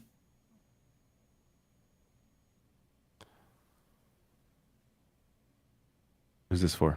Matthew Crisp? Not me. Probably Mike. What the fuck? Really how this goes. Mike's really engaged in this intimacy with a bear. What the fuck? Oh my god. This happened in didn't this happen in Game of Thrones, if I recall correctly? Didn't it? Wasn't there a scene with a bear or something like that? I don't know. I don't remember. Oh, it was the song. It was the song talked about. I did not need to see that. The Maiden's Fair or whatever song. That one, it was about getting intimate with the bear, I think. But it didn't actually happen in the show. I will say that at the end, it was funny. There was like a squirrel that was watching and dropped its acorn. That was funny. But I did not need to see that. But anyways, Matthew Crisp, thank you for the $10. No, don't. It's just disturbing. I'm a VFX artist, and I know the strike will continue to hit us hard. We are already seeing layoffs across the industry, but I fully support it. AI is coming for all aspects of production. Yeah, that's the thing. If they back down right now, then in the future, they're just fucked. So now is the time to take a stand. So yeah, absolute love and solidarity. Any scabs should get dragged, metaphorically. Narrator with a super chat. I stopped watching for a while, but FAMU. I went there, didn't graduate though. Oh, that's what Rebecca cool. earlier. Yeah, very cool. Hey, this one is for me. Transgirl420 with 420. Nice. We only have to be lucky once. Free Palestine. Yes, absolutely. Maro Hermida says, shout out to MD for legalizing recreational weed this month. I don't smoke, but love the cream. Helps with this old man's muscles. I'm kind of surprised Maryland already didn't have it legalized. That surprises me. But there you go. Awesome. Pinkerbell with a super chat. Elon Musk is like a carnival vendor giving out a big teddy bear so everyone thinks they can win one. That's a good analogy. Yeah. Rusty Viola with a super chat. Did you talk about the Musk Zuckerberg organ measuring contest? We can't allow billionaires to conduct special elections behind closed doors. Demand transparency from public, or I guess this is just one. This is definitely pubic officials. Right. Yeah, so Elon Musk is going insane over Threads. That was a really embarrassing post he made. It was just like he came back no hours later. self-awareness. No, zero. Yeah. Love this hangout from Stoneflower Dragon. $5. Thank you so much. Adorable kitty I see in the avatar. Love this Thursday hangout. Thank you all for being like minds, bringing a calming presence. Really appreciate the fact that you enjoy it.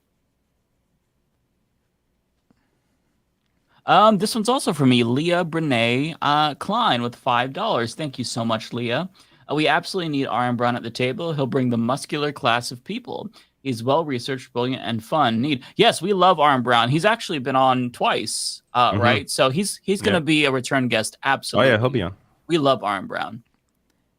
Narrator with $50. Yum, yum. Ice cream. Yum, yum. Gang, gang. Wow, wow. Fire, fire. Dropout is the guys that used to be College Humor. Most are left-leaning. It has Dimension 20, which is just D&D, with a lot of anti-capitalist themes done by comedians. Adam Conover is on some shows sometimes. Have to recommend Total Forgiveness. So many of those words that you said, I don't know what they mean, but I'm assuming this is for the person looking for lefty sketch comedy.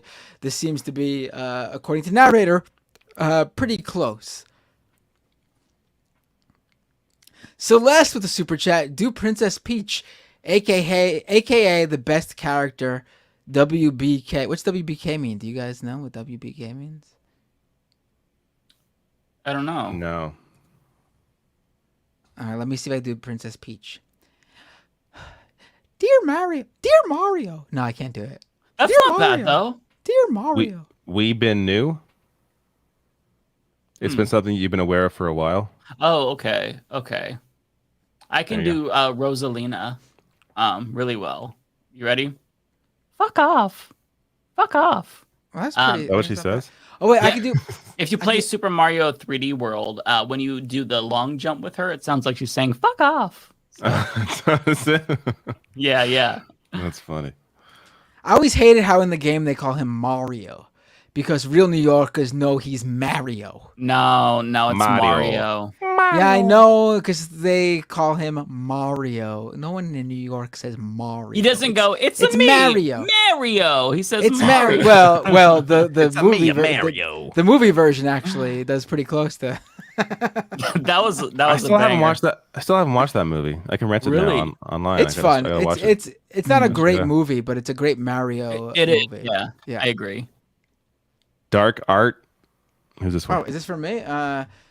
The Dark Art Society podcast with Chet Zar. Matt, do you like the band No Means No, Canada's greatest punk band? I'm actually not familiar with them. I'll have to check them out. I'm going to Google it right now. Thank you for that. Wait, I missed one. Matt Claremont says, David, you should put a tutorial video on the Rational National to teach people how to follow you on Threads, complete with the thirst trap thumbnail. I don't have the cojones to do that. It's not. No, it'd be too awkward for me. This one's for me, Mauro Hermita with $5. Thank you so much. Us cancers got to stick together. Yes, indeed. I don't know the differences between each of the signs and like the infighting, or not the infighting, but like the inter-sign fighting. But yes, I'm all for solidarity with the sign that I am with. Just know that none of it matters because none of it's real. It's all made up. It's so fun though. Like it is not real, but it's fun. That's kind of my take on it. Chala Sheen says, did you all see Schumer's new UFO legislation right before the House oversight hearing surrounding the UFO whistleblower from Intel community? I did not see this. Any of you all see this? No, it'd be nice if you focused on something serious though. I mean, I can't believe Chuck Schumer is still Like he's the leader. Oh, He's I going got after Prime Energy drinks too. It's ridiculous. I got a raid over on Twitch. I'm sorry. Let me thank Niina for the raid. Thank you so much. Hello to all of Niina. Excuse me. We have 1,179 people watching right now. That's a lot. And it's late in the show. We had 2,000 earlier at the peak. Yeah. Damn. Orin F with a, what is that? I don't know. Is that yen? Yes. I don't know. It's too late. Back to AI voices stuff, Matt. Did you ever hear about the band Crass making a fake audio of Reagan and Thatcher back in the 80s? Sounds familiar. I mean, the thing is, like, people have been doing like fake audio forever. You just splice that shit up. The AI thing is like, if you don't have a clip of them saying a particular word or sentence or phrase or whatever, with AI, you could actually make them say it, like make a voice that sounds like them say it. So that's where it gets a bit crazier, I guess. I only got one left. I'm going to do it and then drop out because the rest of you got a bunch more. So Prairie Fire, Kowalski says, I don't post much, always touching a lot of grass. Very good idea. I will be touching my pillow shortly. So let me bring you all back to where you were. I don't think you're too far away from this. Here. You just read that one, yes. Yeah. So this is your next one. All right. Good night. Take care, David. Goodbye. Moro Hermida with a super chat. Shout out to Sam Cedar for calling out TYT's BS. Yes, Sam and Emma Vigland had a great, I think it was on Monday. I didn't see it. They just randomly, Sam was Sam's first day back, I think, since the Anna stuff. And he just had a really great sort of breakdown of it. He hits a lot of things, but like the main point I think that really is important is like, it does not matter what Anna or anyone feels personally. Like if this is an issue so dear to them and they feel so strongly about these issues, based on who they are and the platform they have, they need to make that calculation of, is this what we want to focus on? Is this what's important to put out there? And they've made that calculation that that's what they want to do. And like, it just does. That's what is truly like the bad thing. Like she could easily choose to feel this way and still feel that like everything else she's on board with trans people on is more important, and to not belittle and demean that and hurt that by just, not putting that out there with her platform that she has. But she's not choosing to do that.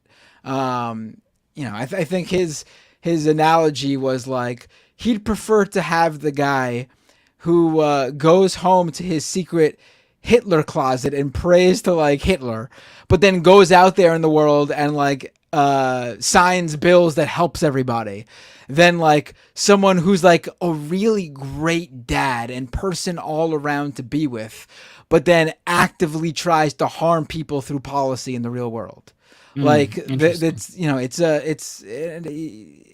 just have to make that calculation of because it doesn't matter who you are as a person when you get to a certain point and have a certain profile and platform. What matters is what you use how you use that platform and what you put out there. What is your output? Yeah, no, that's really well said. I always like to hear. I haven't listened to it, but I always love to hear Sam and Emma's insight, because they're brilliant people.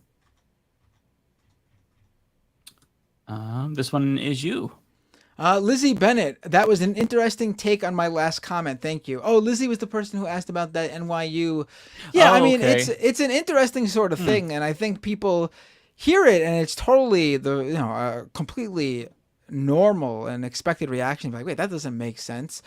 But like, you have to sort of like get how they're doing it in an educational context, and it's at colleges and school settings where like they try out this experimental stuff to sort of put kids in a different and maybe even sometimes uncomfortable atmosphere so they could experience what their classmates experience, who they might not have previously even thought about what life is like in their shoes.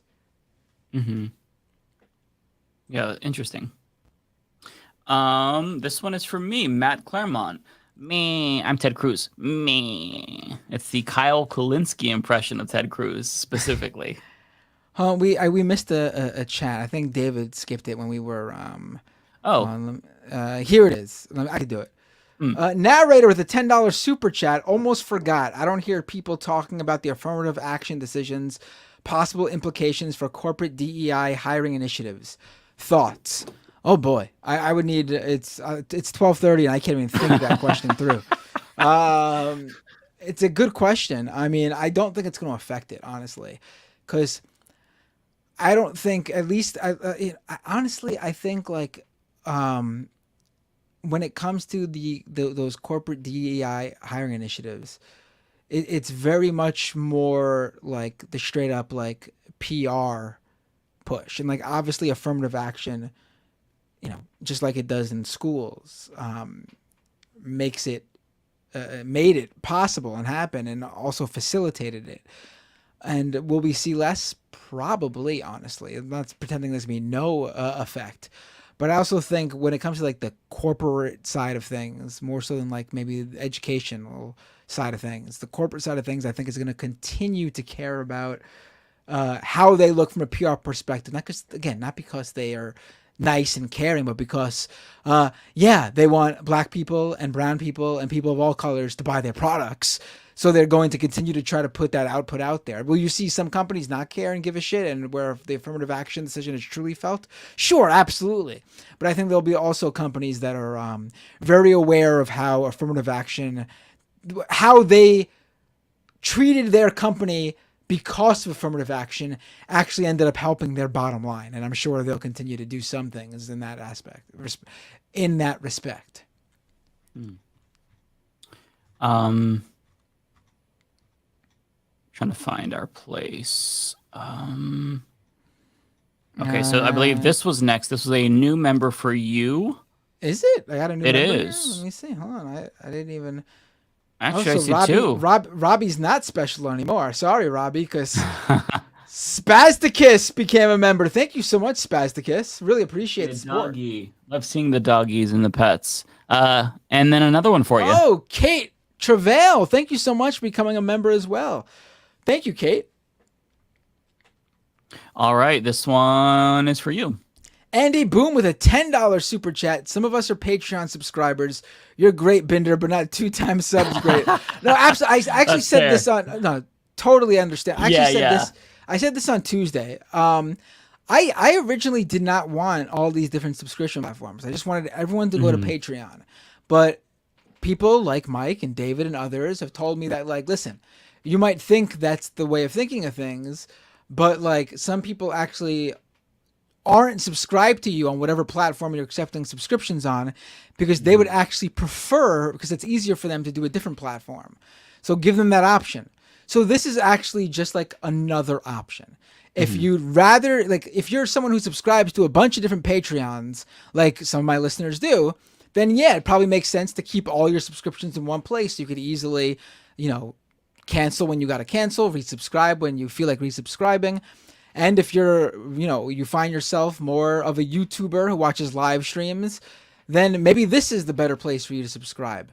I do feel like, that dynamic is sort of what it is. If you're already subscribed to people on Patreon, or if you are more of a podcast listener of mine, because the uploads of which hasn't worked lately, but I think I got it fixed on Patreon. I gotta upload the stuff there again. There was an issue there, but if you prefer to listen to like the second half of the show that's for members only as an audio only stream, that's going to continue to go up on Patreon. So that's probably the best case for you. But if you're like, constantly just watching the live stream and that's it, you probably should use the super chat, the YouTube ones. You could use the emotes and stuff like that in the super chat and have like, your stuff highlighted. Just, putting it out there, just different ideas of how you can choose which one. I'm realizing I think we missed one because I saw one from Sam, and I don't remember reading it. So let me just really quick scroll through here. Where did I see that? Let me scroll up in my own because I know I saw it in mine. Oh, here we go. Sam O. I don't know why I'm not seeing it in our official to pull it up, but hey, Mike and everyone else in Leftist Mafia, solidarity with the writers and actors. Also, movie people more excited, Barbie or Oppenheimer? See, me personally, I am more excited for Barbie. I don't think I've even seen a trailer for Oppenheimer, so I don't know what to expect with that. Barbie just looks so weird and twisted and dystopian that I'm very intrigued. It looks stupid, and I want to see that.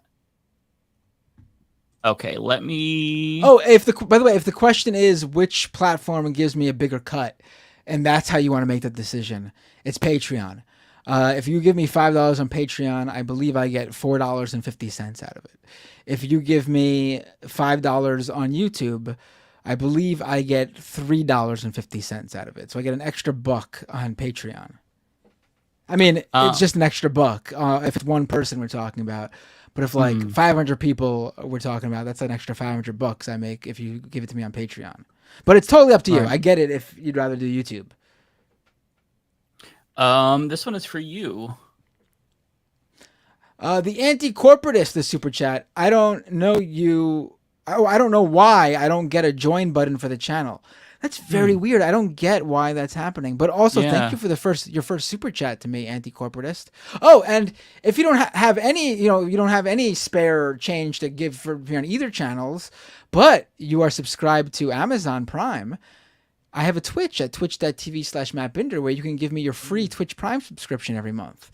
It comes for free. You get a free Twitch Prime subscription to give to a creator every month if you're an Amazon Prime subscriber.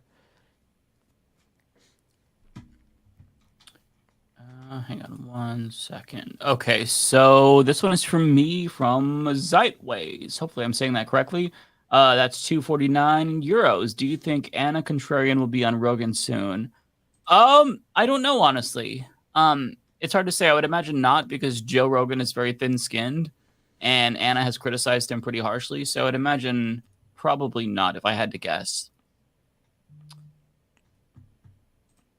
Binder. Adam Christopher with the super chat. WWE question. Binder, when will Roman Reigns lose the belt and to who? I don't know. I think it could go either way. They could do it maybe in the next month or two to Jey Uso, but I actually can see them bringing it all the way to WrestleMania in March or April of next year, obviously, and having the Cody Roman Reigns Part 2 match be where they give Cody the belt. So it could go either way, I think. And either would be good for the storyline, I think, too. Although I think Cody finishing the story, his like tagline, would mean a lot less if there was the interim champion between that. Okay. I think I'm gonna go ahead and, because I only have 2, and then I'm gonna jump off because I can do that now because I'm tired. I'm old. I don't know how do I end it? What do I do to end it? Tell me before you leave. What do I do? You just click end broadcast up top. Right. That's it. Yeah, that's okay, it. Cool. It takes a few seconds, but yeah. Let's see here. So I have Justin Moffat, a brand new member. Thank you so much. On top of that, I have there's 2 more. Both from Rusty. Give me 1 second here. Any video games you never finished? I'm halfway through Breath of the Wild and can't bring myself to finish it. Too many side quests. Thank you for that, Rusty. Yeah, those kind of games can get overwhelming. You know, one that I've never finished but always wanted to is The Witcher 3. I started it twice and just haven't finished it. Maybe someday I go back to it. You know, with the first Horizon game, I started it, got pretty far, and then just stopped playing it. But years later, I revisited it, and I really liked it. Now I have the hiccups, Matt. You gave it to me. But yeah. It happens all the time. Okay, there was one more, I believe, from Rusty Violin. Or Viola, sorry. Patreon takes 8 to 12% depending on the plan. YouTube takes 30%. If you buy from iOS, Apple takes 30% on top of YouTube's 30%. I actually didn't know that. Interesting. I'm on the old Patreon plan, I believe. They originally were only taking 5%. And they grandfathered those users in. In fact, I remember it was something like that because I quickly just in case to like future proof it, I quickly made some extra dummy Patreon accounts so it would be stuck in the old ad model. I don't know if that even worked, but just in case, I tried it. Interesting. Okay, well, I'm gonna dip out right here. What was I gonna say? Oh, really quick, I just want to plug the TYT letter from the mods once again, and also please check out. I believe at least Adrian. I saw that they posted their Cash App. Please never hesitate to tip the mods. And what I think that I want to do is going forward each week, mods. One of you make like a little post with all of your Cash Apps and then pin that to the top of the chat. And then that way we can do a little bit of super chats for you as well. I think that'd be really cool. That way you can get tipped as well and you can get some recognition. So yeah, feel free to support the mods. Definitely do that. Yeah, well, I will see you all next week. Take care, Matt. All right, bye. That's just you now. You just now you just have to leave studio. I'm gonna click the. I'm not gonna fuck with it. Don't press end. Just leave studio. Okay. All right. Take care. Peace.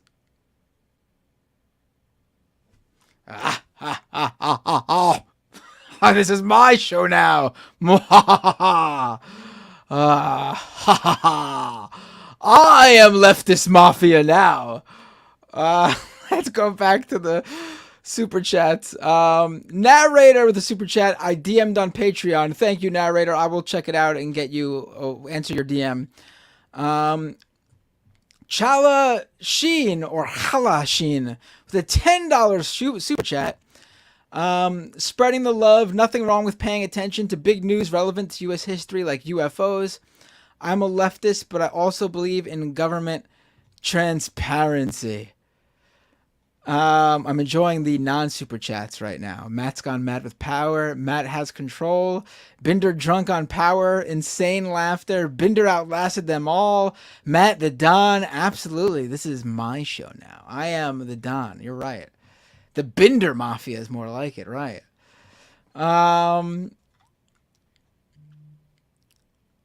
Let's see what else we got here. Riverland Night. Look up Bonnie Patterson James and her magical bouncing panties. Our sheriff likes being on the news. Let's get attention on their lies. I don't know what that is, but it sounds like something I will check out. Yeah, magical bouncing panties. Oh boy, I don't know if I want it. It doesn't sound like something that you want to check out, honestly, from someone named Bonnie Patterson James, to be quite clear. But that's it though. It won't be the Binder Mafia for long because that's all I got. Oh, Matt Claremont with a super chat. The Leftist Mafia is... Oh, wait, let me pull it up. The Leftist Mafia is doomed. Absolutely.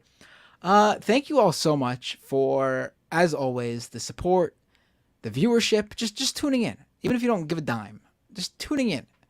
Sharing the links to the show. Sharing our channels. Thank you so much. Really, that means the world. And that's all you need to do. But then the people who can and do give a little extra, I really appreciate you too. Be sure to check out Humanist Report, Rational National, the Serfs, Ole's channel, Rebecca's upcoming channel. You can still see Ole and Rebecca and Lance's Cash Apps at the bottom or donation links at the bottom. For me, twitch.tv/MattBinder for those Amazon Prime subs. Oh, let me thank the Amazon Prime people while we're here. The Twitch people, while we're here. That's what I could thank. Mo Madness 84 subscriber Prime. Thank you so much. Shout out again to Nina for that raid. Holla Back Boy, subscribe for 1 month at Tier 1 over on Twitch. Thank you so much. Redolent Thought, subscribe for 1 month at Tier 1, as well as Eben is a Nerd, subscribe for 1 month at Tier 1. Thank you so much. The Iron Boosie subscribed for 1 month at Tier 1. Steakum619 gave out 10 community gift subs. Thank you. Cat Daddy 23 subscribed from 1 month at Tier 1. Thank you so much, everybody. Really appreciate it. I guess while I'm here, why not? It's just me. Let me thank the Patreons. The patrons over at patreon.com/mattbinder.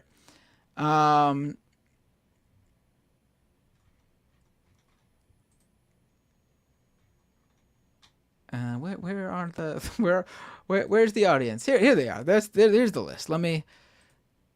Let's do this. Let's shout out everyone who signed up since the last Leftist Mafia episode. SJ, Carrie Shaw, Gabriel T, Chelsea M, Endagi, Maya G, Flavio S, Christian, Enis November, Dennis Deems, Faye Skura, and Eagle Left. Thank you all so much for becoming a patron at patreon.com/mattbinder. Really, really appreciate it. I had said on my my stream yesterday that on Tuesday that the goal is to, like how Mike and David do it, and I guess Lance might do it too, would be to do this soon, one day, full time would be that's the goal. And like with all these things combined, I think maybe we're like somewhere between a quarter and a half and halfway there. And that halfway point, I also said on Tuesday, like if I had 1,000 cumulative total subscribers, like regular monthly subscribers on all of them combined, YouTube, Twitch, and Patreon, like a total of 1,000 subscribers, I would be able to hire someone to edit footage to put out more content and also shoot more content. Because that's like the major thing that holds me back. I just don't have the time during the day to edit. And at night I stream, or I'm recording an interview for a stream. So like, that's the goal right now. Just to give you guys if you're wondering like what I'm planning on doing with all this money, is to reinvest it in the show to grow it.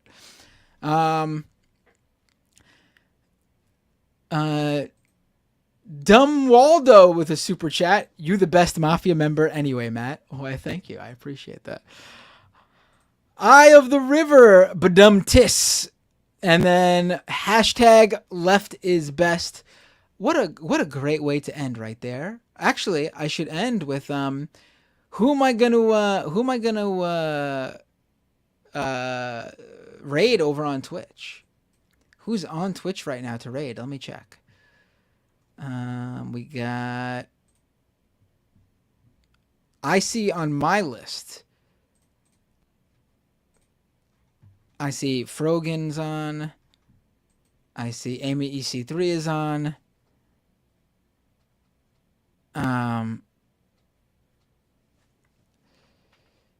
Shark's not on. And of course, the mods. How do I not thank the mods? I'm sorry. I'm trying to think about who to raid before we lose people on Twitch, so I didn't even realize I failed to thank the mods. Thank you so much to all the mods. Really appreciate it. Regardless of what channel you're on, although I'm going to thank my mods a little extra, being that I'm the last one here. Because, I appreciate you all a little bit more because I stay up extra late for all of you. But really, thank you all. I guess some people just joined right now. And they're like, oh, you're leaving? I mean, I'm drunk with power, but I mean, I don't know what else to do. We're now, how many hours in here? We're over 4 hours now, and I don't know what else to say. But who should I raid? Tell me who to raid.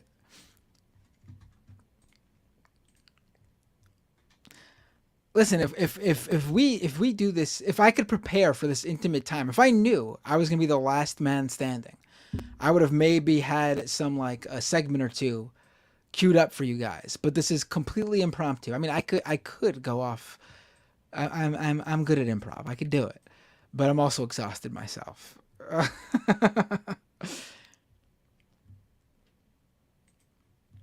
Who should I raid? Let's see. Yeah, I'll do Amy EC3. Let's do that.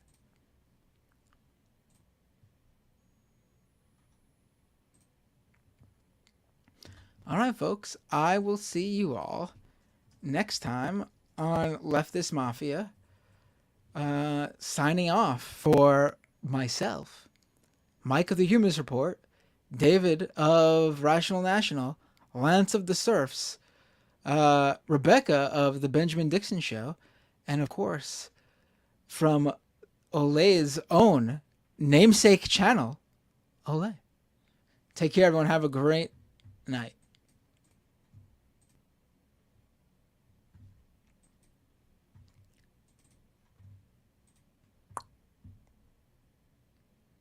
Ice cream, yum, yum.